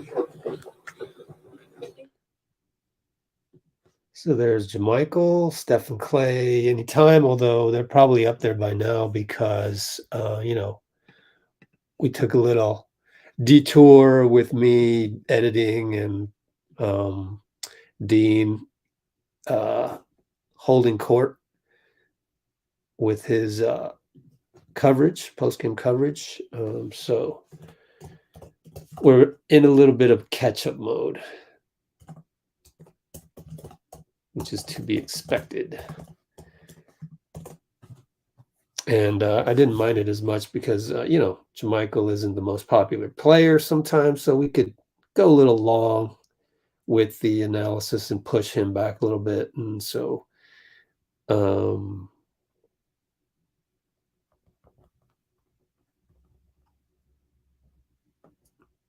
just editing a little bit of that transcription there. All right, so let me get that going, and then maybe not. Maybe we will get what's the name? Dean back. If I can get my cursor. My cursor is completely off. There it is. This is so confusing. Apple sometimes outthinks itself. Klay is at the podium on NBC Sports Bay Area, so that'll be the next guy. But I'd love to get the Draymond video published ASAP because DJ and Cash were absolutely adorable, and it was a different type of interview. So now I'm playing a little catch up. So that's gonna take only for. So cool thing is my internet's going well. Let me see. So Dean, if you're out there and you can hear me, love to have you back on while I edit the Draymond and try my best to catch up on that. Meanwhile, Klay is at the podium. Maybe I'll go a little bit audio. Nah, I think we should just wait for the whole thing later, and then we'll go from there. Let's see, game 2.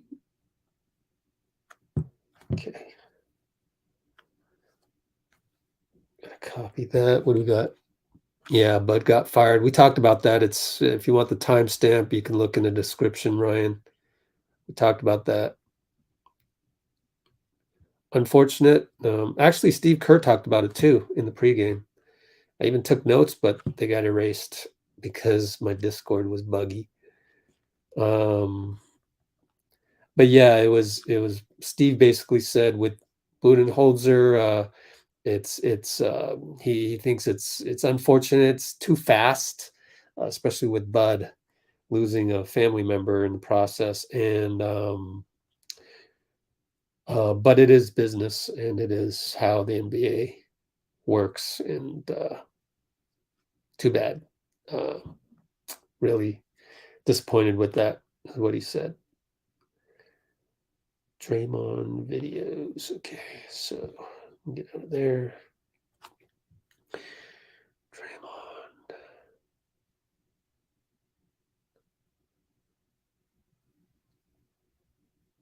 Steph and Klay. Family too, yeah. I'm gonna categorize this in the Draymond family section. I actually have a Draymond family playlist. If you go and check out our playlists and scroll around, I know playlists are not very well organized on YouTube, sad to say. What's up, oh, Rich?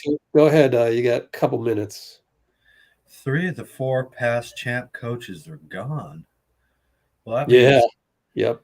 That's a hell of a stat. obviously still here. Bud's gone. Nick Nurse. And Vogel. Frank Vogel. Yeah. That's pretty wild.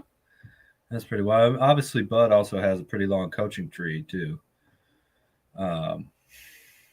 So I really feel bad for him. And yeah, it's a little fast. It is a little fast. But as Bruce said hours ago, have the best regular season record and you lose in a gentleman's sweep in the first round, I guess something has to fall. Somebody's taking the fall for that. And yep. It's just especially with his, that alone, okay, fine. But with the personal stuff, it's just that's rough, man. That's rough. But remind that to all the Kerr haters, you know what I mean? Really. Just remember that next time you hear a bunch of critique for Steve Kerr. Remember what? That the last 3 coaches who won championships all got fired. Yeah, I don't know that that's gonna derail any Kerr haters, though. They're gonna use that against him. They're gonna use that against him? What? I know, right? No way. Twitter? No way. No. Who's sick, Loon? Yeah. Jabs, where did you see Lakers complain about the Lakers fans or the players or what?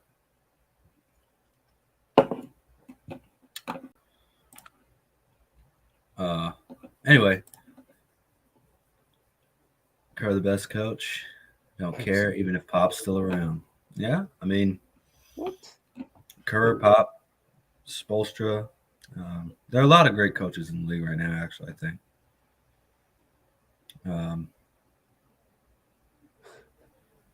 Gotta say, I can't wait till the Draymond Green show too. I'd love to hear his reaction. podcast. Yeah, it's actually really good stuff. Yeah. I hope one day. Analytically, it's good. Yes, definitely. Definitely. We want to learn a lot about basketball. Listen to Draymond Green. Team coached by both. Yeah, that'd be crazy. As long as it's the Warriors. Right. Going to be a great coach. Mike Who's the soccer player? Can someone tell me who the soccer player that was referenced where he wore the jersey walking into the arena? I didn't catch that at all, and I don't know my soccer stars. Griezmann? I don't even know how to spell that. It was let's see. There was something on ESPN that showed the jersey.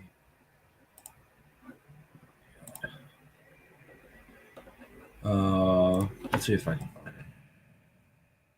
He said he was an honorary captain too for a Champions Cup or something like that.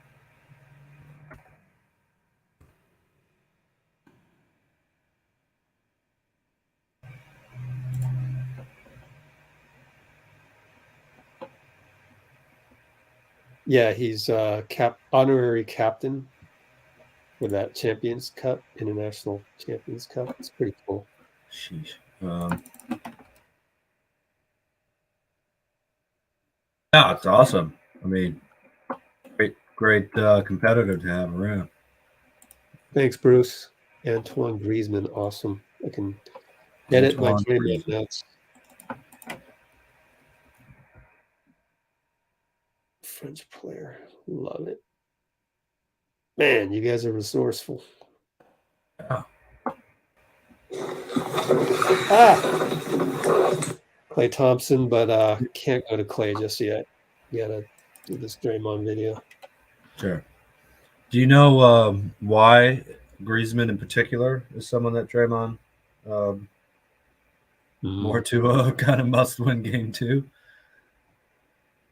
Good question. They took the fans to the locker room. Oh, let's go. Hey, again, love wins No out, way. man. That's awesome. Yeah, his name's Christian something. There we go. Forgot his last name. Yeah.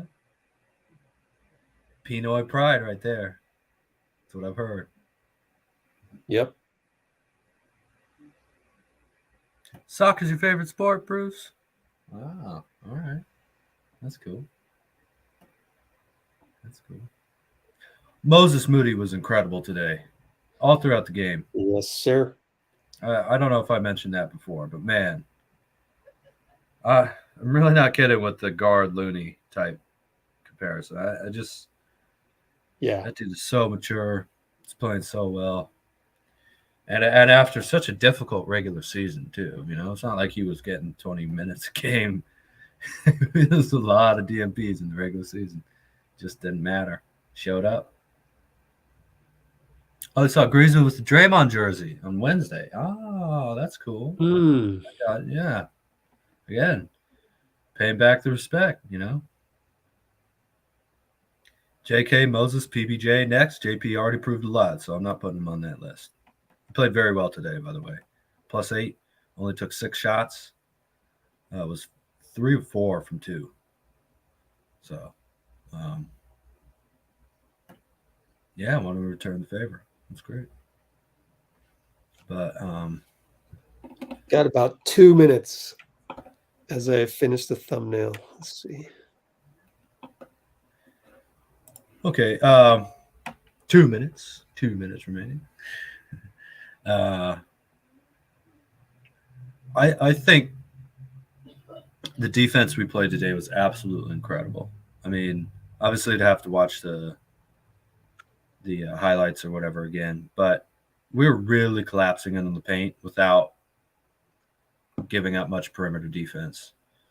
That's going to be huge thing for this series coming up. It's just how well can you protect how well can you respond to drives and to, you know, Davis posts up and things like that. Crazy videos of that dude. Yeah. Oh, I agree, Ryan. I think they're going to be great. But 1 minute or less. FYI. This is going to have to be a whole series thing, man. And honestly, I gotta say, this feels like finals level type competition here. Really, I think the Lakers are that good, and love to see Warriors step up. We're a plus 22 right now for the whole series. All right, ready for Klay, people? Entire Klay post game audio now on. We can look at the video later if you guys want. But for now, I got to do the audio. It's the only way to do it. And thank you, Dean, for bridging the gap. Here we go. Hopefully no problems with this one. Klay, how much extra space was there in this game, maybe, as opposed to the first game for you?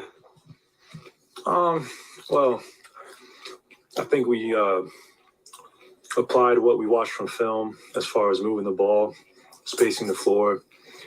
I mean, shout out to J-Mike what an amazing night he had. You can't just leave him open. He's a knockdown three-point shooter and just a rugged defender. And to be inserted in the starting lineup like that and just shows his professionalism and his readiness and what he's about. And couldn't be more proud of him and grateful for his effort tonight. Draymond said you were kind of particularly agitated the last couple of days about the game one performance, just team wide. What about it? I mean, besides the loss, really ticked you off? I didn't play well personally. I thought I let my guard down. I thought we let one slip away, but we did our jobs tonight, and we know how well this team plays at home. So we got to go to LA with the same mindset as far as physical defense, ball sharing, and having fun, and just being, us older guys, just being the leaders we are. Klay, Steve has often referred to your 37-point quarter back in the day as a religious experience. When you go off like you do and knowing how spiritual you are, what are these moments like when you hit a three, run over the crowd, got them all fired up on a timeout? I mean, you jump differently when you're in that zone. Yeah, it's the moments you work for.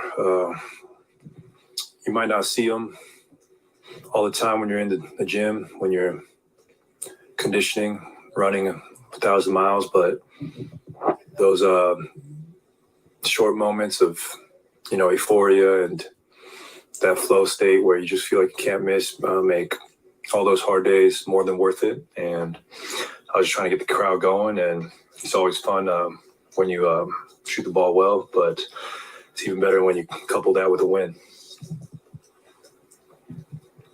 Okay.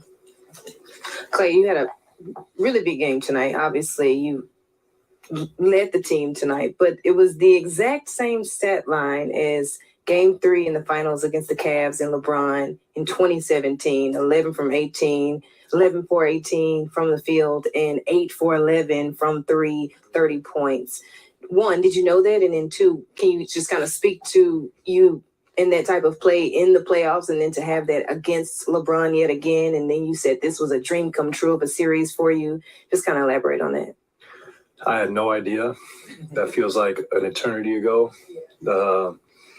I mean, it's still weird seeing LeBron as a Laker because of the history the Warriors and the Cavs had. But, I mean, LeBron's one of those special players, like, the Michaels, Kobe's, LeBron, who bring out the best in you, especially from a competitive standpoint. And it's always an honor to match up against the greats. So it's not us versus LeBron James, though. They have a very complete team, the Lakers do. And, I mean, the fact he's still doing this at 38 years old is incredible and inspiring for athletes, everywhere.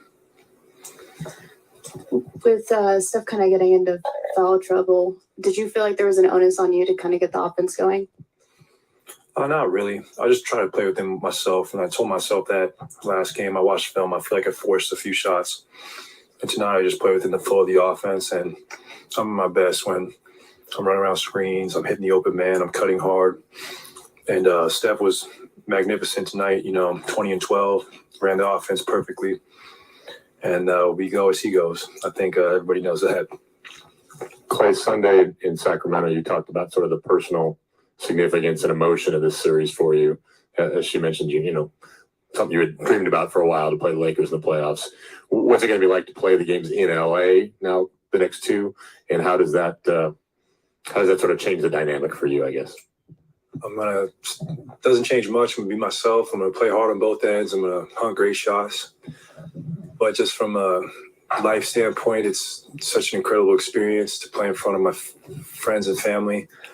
I mean, I would go to Staples as a high school basketball player with my pops, just dreaming of playing on that floor, playing, you know, against the best in the world. Now to be here and be a part of it, I don't lose sight of that perspective of how great this opportunity is.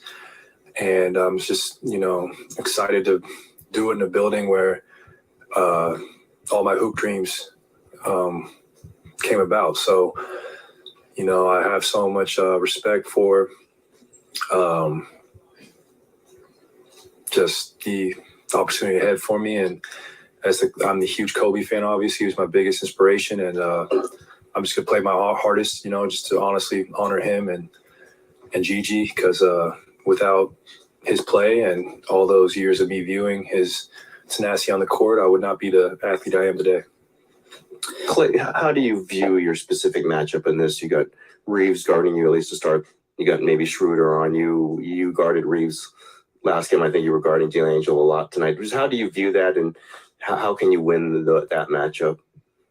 Well, all those guards you named are very good in the ball screen. They have great chemistry with AD, especially in the ball screen. And for me, I might not have the same quickness I once did in my 20s, but I can still use my size and defensive positioning to deter good looks for those guys. So it's just about sticking with the game plan and not getting caught up in the individual matchup. If you feel like you have a mismatch, you kind of overcompensate sometimes. For me, it's just about staying within the flow of the offense and hunting great shots. When I do that, I have nights like this.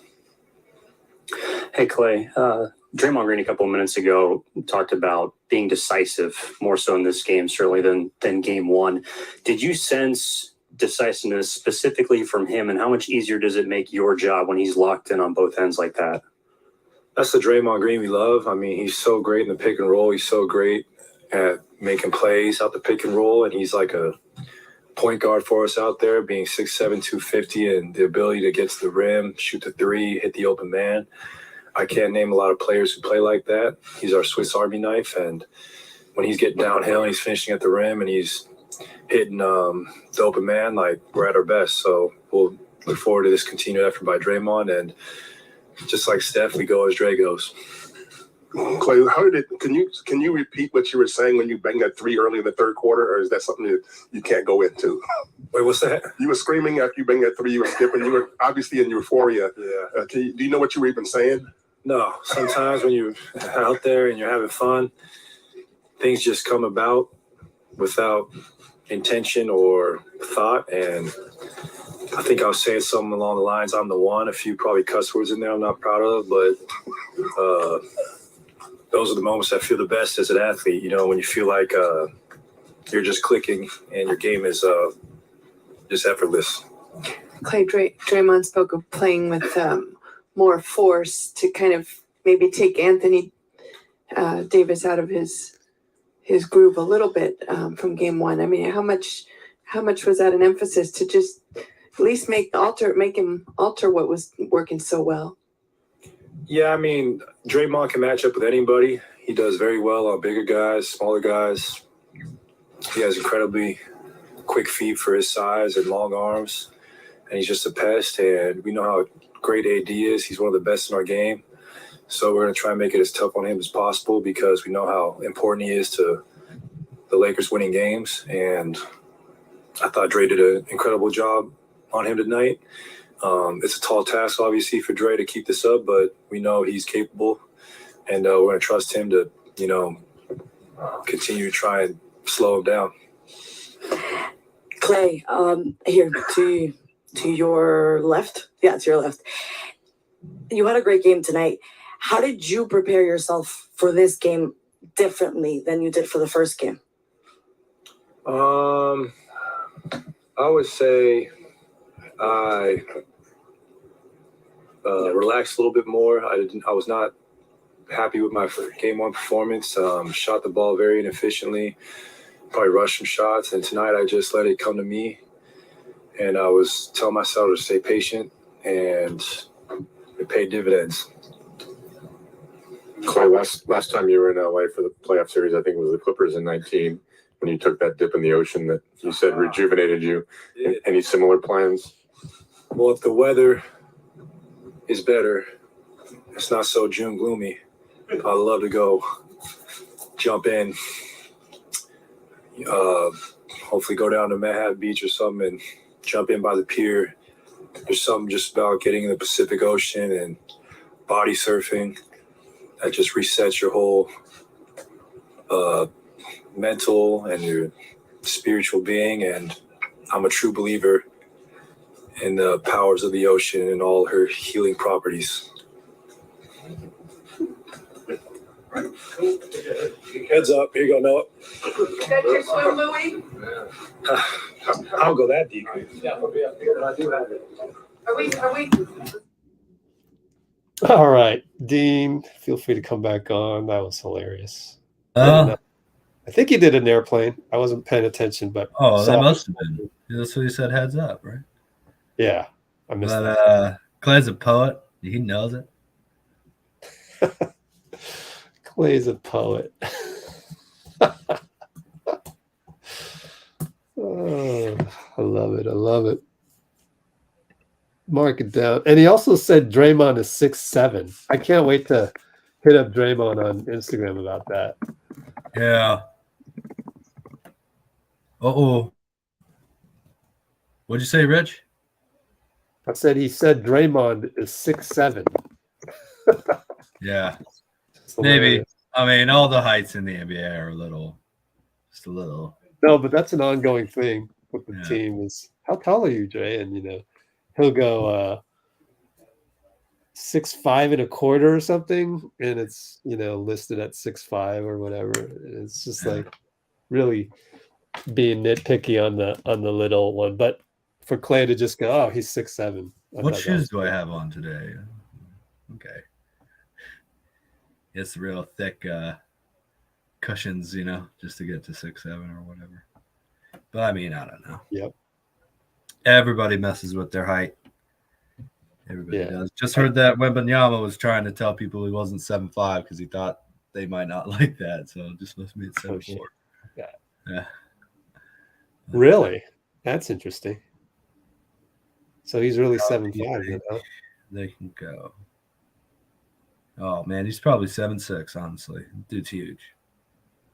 If you told me he was 7'8", I'd probably believe it based on what he looks like against the competition, at least in France. But Amy, we love your contributions, but I got to agree with Bruce on that one. 2 games, 1 win. Like, tougher than the Grizzlies last year, tougher than the Lakers. Like, I don't know. Let's see what happens by the end. I will tell you, as great as Ja is, that's LeBron James and Anthony Davis still, no matter what. And look, LeBron and AD took a combined 1 free throw today. We fouled a lot. We fouled +8, I think, 15 to 23. This is not over. We're not set. We're not secure, even though obviously now we have the tape on the fact that we can beat this version of Lakers, which we hadn't done after the trade deadline.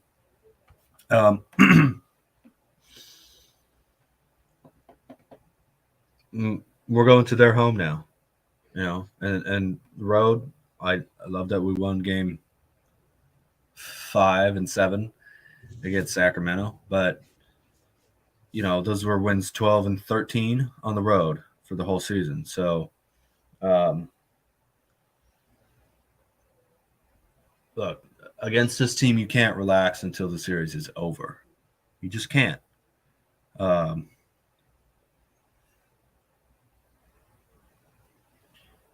How many times are we going to hit 21 threes? Is it every single game? I don't know. I don't know about that. That's a lot of 3-pointers to be able to hit.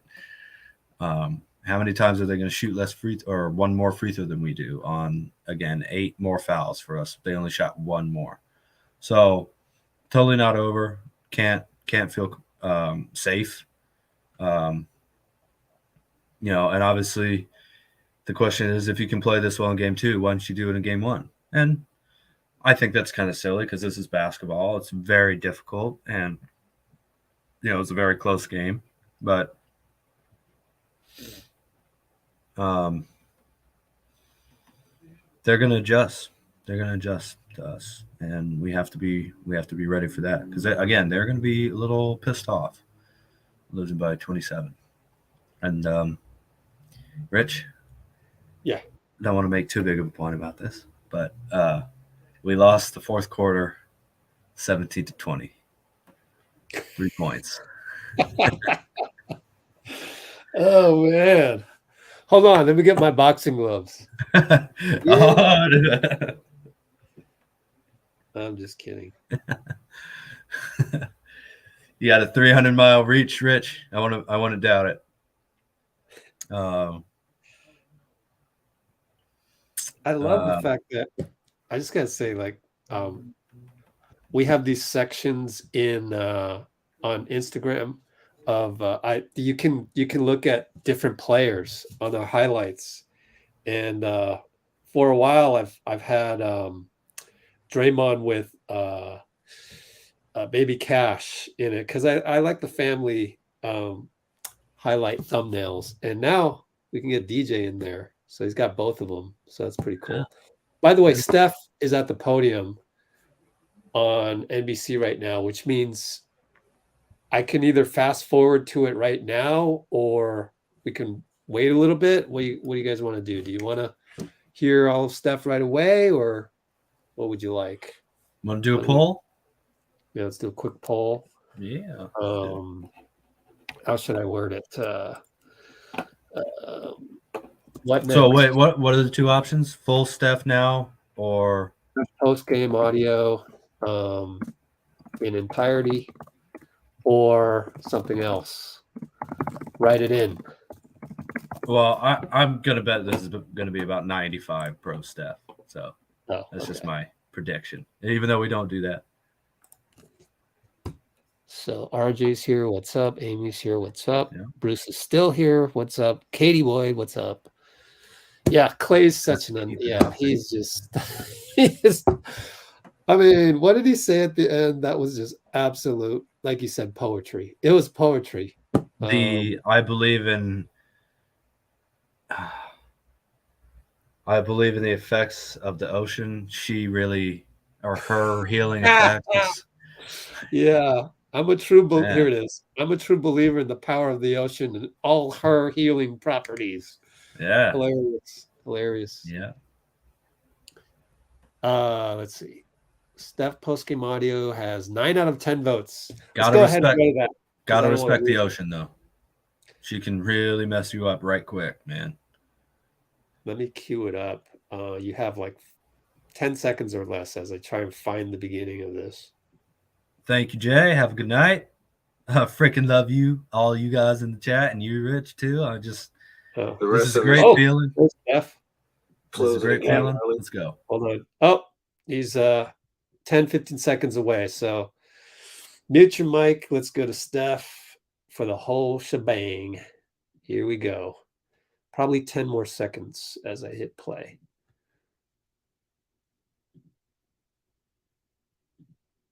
Okay.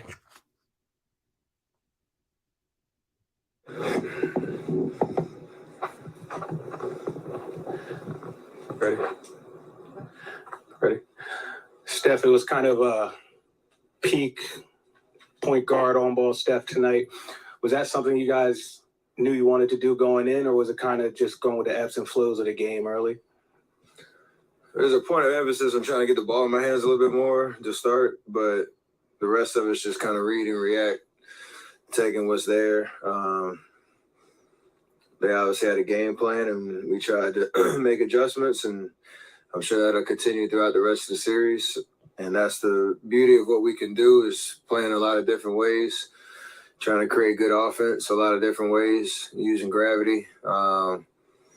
but that was connected with our defense and the emphasis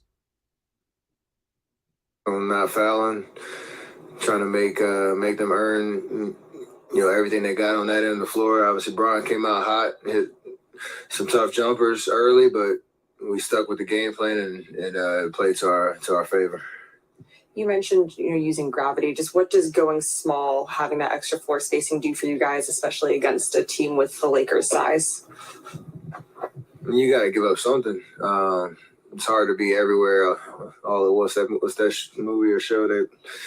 Yeah, I think it's part of, again, how we're using our strengths to our advantage. Pick and roll. You got to give up something. So as long as we're decisive and the floor is spaced properly, you usually can find a good shot, and then you just got to knock them down. So J-Michael was huge coming in, being aggressive, being in the right spots. Obviously, Klay got going early. We found him in transition and in the half court. Draymond was amazing in the pocket. The Sacramento series, we found some success there. Then they tried to, respond to that, and we figured that out. So I assume that'll happen with LA. Same kind of vibe, but we'll have an answer for all of it. Steph, obviously, the last playoff win you guys had, you scored 50, and it was a big deal.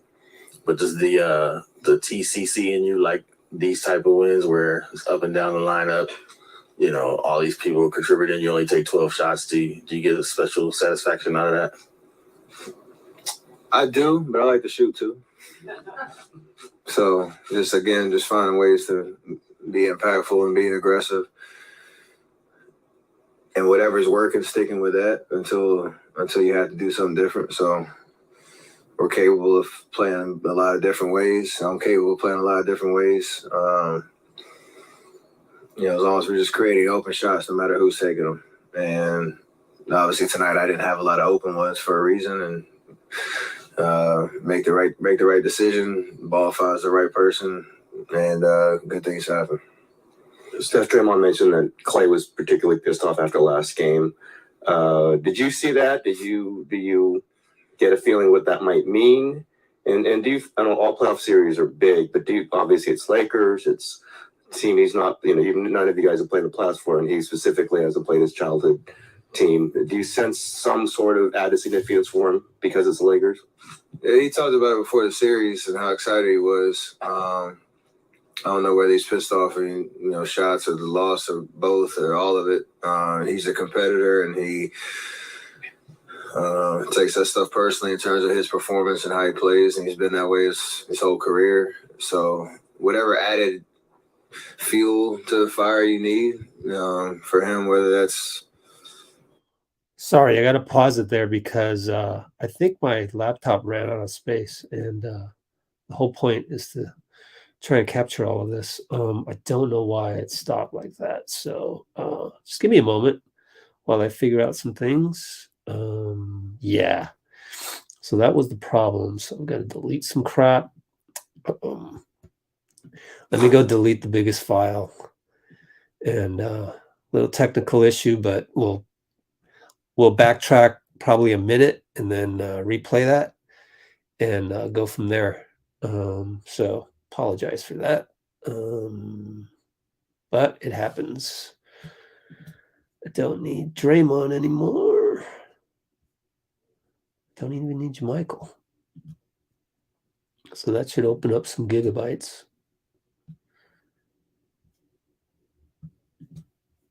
All right, let me delete all that. All right, let's see if we picked up some space. And that means I got to really edit this after. All right, 43 gigs, that should be enough. So 152.07. I'm going to go back 1 minute and just pick it up from there. Sorry about this, but better safe than sorry. Although I'm sorry about this. Here we go. As long as we're just creating open shots, no matter who's taking them. And obviously tonight I didn't have a lot of open ones for a reason, and make the right decision. Ball finds the right person, and good things happen. Steph, Draymond mentioned that Klay was particularly pissed off after last game. Did you see that? Do you get a feeling what that might mean?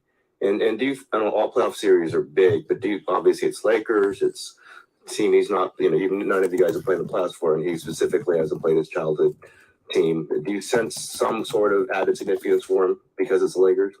Yeah, he talked about it before the series and how excited he was. I don't know whether he's pissed off at shots or the loss of both or all of it. He's a competitor, and he takes that stuff personally in terms of his performance and how he plays, and he's been that way his whole career. So whatever added fuel to the fire you need for him, whether that's the matchup itself or the personal history of fandom that he had, and now it's a guy that's trying to chase his fifth championship. Like, all that stuff matters. We got to find motivation to keep the fuel going. So whatever motivates him, I love it. Jermichael mentioned the speech you gave before Game 7 helped kind of get him out of his feelings a little bit. Was that in some ways kind of the purpose of it? And just what did you think of what he's done in this series? We talk about it a lot in the sense of it's really difficult at times for a lot of guys to keep confidence in themselves, to trust that the work that you're putting in on a day-to-day basis to keep yourself ready and in shape and your skill set sharp, that it'll pay off, because you don't know when it's going to be. And historically with our team around our core, we talked about it, there's guys that always find a way to step up at the right times. And, whether you need that reminder or just that message that it's gonna happen. I'm glad it worked, and I'm glad that he took it to heart, and it's a big part of who we are as a team and our identity and our culture. And like I said, it's just not. I know it's not easy. So credit to him to staying ready, staying sharp mentally, confident in himself to knock down those shots and take what the defense is giving him. And that's him being professional and taking advantage of the opportunity. Steph, with the 12 assists tonight, should we be calling you Magic Curry now? No. Do you take an extra pride in doing things in a traditional way, even if you're not a quote unquote traditional point guard? I mean, the labels and all that stuff, I don't ever get into it just because, labels usually demean or kind of try to bottle up greatness in the sense of what we try to do on a night-to-night basis. So, like I said, we do it a lot of different ways. I try to do it a lot of different ways. How you want to describe it or label it doesn't matter to me. It's just when you watch us play, how we do things and how I try to impact games. Again, whether it's shooting 38 times or shooting 12 and trying to find what the defense is giving you. So I'm going to continue to do that and try to figure out my aunt, she sends me some amazing stuff from game to game, and she talks about just, you're always trying to solve the Rubik's Cube every game, and it starts in a different place every time, so you're just trying to figure it out, and that's the beauty of basketball and the way that you see it. So I love that part of the game, and I have the ability to do a lot of different things in a lot of different ways. Steph, today, 8 years ago, you won your first MVP, and Draymond was up here with his kids, and a lot's happened in 8 years. How much do you enjoy this portion of your career and being able to play in front of your children? They're a little older and can understand what's going on now. Gives you perspective.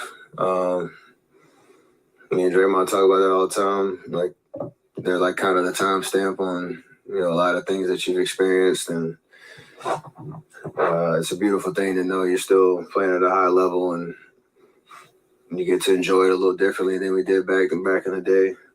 And he was talking to Brian about it. He's got a almost college student. Like, it's crazy just to think about all the things that we've been through, and your family and the way that we get to enjoy the on-court, off-court experience of what that is truly special. So I'm grateful for that for sure. Steph, do you sometimes think back to a certain sequence, like right before halftime, there's the offensive foul called on Wiggins. You guys win the challenge. It's instead a block on LeBron. 3 free throws. There's a technical there. You guys, then Klay hits a big 3, and you guys are rolling. I mean, 40 back-to-back 40-point quarters. And I mean, do you ever kind of reflect on little moments like that? Yeah. I mean, every game is different.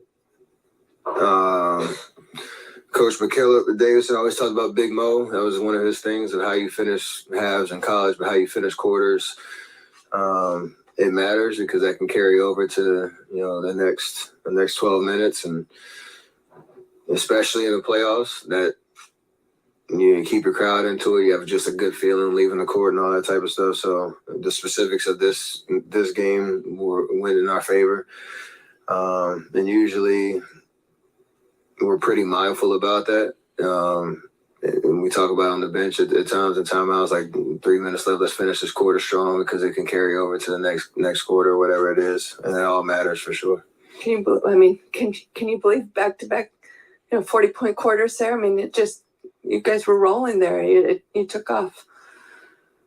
We needed this one, so yeah.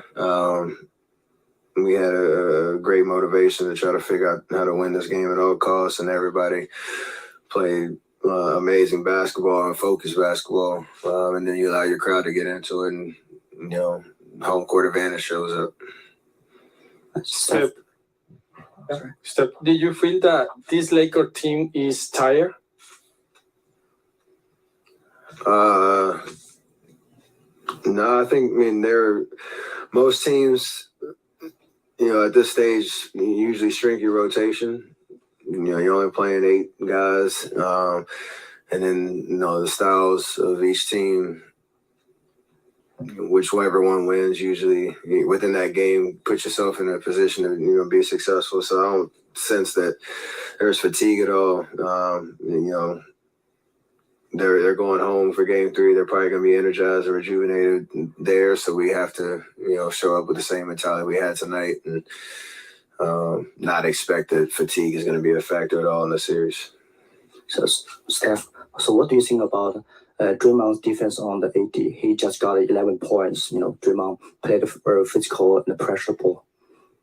I know he was excited about the matchup and trying to find different ways to make him uncomfortable. AD's an amazing talent, and Draymond would speak on it. Like, you can have the best defense in the world, he can still score, but you can't let that stop you from showing up every possession. Draymond was amazing tonight, and that's the back and forth of a playoff series, the adjustments that you make. And I got a lot of faith in Draymond being able to show up the way he did tonight and the rest of the series, whether he's on AD, majority of the minutes or whatever he's asked to do. He's a champ, and he's proven his ability to do that over and over and over again. So a lot of confidence in him to do that. Steph, you mentioned how badly you needed this.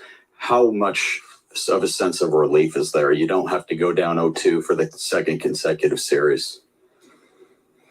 I mean, it's big, just especially the difference being going down 0-2 after playing 2 home games. Like, that would have been, a horrible situation to be in. So it was, I don't know, every playoff game is a must win, because it feels like, there's an importance of, trying to get to 4 as fast as possible. But, when you have a bounce back game like we had tonight, and to win as decisively as we did, knowing that it's going to be a whole lot tougher, game 3 in LA, like, it's a big morale boost to give ourselves, life and belief that, our game can carry on the road. So excited about the opportunity and the challenge ahead.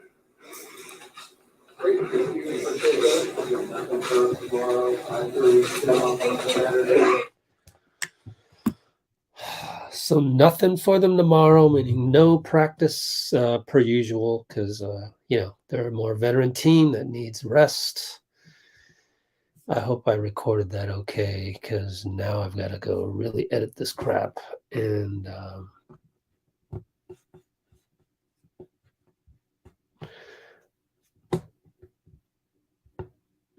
MacBook makes me tear out my hair sometimes. What's up, Rich? Dean's back. All right, go ahead, Dean. Yes, sir. Two interesting stats that I came across. One, this is from Warriors Muse. Since the merger, 4 players in NBA history have recorded 20 points and 12 assists in a playoff game in 30 minutes or less. Johnny Moore, I don't really know who that is. Spud Webb, James Harden, and Wardell, Stephen Curry tonight. All games happened on May 4th. That's weird.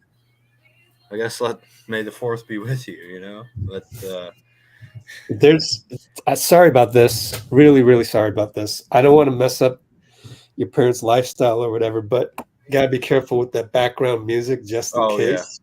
Yeah. We could get the whole thing shut down just because of that stupid little rule that they have. Thanks, Jay. Look at that. Awesome. Glad to have you. I gotta screenshot that. Hey, we actually added a few people. Good to have you guys all on here. Hold on while I screenshot that and send it to myself, and probably won't have time to post it on Instagram, but the thought is there. How's that, Rich? Is that better? Yeah. Okay. That is better. Thank you, Mom. Just jamming out after a good game. Sorry about that, Rich. Yeah, well, it's not me, it's YouTube. Oh, I know. Let's see. Don't want to get you demonetized. All right. So I'm going to edit this Steph Curry video because I had a lot of problems with it. The second stat was, I think this is the 15th or 16th straight time that a home team that lost game 1 came back to win it. So, obviously history is a little bit on your side there. But man, I've been saying, be careful. We have to keep this up. But this is the kind of game that you wanted to see from the Warriors. Steph mentioned how important it was to get the win. And I love the fact, again, you win by 27, and Steph only had 12 shot attempts. I mean, that's big time, man. Klay only took 18 shots today. I mean, that's huge, and they all got rest. So did the Lakers, though. Honestly, they. Well, let's see. No reason to guess. Davis played 33 minutes, and LeBron played 28. He led the team. So they're obviously a bit rested too. But the representative of California has thank you to Django. Really, man. Thank you all guys for being here, and for just buying into the concept of the team that Rich is building here.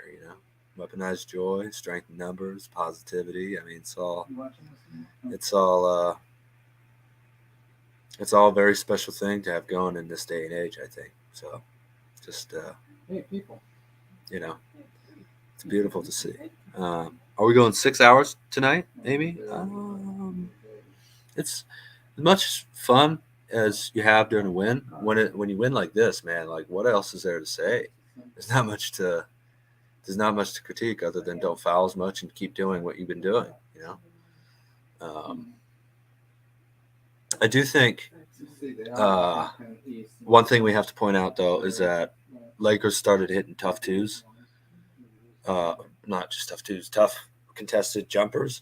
And that was the way, So as we know, role players play worse on the road and better at home, especially in the playoffs.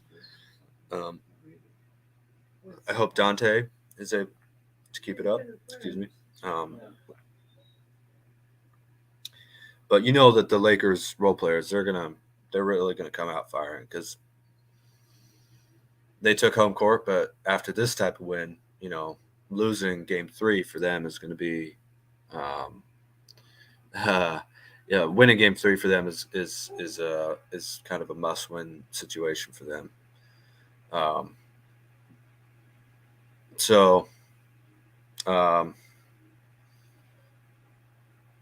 just be cognizant of that and be thankful that we saw, much fun as it would have been to win a close game.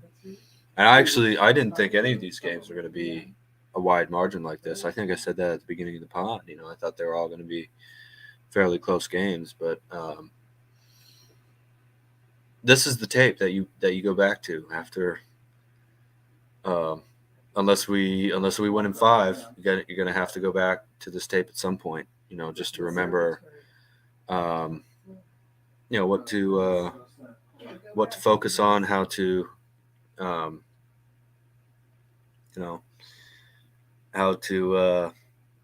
to play the Lakers team to perfection, man. And not a huge comeback because it was after the first quarter, but this, did have to withstand a pretty good Lakers response to this game plan in the beginning of the game. So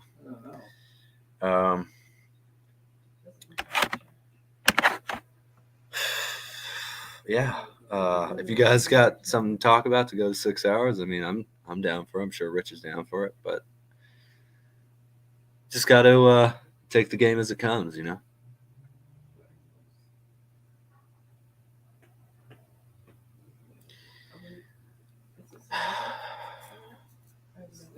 All right, RJ, sir. I don't know which direction we're heading. But it's always been. Thank you for staying for Steph's interview, Jay. My parents are watching a Walking Around London video, just if anyone's interested in what they're talking about. We can win a championship in 2023. Well, I never doubted that, but you got to do it. Got 3 more wins to try and get.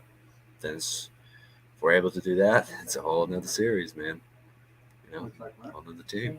So I hate to be boring, but it's all about quarter 1, game 3 in LA. How you play then.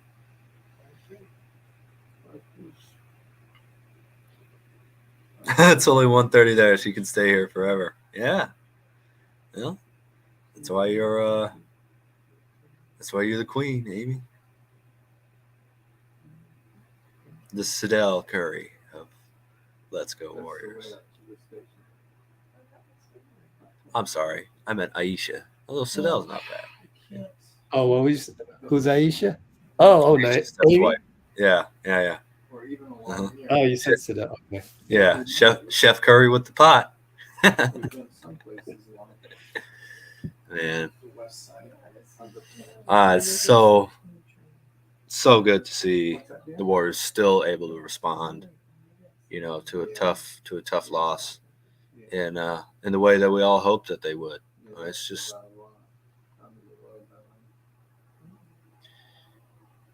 It's just something that only 10 years of playing together, going through the biggest wins and the toughest losses and the worst of seasons can get you.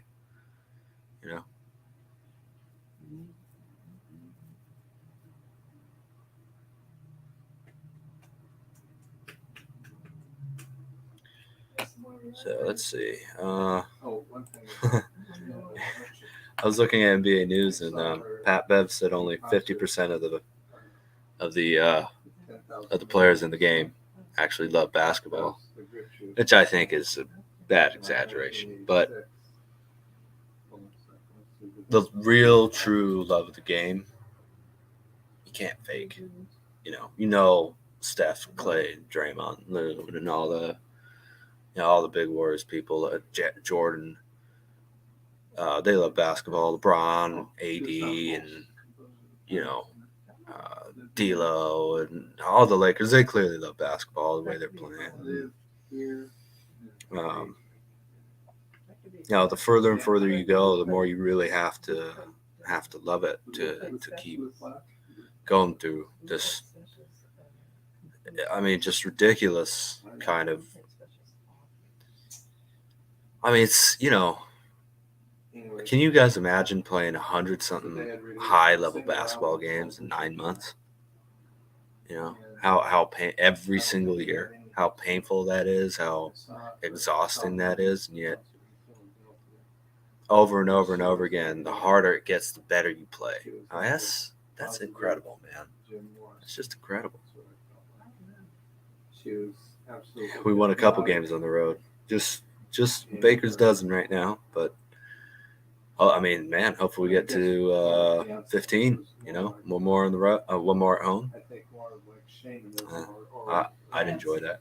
Yeah, this is spinning this Sufis. And then maybe a couple more if we're able to do that. She was like, if you get what I'm saying. I haven't been able to find I also, videos for. This is crazy, but I also heard that Bev and Russell West. I mean, I haven't confirmed this, so I don't even want to say it. Just never mind. Wow, Rui Hachimura has 114 points off the bench. Why? Every other player from the Lakers bench has 130 combined. I assume over the first, they play 8 games now. No, Blazing man, go help your aunt, your auntie. Definitely, you don't have to comment. You did the right thing, man. Go back to what? Yeah. Yeah, I have confidence that we can win on the road too. I mean, I think if anything, the regular season was an aberration to the way we normally play on the road this year, rather than being a real, 2017. and just the motivation and the intensity and everything, rather than being, the team that we really are. But you still got to do it, Anyway, your school ends in December. Again, we're trying to go for 28. Oh, was it 28 straight? 28, 29, I think, straight series with the road win, and we have to do it now. We have to, right? Because we lost game 1. So don't win on the road, you're not winning at all. So, but again, the Warriors just in the playoffs, different motivation, different level of intensity from all these guys. And, It does. Take the bridge to Barnes, that goes to Barnes. Yeah. Every train always stops. Post games, Klay is making paper airplanes, and Josh Hart is eating different kinds of food. Was he eating into the mic? What? That's pretty funny. Give me one experience We played great. I did see that. That was pretty funny. Did you see that at all? No, I just heard about it right now. Maybe. Who's his teammate? Quickly. Josh Hart is on the Knicks. Yeah. So it must have been. Are you sure he's on the Knicks? Yeah. It goes to Barnes. It was Jalen Brunson. Jalen Brunson is answering a question very seriously, and Josh Hart is so hungry he needs to eat some. So he's got like a croissant or something, and he starts eating it, and Jalen was like, kind of what you doing type of thing, right? Jalen was, to his credit, Jalen was pretty locked in on this interview, and so Josh turned around and kind of eat on the side. Josh Hart is a pretty cool dude, I think, man. He seems like a fun guy to play with, for sure. Jalen Bronson. Ooh. Bronson, huh? Better look out.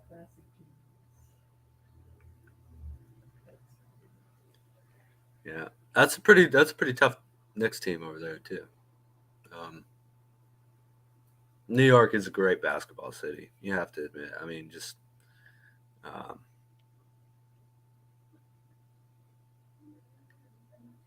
the intensity. I guess the hunger too of those fans. But it's beautiful. It's beautiful to see all these great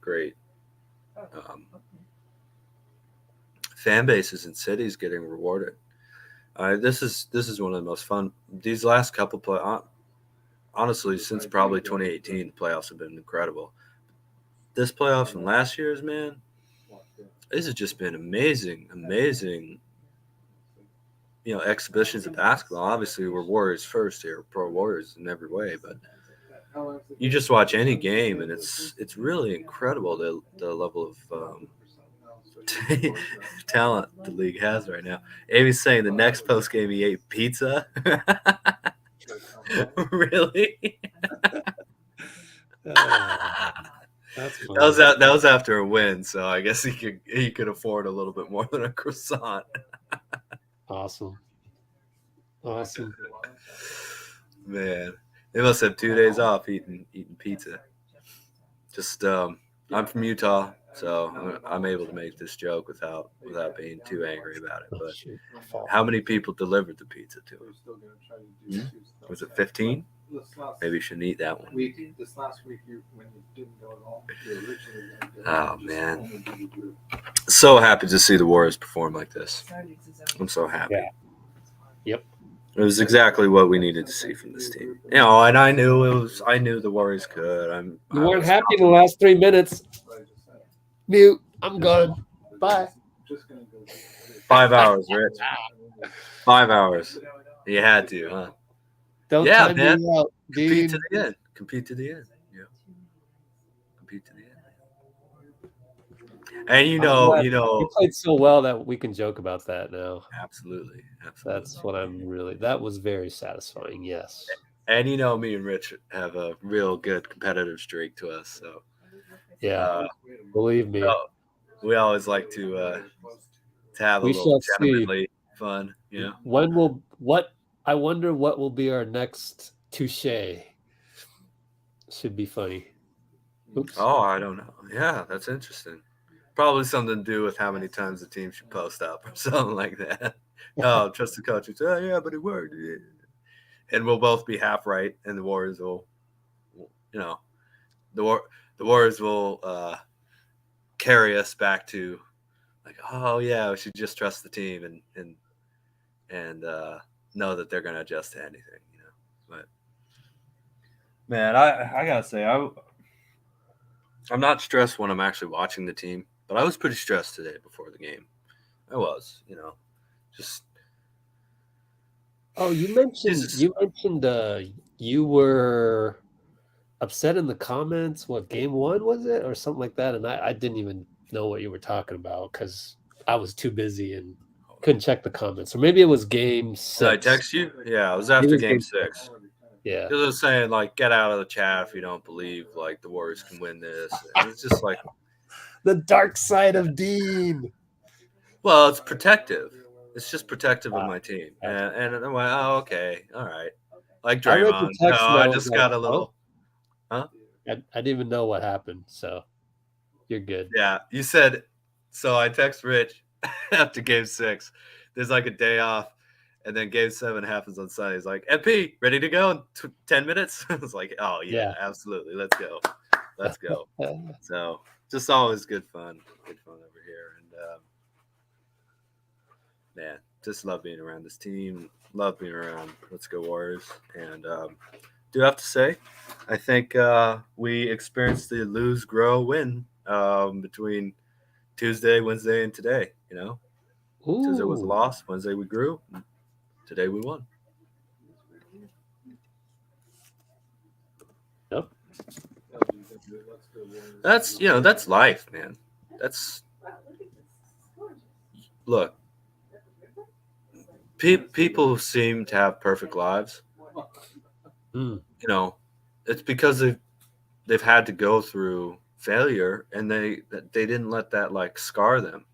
And most people aren't like that, and people accomplish a lot when they're not like that because you have to overcome it to remain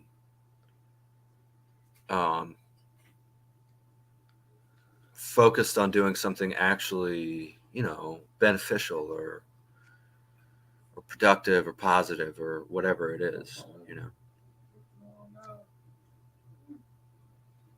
Bring that energy, everything in the game for the Warriors. Game 3, Steph Curry, Wiggs, Klay and Green, Jordan. Let's go Warriors. All right, RJ. Red hot hand Saturday night. He's thinking. I dig that. I dig that a lot. But I think we put ourselves into position to win this game because we played great defense from the get-go, and then our offense caught up. I mean, I'm convinced of that. I'm having not watched the highlights or anything, but I think that for sure. Actually, I don't know when. Maybe. J-Mike getting married.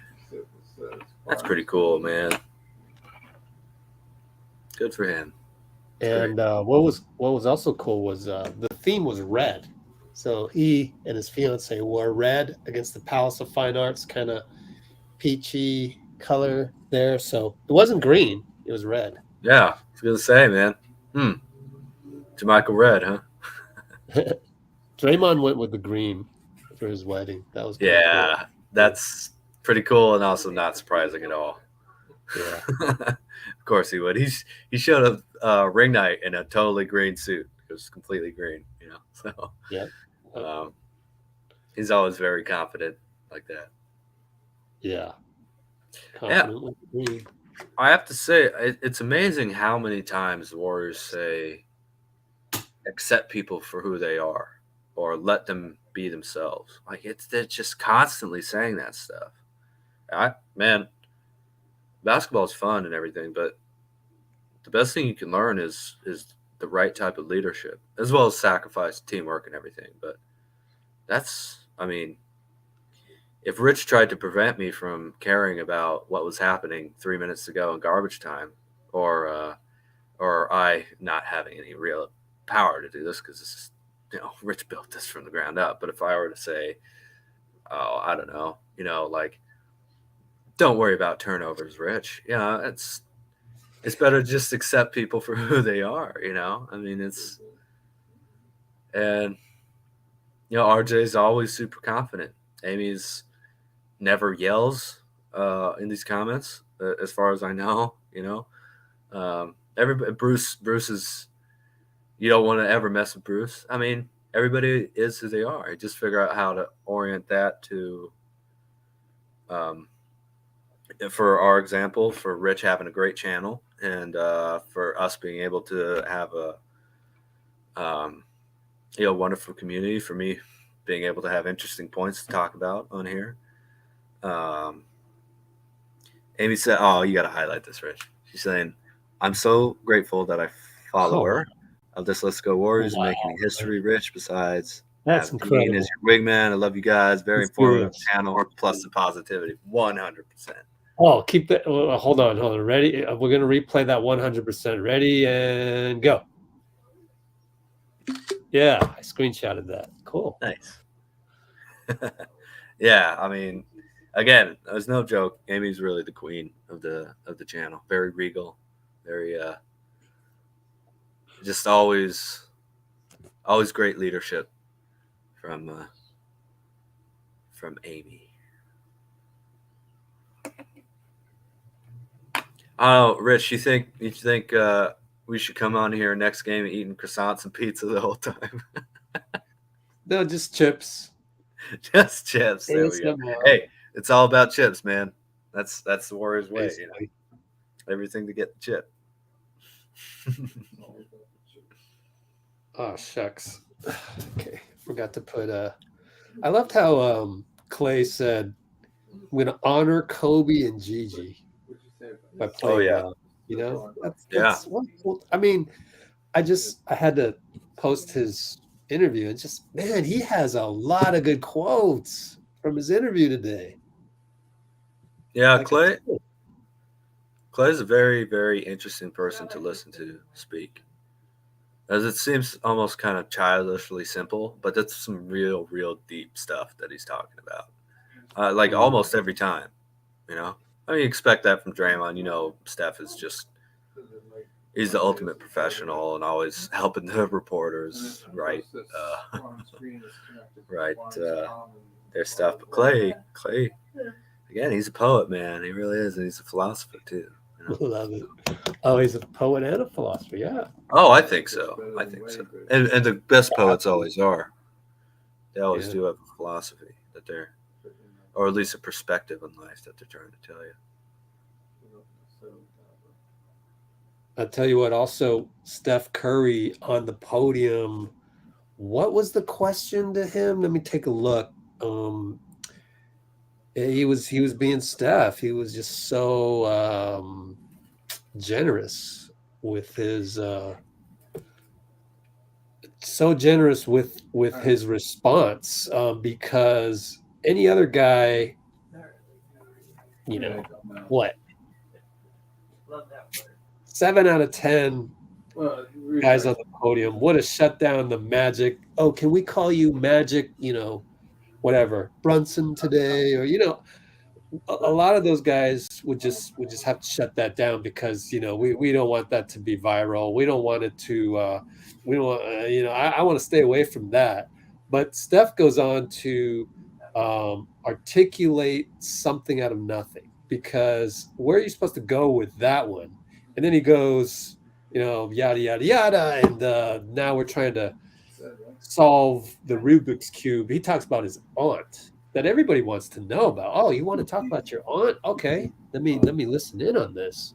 And he goes, yes, she tells me, she always talks to me and tells me that every game from game to game is like solving a Rubik's Cube. Now, so you're going from, can we call you Magic Curry, which is a tough thing to be thrown at on the podium, because it can make you look bad, and he turns that into. What makes Steph look bad? But yeah. So I just thought that was another example of him really understanding the bigger picture of media, and understanding at the end of the day, understanding that the journalist needs to do his job, and I'm going to just try and make it easy for you with as much articulation as I can, and give you enough quotes to write your article. Whether or not you're going to write an article, I'm always going to give you enough quotes so that you have an ability to actually write a story for your boss to be happy with. And that's something that a lot of people don't realize with Steph. When he's on the podium, I've noticed over the years that he tries to make your job easier by giving you enough to type into a newspaper article, is essentially what he's doing. And that's pretty cool, actually. I wish other players would understand that, but to each his own. That's one of the reasons I love Steph. It's like all of his suburbs that were made. Did he get what did he get his degree in again? Was it communications? Oh, I forgot. Yeah, well, we got to know that. I mean, come on, this is Let's Go Warriors. But not that I'd ever be in that position, but just thinking about it. It's sociology. It's sociology. That's what it was. Oh, which makes sense, I guess, considering how involved he is with the team and.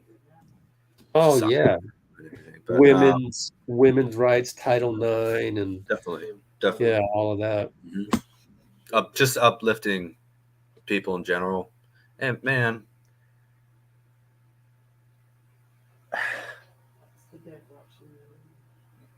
The whole housing thing, that was so sick. Just looking for something they were trying to build something literally overlooking his house. Like he's rich and not famous. Like you realize people are going to be spying on Steph Curry, right? And because of that, even though he's obviously supported, people, getting housing. I mean, like Steph Curry, and he's just looking for ways to trash him. And it's not quite the same thing, but you asked that kind of question. And that was that Marcus Thompson who asked that question? Which one, the Magic Curry? Yeah. No, it actually wasn't. It wasn't? Oh, maybe he said else. something right after that. Then. Yeah, he did ask a funny one. Marcus is always going to ask it in a funny way. Make it fun. Oh, he's going to make journalism fun. Yeah. Steph and Marcus have to have a long, sit down, just go through all the big playoff games and like what were you doing? What were you feeling? Oh, I was feeling. What about you? You know, they got great chemistry going, man. But see, I just from my own perspective, if someone said, you know, do you think this compares to Magic? I would just say no, but Magic was a great player. I guess, you know, 12 shots, 12 assists, 20 points. Like, I guess I can see it. I would just go on about Magic. And Steph, he didn't even need to do that, because instead he went with, let me teach you what was really going through my head, without giving anything away, obviously. But it's amazing how little he deflects, I guess. Really, almost every other player gives you these non-answers that you can put as quotes, but they don't really teach you anything. It's unbelievable how concisely Steph can put things that are actually important to know. You know, and just to clarify, I think not to clarify, you guys understand, but I'll give my perspective on the whole Rubik's Cube thing, is that, you know, that's what really makes the playoffs so much fun is game plan after game plan, you know, different strategies, trying to figure out little moves here and there that you do, that your teammates do, that, you know, the rotations and the number of minutes, the type of shots, and just all those little things go into each and every playoff game. And that's what, just like, the intensity and the crowd and the stakes, and, you know, having an elimination game for the other team, which you lose, and then having to go on the road for game 7. How do you deal with that? And then, you know, being down 2-1 in the finals after losing game 1, and, you know, like, how do we adjust, you know? But it doesn't matter, from the play-in to game 7 of the NBA Finals. I mean, the most fun thing is seeing how you respond to the biggest moments, you know. And I think Bill Russell said greatness is being able to perform at the highest level under most intense pressure, you know. So every game, every series, the pressure ratchets up more and more and more, and that's, you know, that's the most fun thing in the world. If you're not worried about failure, you're not you know, your worth isn't based on winning. It's just, how do I execute as high as I can under this intense pressure? And it's, you know, there are very few players ever that you can look at who are better at doing that than Wardell Stephen Curry II, man. All right. No joke, really. Danielle's did a great job for the Warriors game. Well, thank you, Danielle and RJ. Cool. I'm learning from you guys. You have no idea how this channel impacted my life being away from home. It really gave me joy every time we were doing the stream. All I can say is a million thanks. I'm forever LGW fan. Oh, well, thank you, Amy. Wow. But we know that. Amazing. We know that because we're in the same position, man. You know, none of us were accepted by the cool kids and Twitter. And you know what? They're kind of just rude. They don't even like each other. So we'd rather be here with the outcasts, you know. Yeah. We're the Goonies. Outskirts of the city, man. Yeah.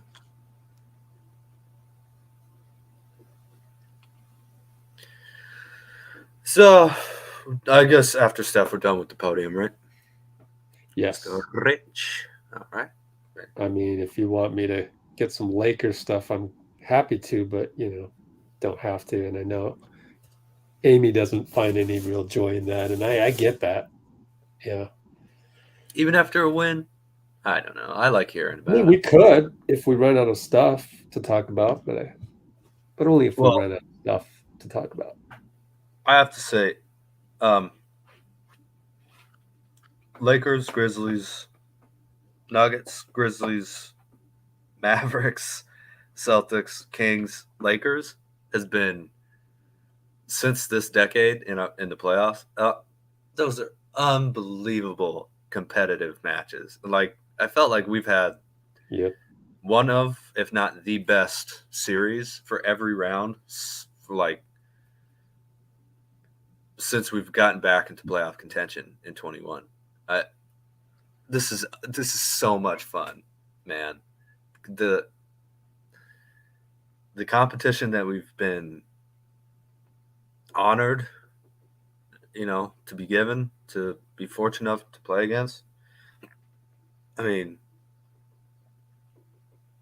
I know people hate the Grizzlies, but there's a reason for that, Like that was a really, really intense series. And for about a year, listening to, if I heard "Whoop That Trick," the hair on the back of my neck would stand up, and I was just like, God, that was so much fun. MVP Jokic and Luka Magic and the just the unbelievable Celtics team, who honestly I'm rooting for in the East at least. I really like them. I really like, that intensity and FU Draymond Celtics. Oh man. And then the Kings and Lake, and now it's LeBron again. I mean, like, oh, we're so lucky. We're so lucky to be able to play these teams, man.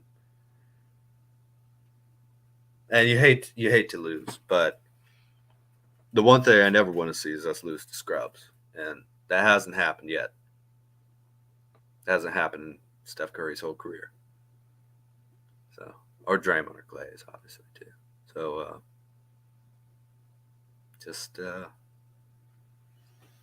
just super grateful, man. I really am.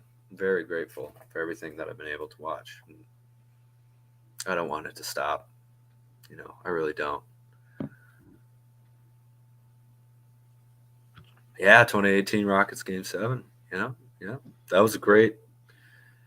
So they're down 2-3 to the Rockets, I believe, which means they won 6 straight conference finals and finals games in 2018, 6 in a row. Just the amount of winning records that the Warriors have, it's really like, I'm sure at some point, other teams and other players will be able to get to them, but to get to all these all at once, man. We had this team had a season where they went 73-9, came back down 1-3, barely lost the series, up 3-1. Game 7, came back, won 67 games, 15 straight playoff games, lost, and then won the title. In October 15 to June 17. I mean, after having won a title before that. And I'm just continually astounded by how, like, what winners these dudes are. I've seen a lot of individual greatness, but team greatness, I don't know who you compare them to other than the other dynasties. Russell Celtics, Magic, the Showtime Lakers. The blue collar Celtics, I guess, for the 80s Celtics. Shaq and Kobe, the Heat. Did you mention the Spurs yet? Yeah, Spurs. I wanted to say something about the Spurs, just to interject real quick, and then you can go back to your thought. Is I was fully prepared to give the speech. If we had lost Game 7, Sacramento, I wanted to remind everybody that I remember one time I was looking at the legacy of the Spurs. They did get knocked out. That dynastic team that they had, one of the down years, they did get knocked down in the first round. So it wouldn't have been the end of the world. And I don't think, if you didn't break up the Spurs back then because of the first round loss, why would you break up the Warriors this year after a first round loss? Luckily, we don't even have to worry about that. That timeline is not the one we're on. But even the Spurs, as Oh yeah. Nobody's going to disagree that this is a dynastic team that they had. So I was ready to give that speech, but luckily we didn't have to go that route. I think the Spurs. Well, I want to check, but the Spurs lost the conference finals in 2008 to the Lakers, and obviously the Lakers went on to beat. To lose to the Celtics in the finals that year. This is 2007-8.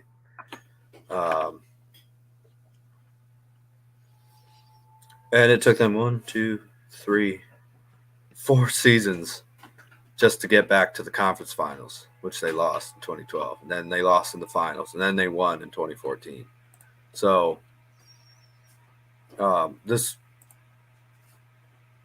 2008 conference finals coming off a championship, like if that's, I hope it's not, but 22, right? 3, 4, 5, 6, 7, 8, 2029 is how long it would take. And yet they still stuck around for that length of time because Tim Duncan is like the greatest and Parker and Ginobili were perfect and they didn't move off Pop. Yeah. Say, well, that's the Spurs, but like this is the Warriors, man. We can't worry about losing or about failing or anything that, and I'm willing to stick with this trio until they retire, and then you figure everything else out after that. But loyalty can be misused, but when it's earned, and this team has earned it, man. I was just saying to myself, I watched a 6'2" 3-point shooter lead his team to as many finals in as many seasons as the Chicago Bulls. Whew. Like, they've earned it. And that's not, I don't think any of those players are just giving that up for nothing, even if you have a tough playoff. All right. Then you got to improve. Well, I mean, what else? What are you going to force all those guys out, sell the team, never watch basketball? I mean, like, come on, man. We're not doing that,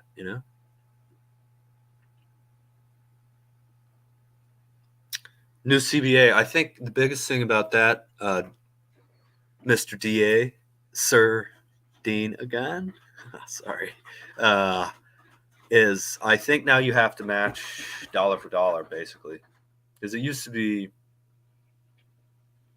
80% or something. But, I mean, there could be a flurry of trades. There could also be a lot of teams that are buyers more than they are sellers. I mean, there does seem to be a lot more buyers now in the trade market than there are sellers. But we are getting a little ahead of ourselves. Although, I believe once teams are out of the playoffs before the season's over, that they can make trades. Although that rarely happens, I do think that's available, or at least it was under the old CBA. So I guess technically, team with guys under contract right now could make a trade, but you tend, that almost never happens because executives tend to want to see who won before they start planning their team. But yeah, maybe there will be a lot of trades, maybe not. If Warriors win game 2, it's going to be a scary sight for the Lakers. Muhammad Ali, I don't know where you've been, but man, already happened, buddy.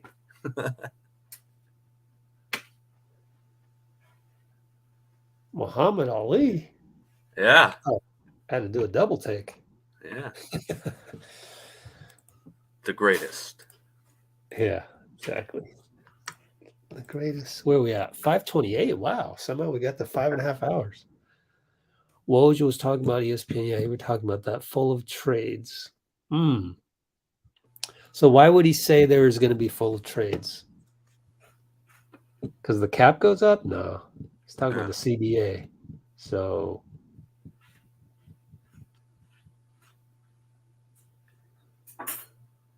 JJJ not being on the Grizzlies. I just looked it up. People saying there's some cryptic tweets. I mean, from Woj? No, there were some cryptic tweets from Jaren Jackson Jr. Oh, okay. Scared me there. Yeah. Woj doesn't really do cryptic. Yeah, exactly. Time, so he said, "Memphis, I'm forever grateful." Which, oh, wow. You know. Wow. This is probably not his team texting that out. So tweeting that out. But I mean, that could just be as much about like, thank you for everything you did. Love the fans. Be back later. Thank you for helping me get the Defensive Player of the Year. I mean, half the cryptic tweets are like, wow, they really foreshadowed what was going to happen. The others are just like bad English. And they don't come to anything. And, you know, we have breaking up the dynasty. That's a little mean, man. They had a rough playoff. So funny. But yeah. You do have a little selection bias with that. Oh, you remember when that guy tweeted that? You forget all the times that it was like, you know, the eyes thing and nothing ever comes of it. Yeah, I don't know.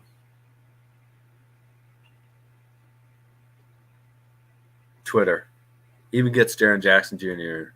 in trouble for saying forever grateful. Really?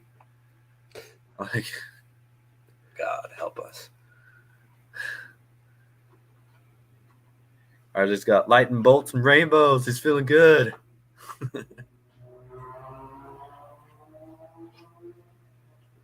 Always saying Steph is taller than you, Rich.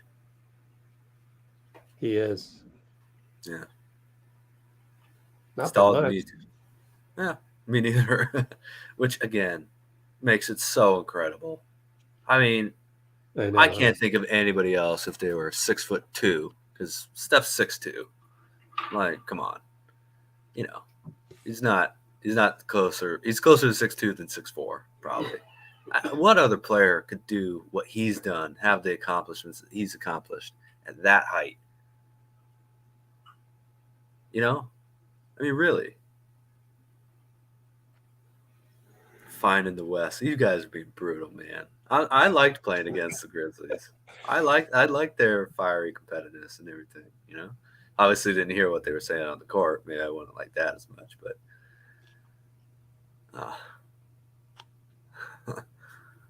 yeah. Well, 5:31, almost 5:32.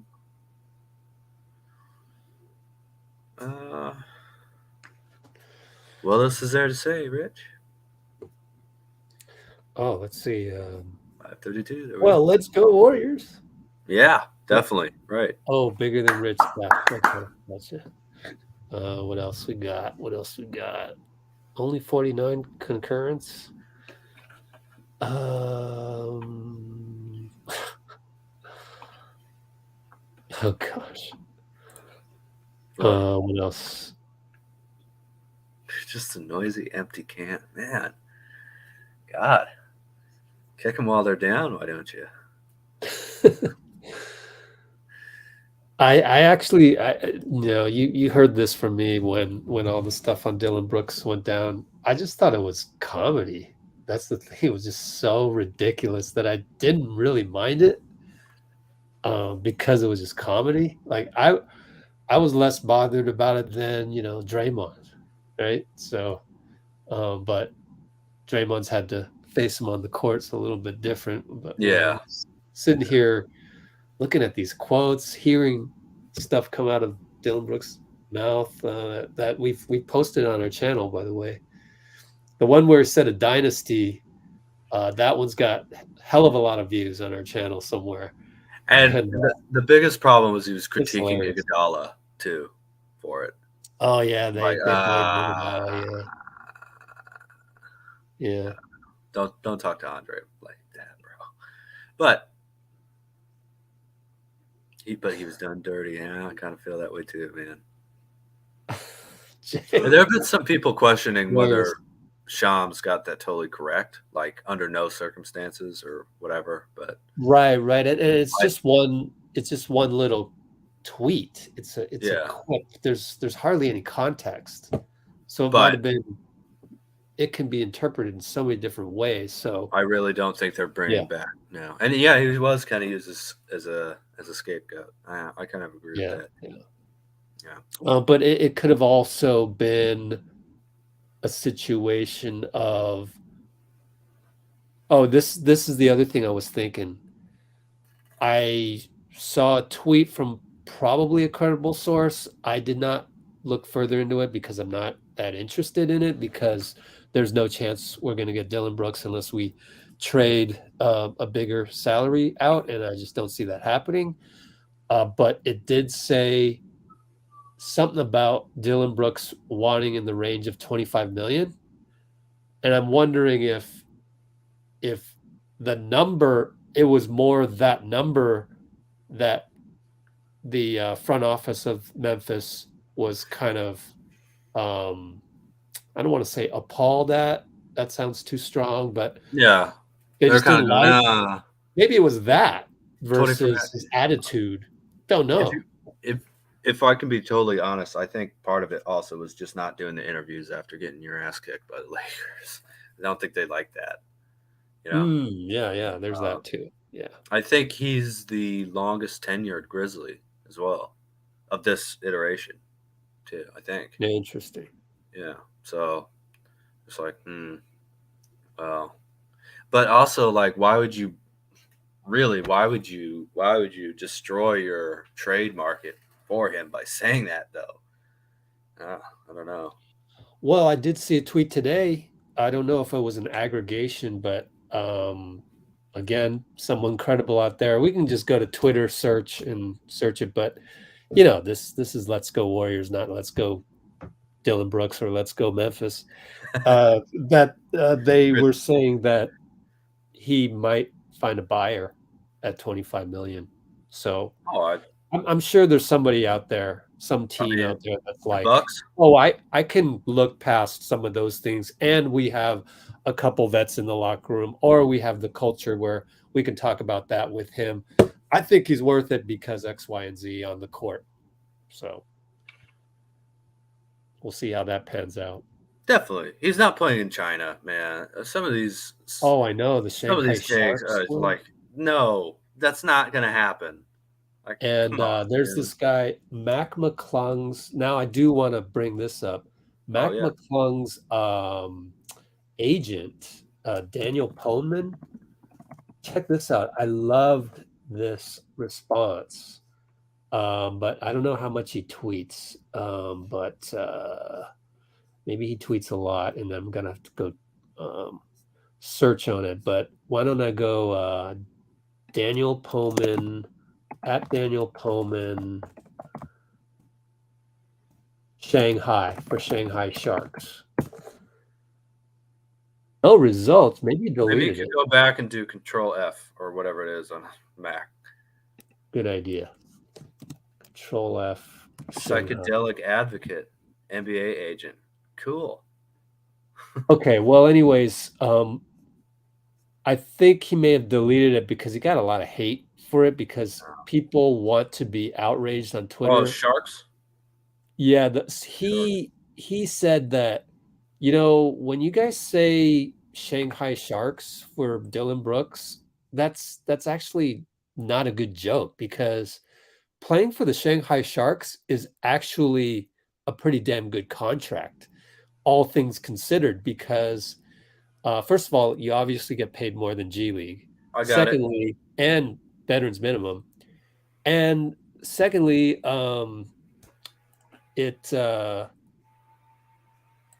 you got it? Maybe text me the link if you have it. I'll just put it in the comments here. Able. Oh, good. It's under my dad, though. So just to let you know. Can you? I don't think you can put links as a non-Blue Wrench. Oh, here it is, bro. The Shanghai Shark Police. Okay, here it is. PSA: I'm tired of people using the Shanghai Sharks joke for struggling NBA players. I see the humor in it, but most of you don't realize import players and Shanghai Sharks make well over 1 million net after taxes, which is more than an NBA minimum. And so, but people wanted to be outraged, and they didn't want him to ruin the joke. So anyway, here's the original tweet that he located. Playing in the Chinese CBA is actually a great job. Over there, where Americans make more than 99% of the people using the Shanghai Sharks joke. Well, He's anybody really playing pro ball is probably doing that anyway. They're just laughing at us. Going, you think I care about you? Like, care about the fans? Yeah. Critics? It's just terrible basketball analysis too, and I've heard it on TV, man. Like, yeah, it's very low IQ. Basically, it's just low IQ because you don't know. Low IQ and mean. Like low IQ, there can be some fun to that, but mean too.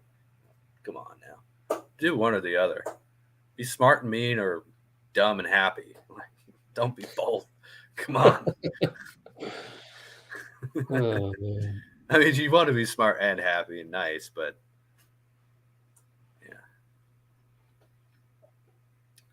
yeah. Jay's not getting any sleep because his 3 kids keeping him up. I'm sure you can talk to Steph about that, man. I'm sure you can talk to Steph. I mean, doesn't matter how many MVPs you win. You got 3 little kids, you're just not going to sleep sometimes. I'm not having kids of my own. I'm still sure that's true.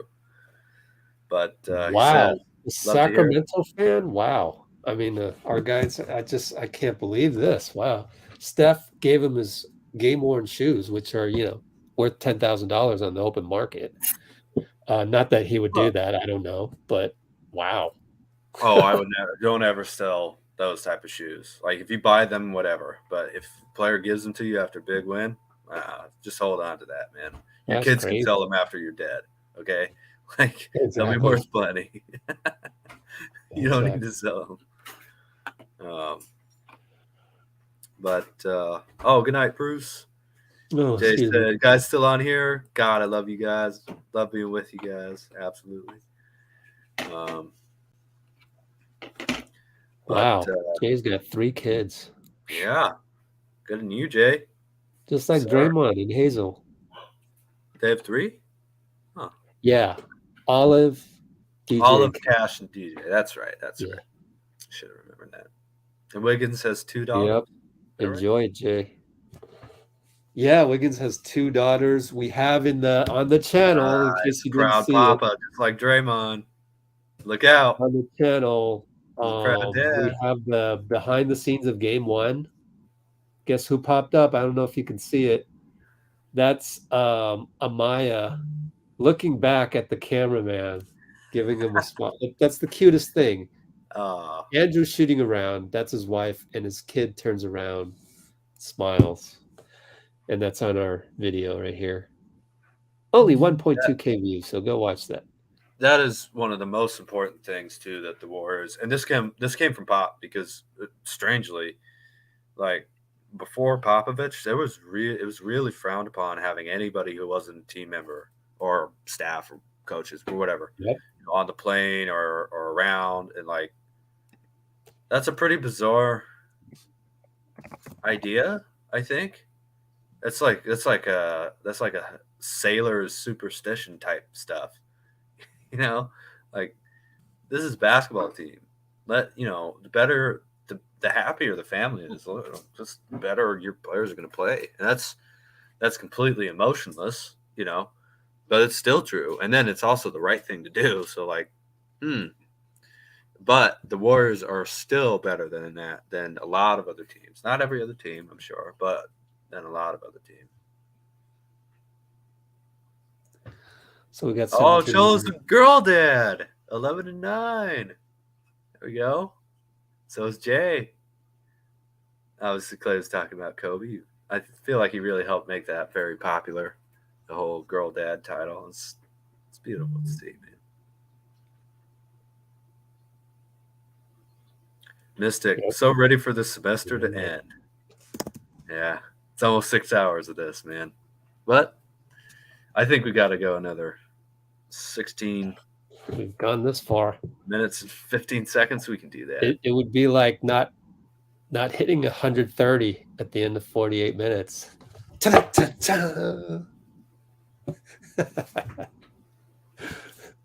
Touche. I'm milking that tonight, aren't I? Do it. Milk it. School schedule. All right, Cholo. Test meet. Train them. Double steak. Girl dads. School schedule trained them to sleep before 9 p.m. I bet it trained them to sleep before 3 p.m. too. Just kidding. I'm just kidding. I'm sure they're good students. Yep. Oh, we might as well go on Twitter and look for some things. I saw. Oh, I mean, I hate to talk about this from sort of negative feelings, but there's media members talking about, oh, we should have given why was Moody buried during the regular season? Bro, who cares? He just contributed. Like, what if that's part of it? What if the training to become this great in the postseason? I mean, what if? Who are you to automatically assume that Steve did the wrong thing? And I think Steve was put in a corner because the veterans were not able to win games at a high enough rate. So we were hovering around. I do think a lot of that was the veterans forcing Steve Kerr's hand, and people didn't quite get that. Yeah. So there's that, but who cares at this point? Look at. I mean, he's trustworthy. He's killing off the bench, and there's nothing more to say. All that matters is the next game. God. Well, you know, I also kind of agreed that during the regular season it was a little heavy minutes towards, you know, Jerome and Lamb, and I thought that Kuminga and Moody could have used it. But look, man, this is Steve Kerr. You know, do you remember how much Looney played in 2016? That was his rookie year, like hardly anything, right? Played a lot more in 2017, probably not as many minutes as people thought. But then 2018, 19, got hurt in 2020, and then 21, Actually, 22. 2017. Steve mentioned that on the podium. It's on our channel. A Yeah. couple days ago from practice. He said, and it's in the headline. He talks about because somebody asked him, when did Looney start rebounding awesomely? And he goes right here. You can see it right here. He starts to talk about, well, Looney first really made an impression on me with his ability to switch onto Harden in the Houston 2017 series, and us pretty much being okay when he switched on him. And that's something that you don't see a whole lot anymore. You don't see Looney getting switched on a small guy a lot, but he does a pretty good job anytime that happens. And against Harden, he did that very well. So 2017, man, I want to go. Let's go look up Looney, and let's look at some of those stats. Because what if he didn't play a whole bunch in 2017? Then that's a precedent that's been set with a totally different player. That will be okay if he doesn't play a whole. Wait a minute. 66 games, 4 games started, 13.8 minutes. Sorry, Rich. Sorry, but I don't think the Warriors played the Rockets in 2017. No, we didn't. Yes. No, the Spurs beat them. We played the Spurs in the conference finals. No, we played 2018-19. 2018. So either I misquoted, but very low chance of that. If I heard him say 2017, then I pretty much wrote that down. Well, things kind of blend together for coaches, you know. But just wanted to clarify. he might have no problem. He might have misquoted in terms of was thinking 2018, said 2017. Yeah. But I'm glad you caught that. So 2019 We're for your sure. second family. That's pretty cool, Jay. Awesome. And so then we got to look at 2017-18. Oh, I bet you that's what he meant. He was thinking 2017-18, probably said 2017. Yeah. Okay. That's still valid. Look at all these DNPs. In which we played the Rockets to Game 7. Holy moly! The theory still works, guys. Yep. 24 games started. Minutes per game. Where is this? Totals per 36. What are my averages? Here we go. 2017-18. 13 minutes a game. And he played 19.3 in that Rockets series. Wow. We just dispelled a whole rumor. Yeah. Oh. Jeez, man. That's not saying I don't want more Moody and Kuminga if I can get it. I would love that. But Kerr, these guys are under contract. Kerr knows what he's doing. Okay? Please. Like, I know you guys love Mark Jackson and don't want to give him any credit for actually developing Steph and Klay after having lost the Game 7 in the first round to coming back down 2-1 in the finals and winning it the very next year. But I think he might have a little concept of like how to get players to their peak. I don't know. It's been like, 9 years? Maybe. He might know what he's doing just a little bit. Just a little bit. But jeez, man. That's why he's not on social media, okay? It's not like, oh, I can't take the criticism. It's probably like, you guys have absolutely no idea what you're talking about, and I just don't want to keep destroying you on here over and over again because I got things to actually worry about. Exactly. Well, the Kerr doesn't know what he's doing, but we have won 28 playoff series in a row with him winning a road game, or 27 maybe. So I'm gonna go nuts if Moody averaged more minutes. I doubt it, but another Moody 13 Looney minutes a game. He averaged more minutes than Looney in 2017-18.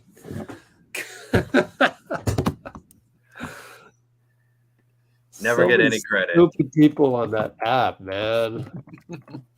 Yeah, we're not trying to throw you under the bus if you use Twitter. Not even trying to throw those people under the bus.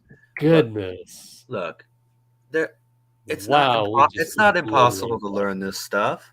We didn't know this until about 5 minutes ago. It's not hard to look it up.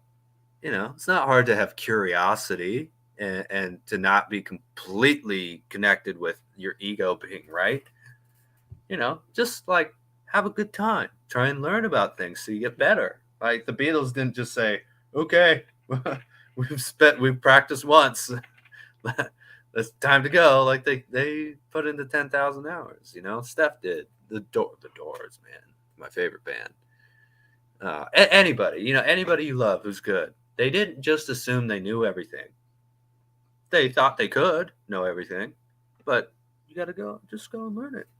Try and figure out, like, if there's something you don't get, try and figure out why someone else might do that, even if you disagree with it. Like America, it's useful. I'm gonna do the math here. You can plus 16 plus 5. You can click and add them all together. How do you do that? Just click on 8 minutes. Okay. Oh, I got you. And then go to wherever you want. Click. Shift click or no? Oh, you don't have to shift. Just click. I think. Yeah. Oh, thanks, bro. That's amazing. No math needed, dude. That's amazing. Wow, learned something new. See, we go and we defend Moody and we learn something new. Absolutely.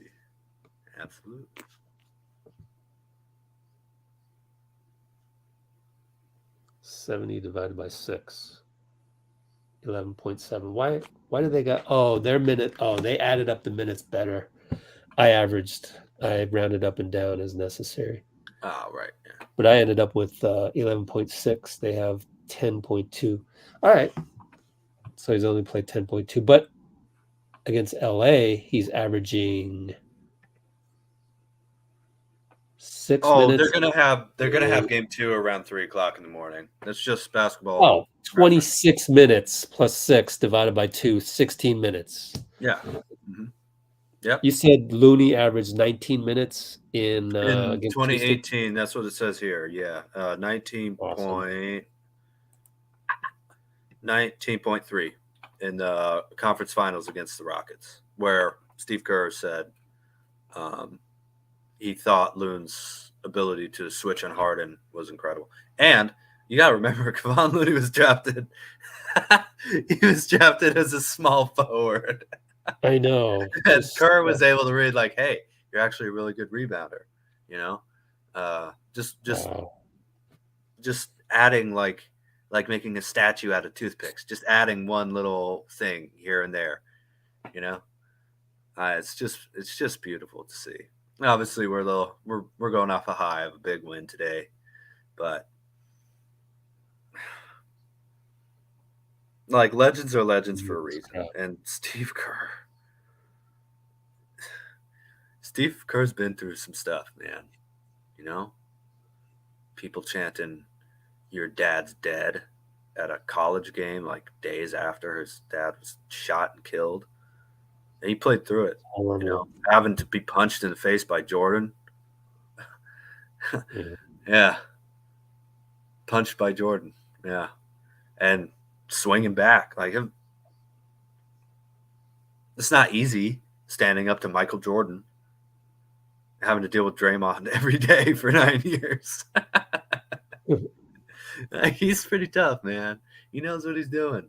And if he didn't know what he was doing, you wouldn't see the results. So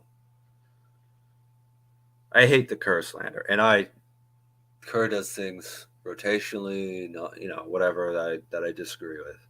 But at the end of the day, there's deep, deep, deep respect for what he's been able to accomplish. Yep, amongst basketball circles, that's no doubt. All you have to do is listen to an opposing coach's Q&A, and you're going to hear accolade after accolade. Hear, I mean, every single pregame in the playoffs. The last 2 games, Darvin Ham has gone up there and said, "These guys, we have to run back. I mean, these guys are just." Play so fast, and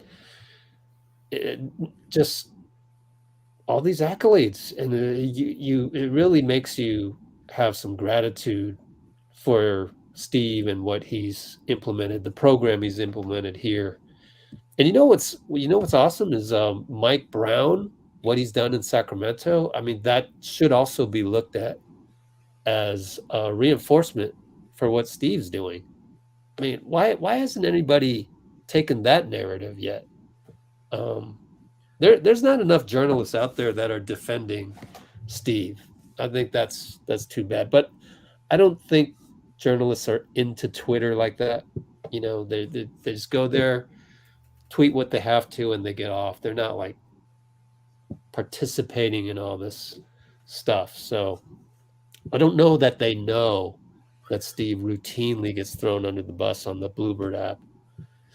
But would be nice if someone I think they know. I hear national media people talking about like, well, if you look at Warriors Twitter, all you see is. But national people are Warriors Twitter. They're not the journalists that write the articles. So I'm talking about the newspaper article guys. Yeah, I'm talking about people on podcasts. So there's a difference there. Yeah. But it's not, they're not going to get more clicks for defending Kerr. They're going to get shamed and if they go the other route, they're going to get more clicks. The more they jump on, right? Yeah, exactly. There's no. I want to counter, man. To do that, I want to counter for NBA for all the hot takes. You know? Yeah. No, I mean, look.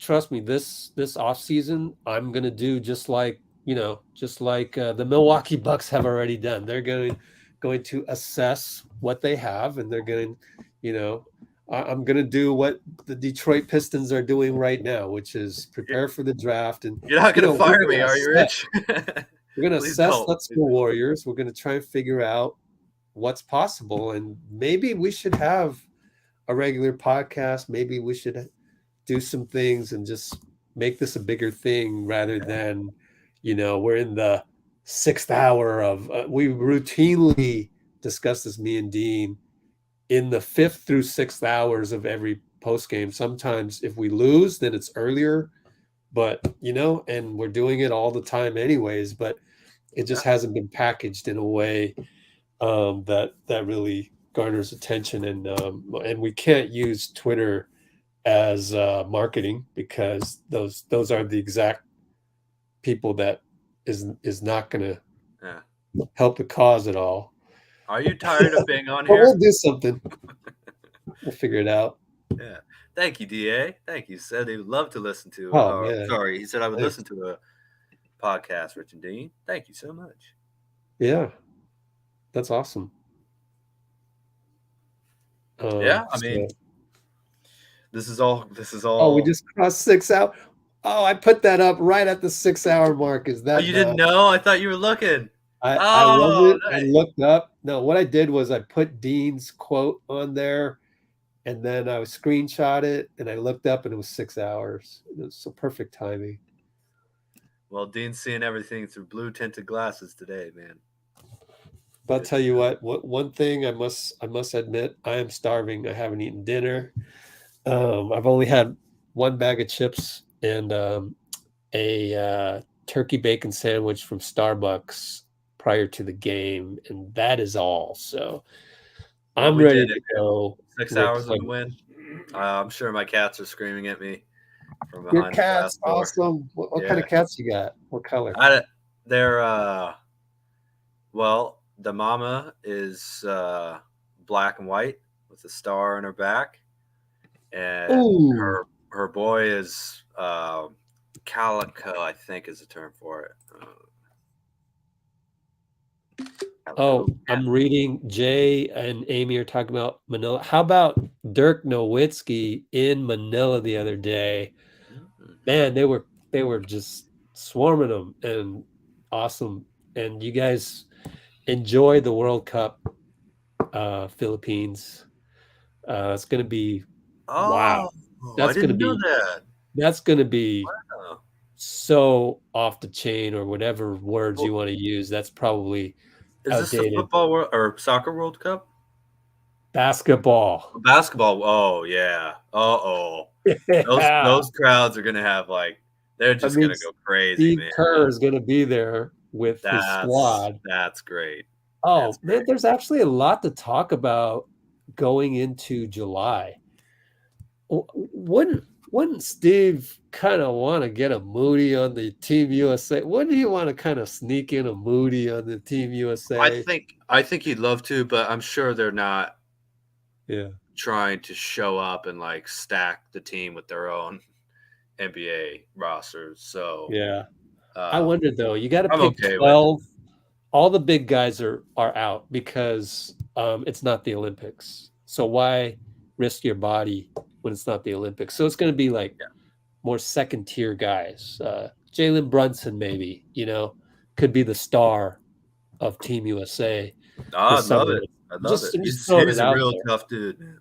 He's a real tough. But what do you think? I mean, hey, maybe the 12th guy. Maybe I still think it's possible to get a guy like Moody in there. Well, who knows? I just think it would be exciting if we can get a Warrior player on there somehow who's young, wants it, and just is willing to go through all of the motions. And it's don't you think in the background Moody be like first guy to say, "Oh, yeah, I'm there for you, man"? No doubt, for sure. I mean, he's young enough. He's young enough, and exactly, he's young enough. He's versatile enough. He's smart enough. A very tough team player. Yeah, I mean, it'd be great. Perfect profile of a guy that has to go into the FIBA rules, which is entirely different. Steve will be the first one to tell you that it's a totally different game, so you have to train them differently and all that. And they're only going to have those 12 guys at just training camp, and I don't know who they're playing against, but it's those 12. Whoever they pick, that's it.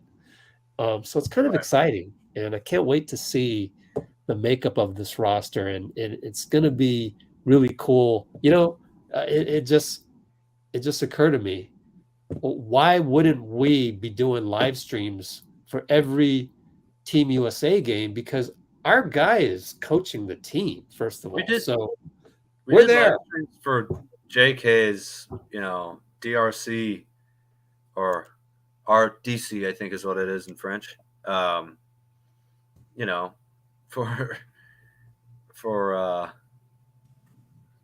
those games, and that was super fun. And for Matt McClung, all those guys. I mean, yeah, it's obviously not directly Warriors, but it's great basketball. I mean, I'd love to do it, Rich. I'd love to do it. And just to answer Jay's question real quick, I'll give you a riddle. I live in the other Oakland of California, and I left one specific piece in San Francisco. You left your heart in San Francisco? Left my heart in San Francisco, and I live in Long Beach, California. The Oakland, Southern California. Yeah, I already spoiled it in the comments. Sorry. That's okay. I didn't see it. Need to read the comments more. Dean is. I'm complaining. I don't know. There's the other Dean, but I don't know. I don't see either of us complaining, Amy. All right, people are getting sleepy, and clear. We could. Do you want to go to midnight? But Rich clearly needs to eat. So yeah. So next live Saturday at 5:30, May 6th, 5:30 p.m. Pacific time, and remind me, people, if I forget, we got to try and get this guy Christian on here who got the shoes. We got to get him on here. Fun, man. It'd be fun. That'd be really cool. Unless everybody else is trying to get him, in which case, I'm not here to fight for guests or anything. We're going along with the culture, with the love of basketball. Oh yeah. Jay, good luck, man. I've been there, having to wake up in 4 hours and stuff like that. That's tough. It's probably like 2 hours at this point. So for me, I'm going to keep up my tradition because I just can't help it. I love the Bill Kennedy high five. And just us, 1, 2, 3, and Dean's got the Steph Curry making free throw or 3, and we will see you in 5:30 is. I should be available. Awesome! Saturday, 41 and a half hours. Gotta say, it's Coronation Day in the UK and elsewhere, and we're playing the Lakers. We're playing King James, so just want to prepare you guys for that. Dean Chambers comes up with something out of nothing. Wiggins, of course, will be very, very into that. How do you, hey, buddy. How do you do that? You just got. I just have weird interests, and I shove them all together, even if they have no connection. So, the fun. Running joke on Klay is that we've got to save his brain for science. We got to save Dean Chambers' brain for science. What's that? The end of Ghostbusters? Would you 90 mind years if we? from now. Thank you. I hope so. Would you mind if we take a piece of your brain for science? Oh yeah, that's okay. You ever seen Ghostbusters? Ghostbusters, the original. At the very end of the movie, the little guy is like, "We'd like to take a sample of your brain for science." Yeah, okay, sure. Oh, Rick Moranis, the little guy, right? Yeah, I think it is Rick Moranis. Yeah. Man, we're on fire. We should say we're leaving every 2 hours, man. Oh, I gotta go though. I'm hungry. All right, Yes, thanks, sir. Let's guys. go eat, Rich. Take Go care. Dub! Bye.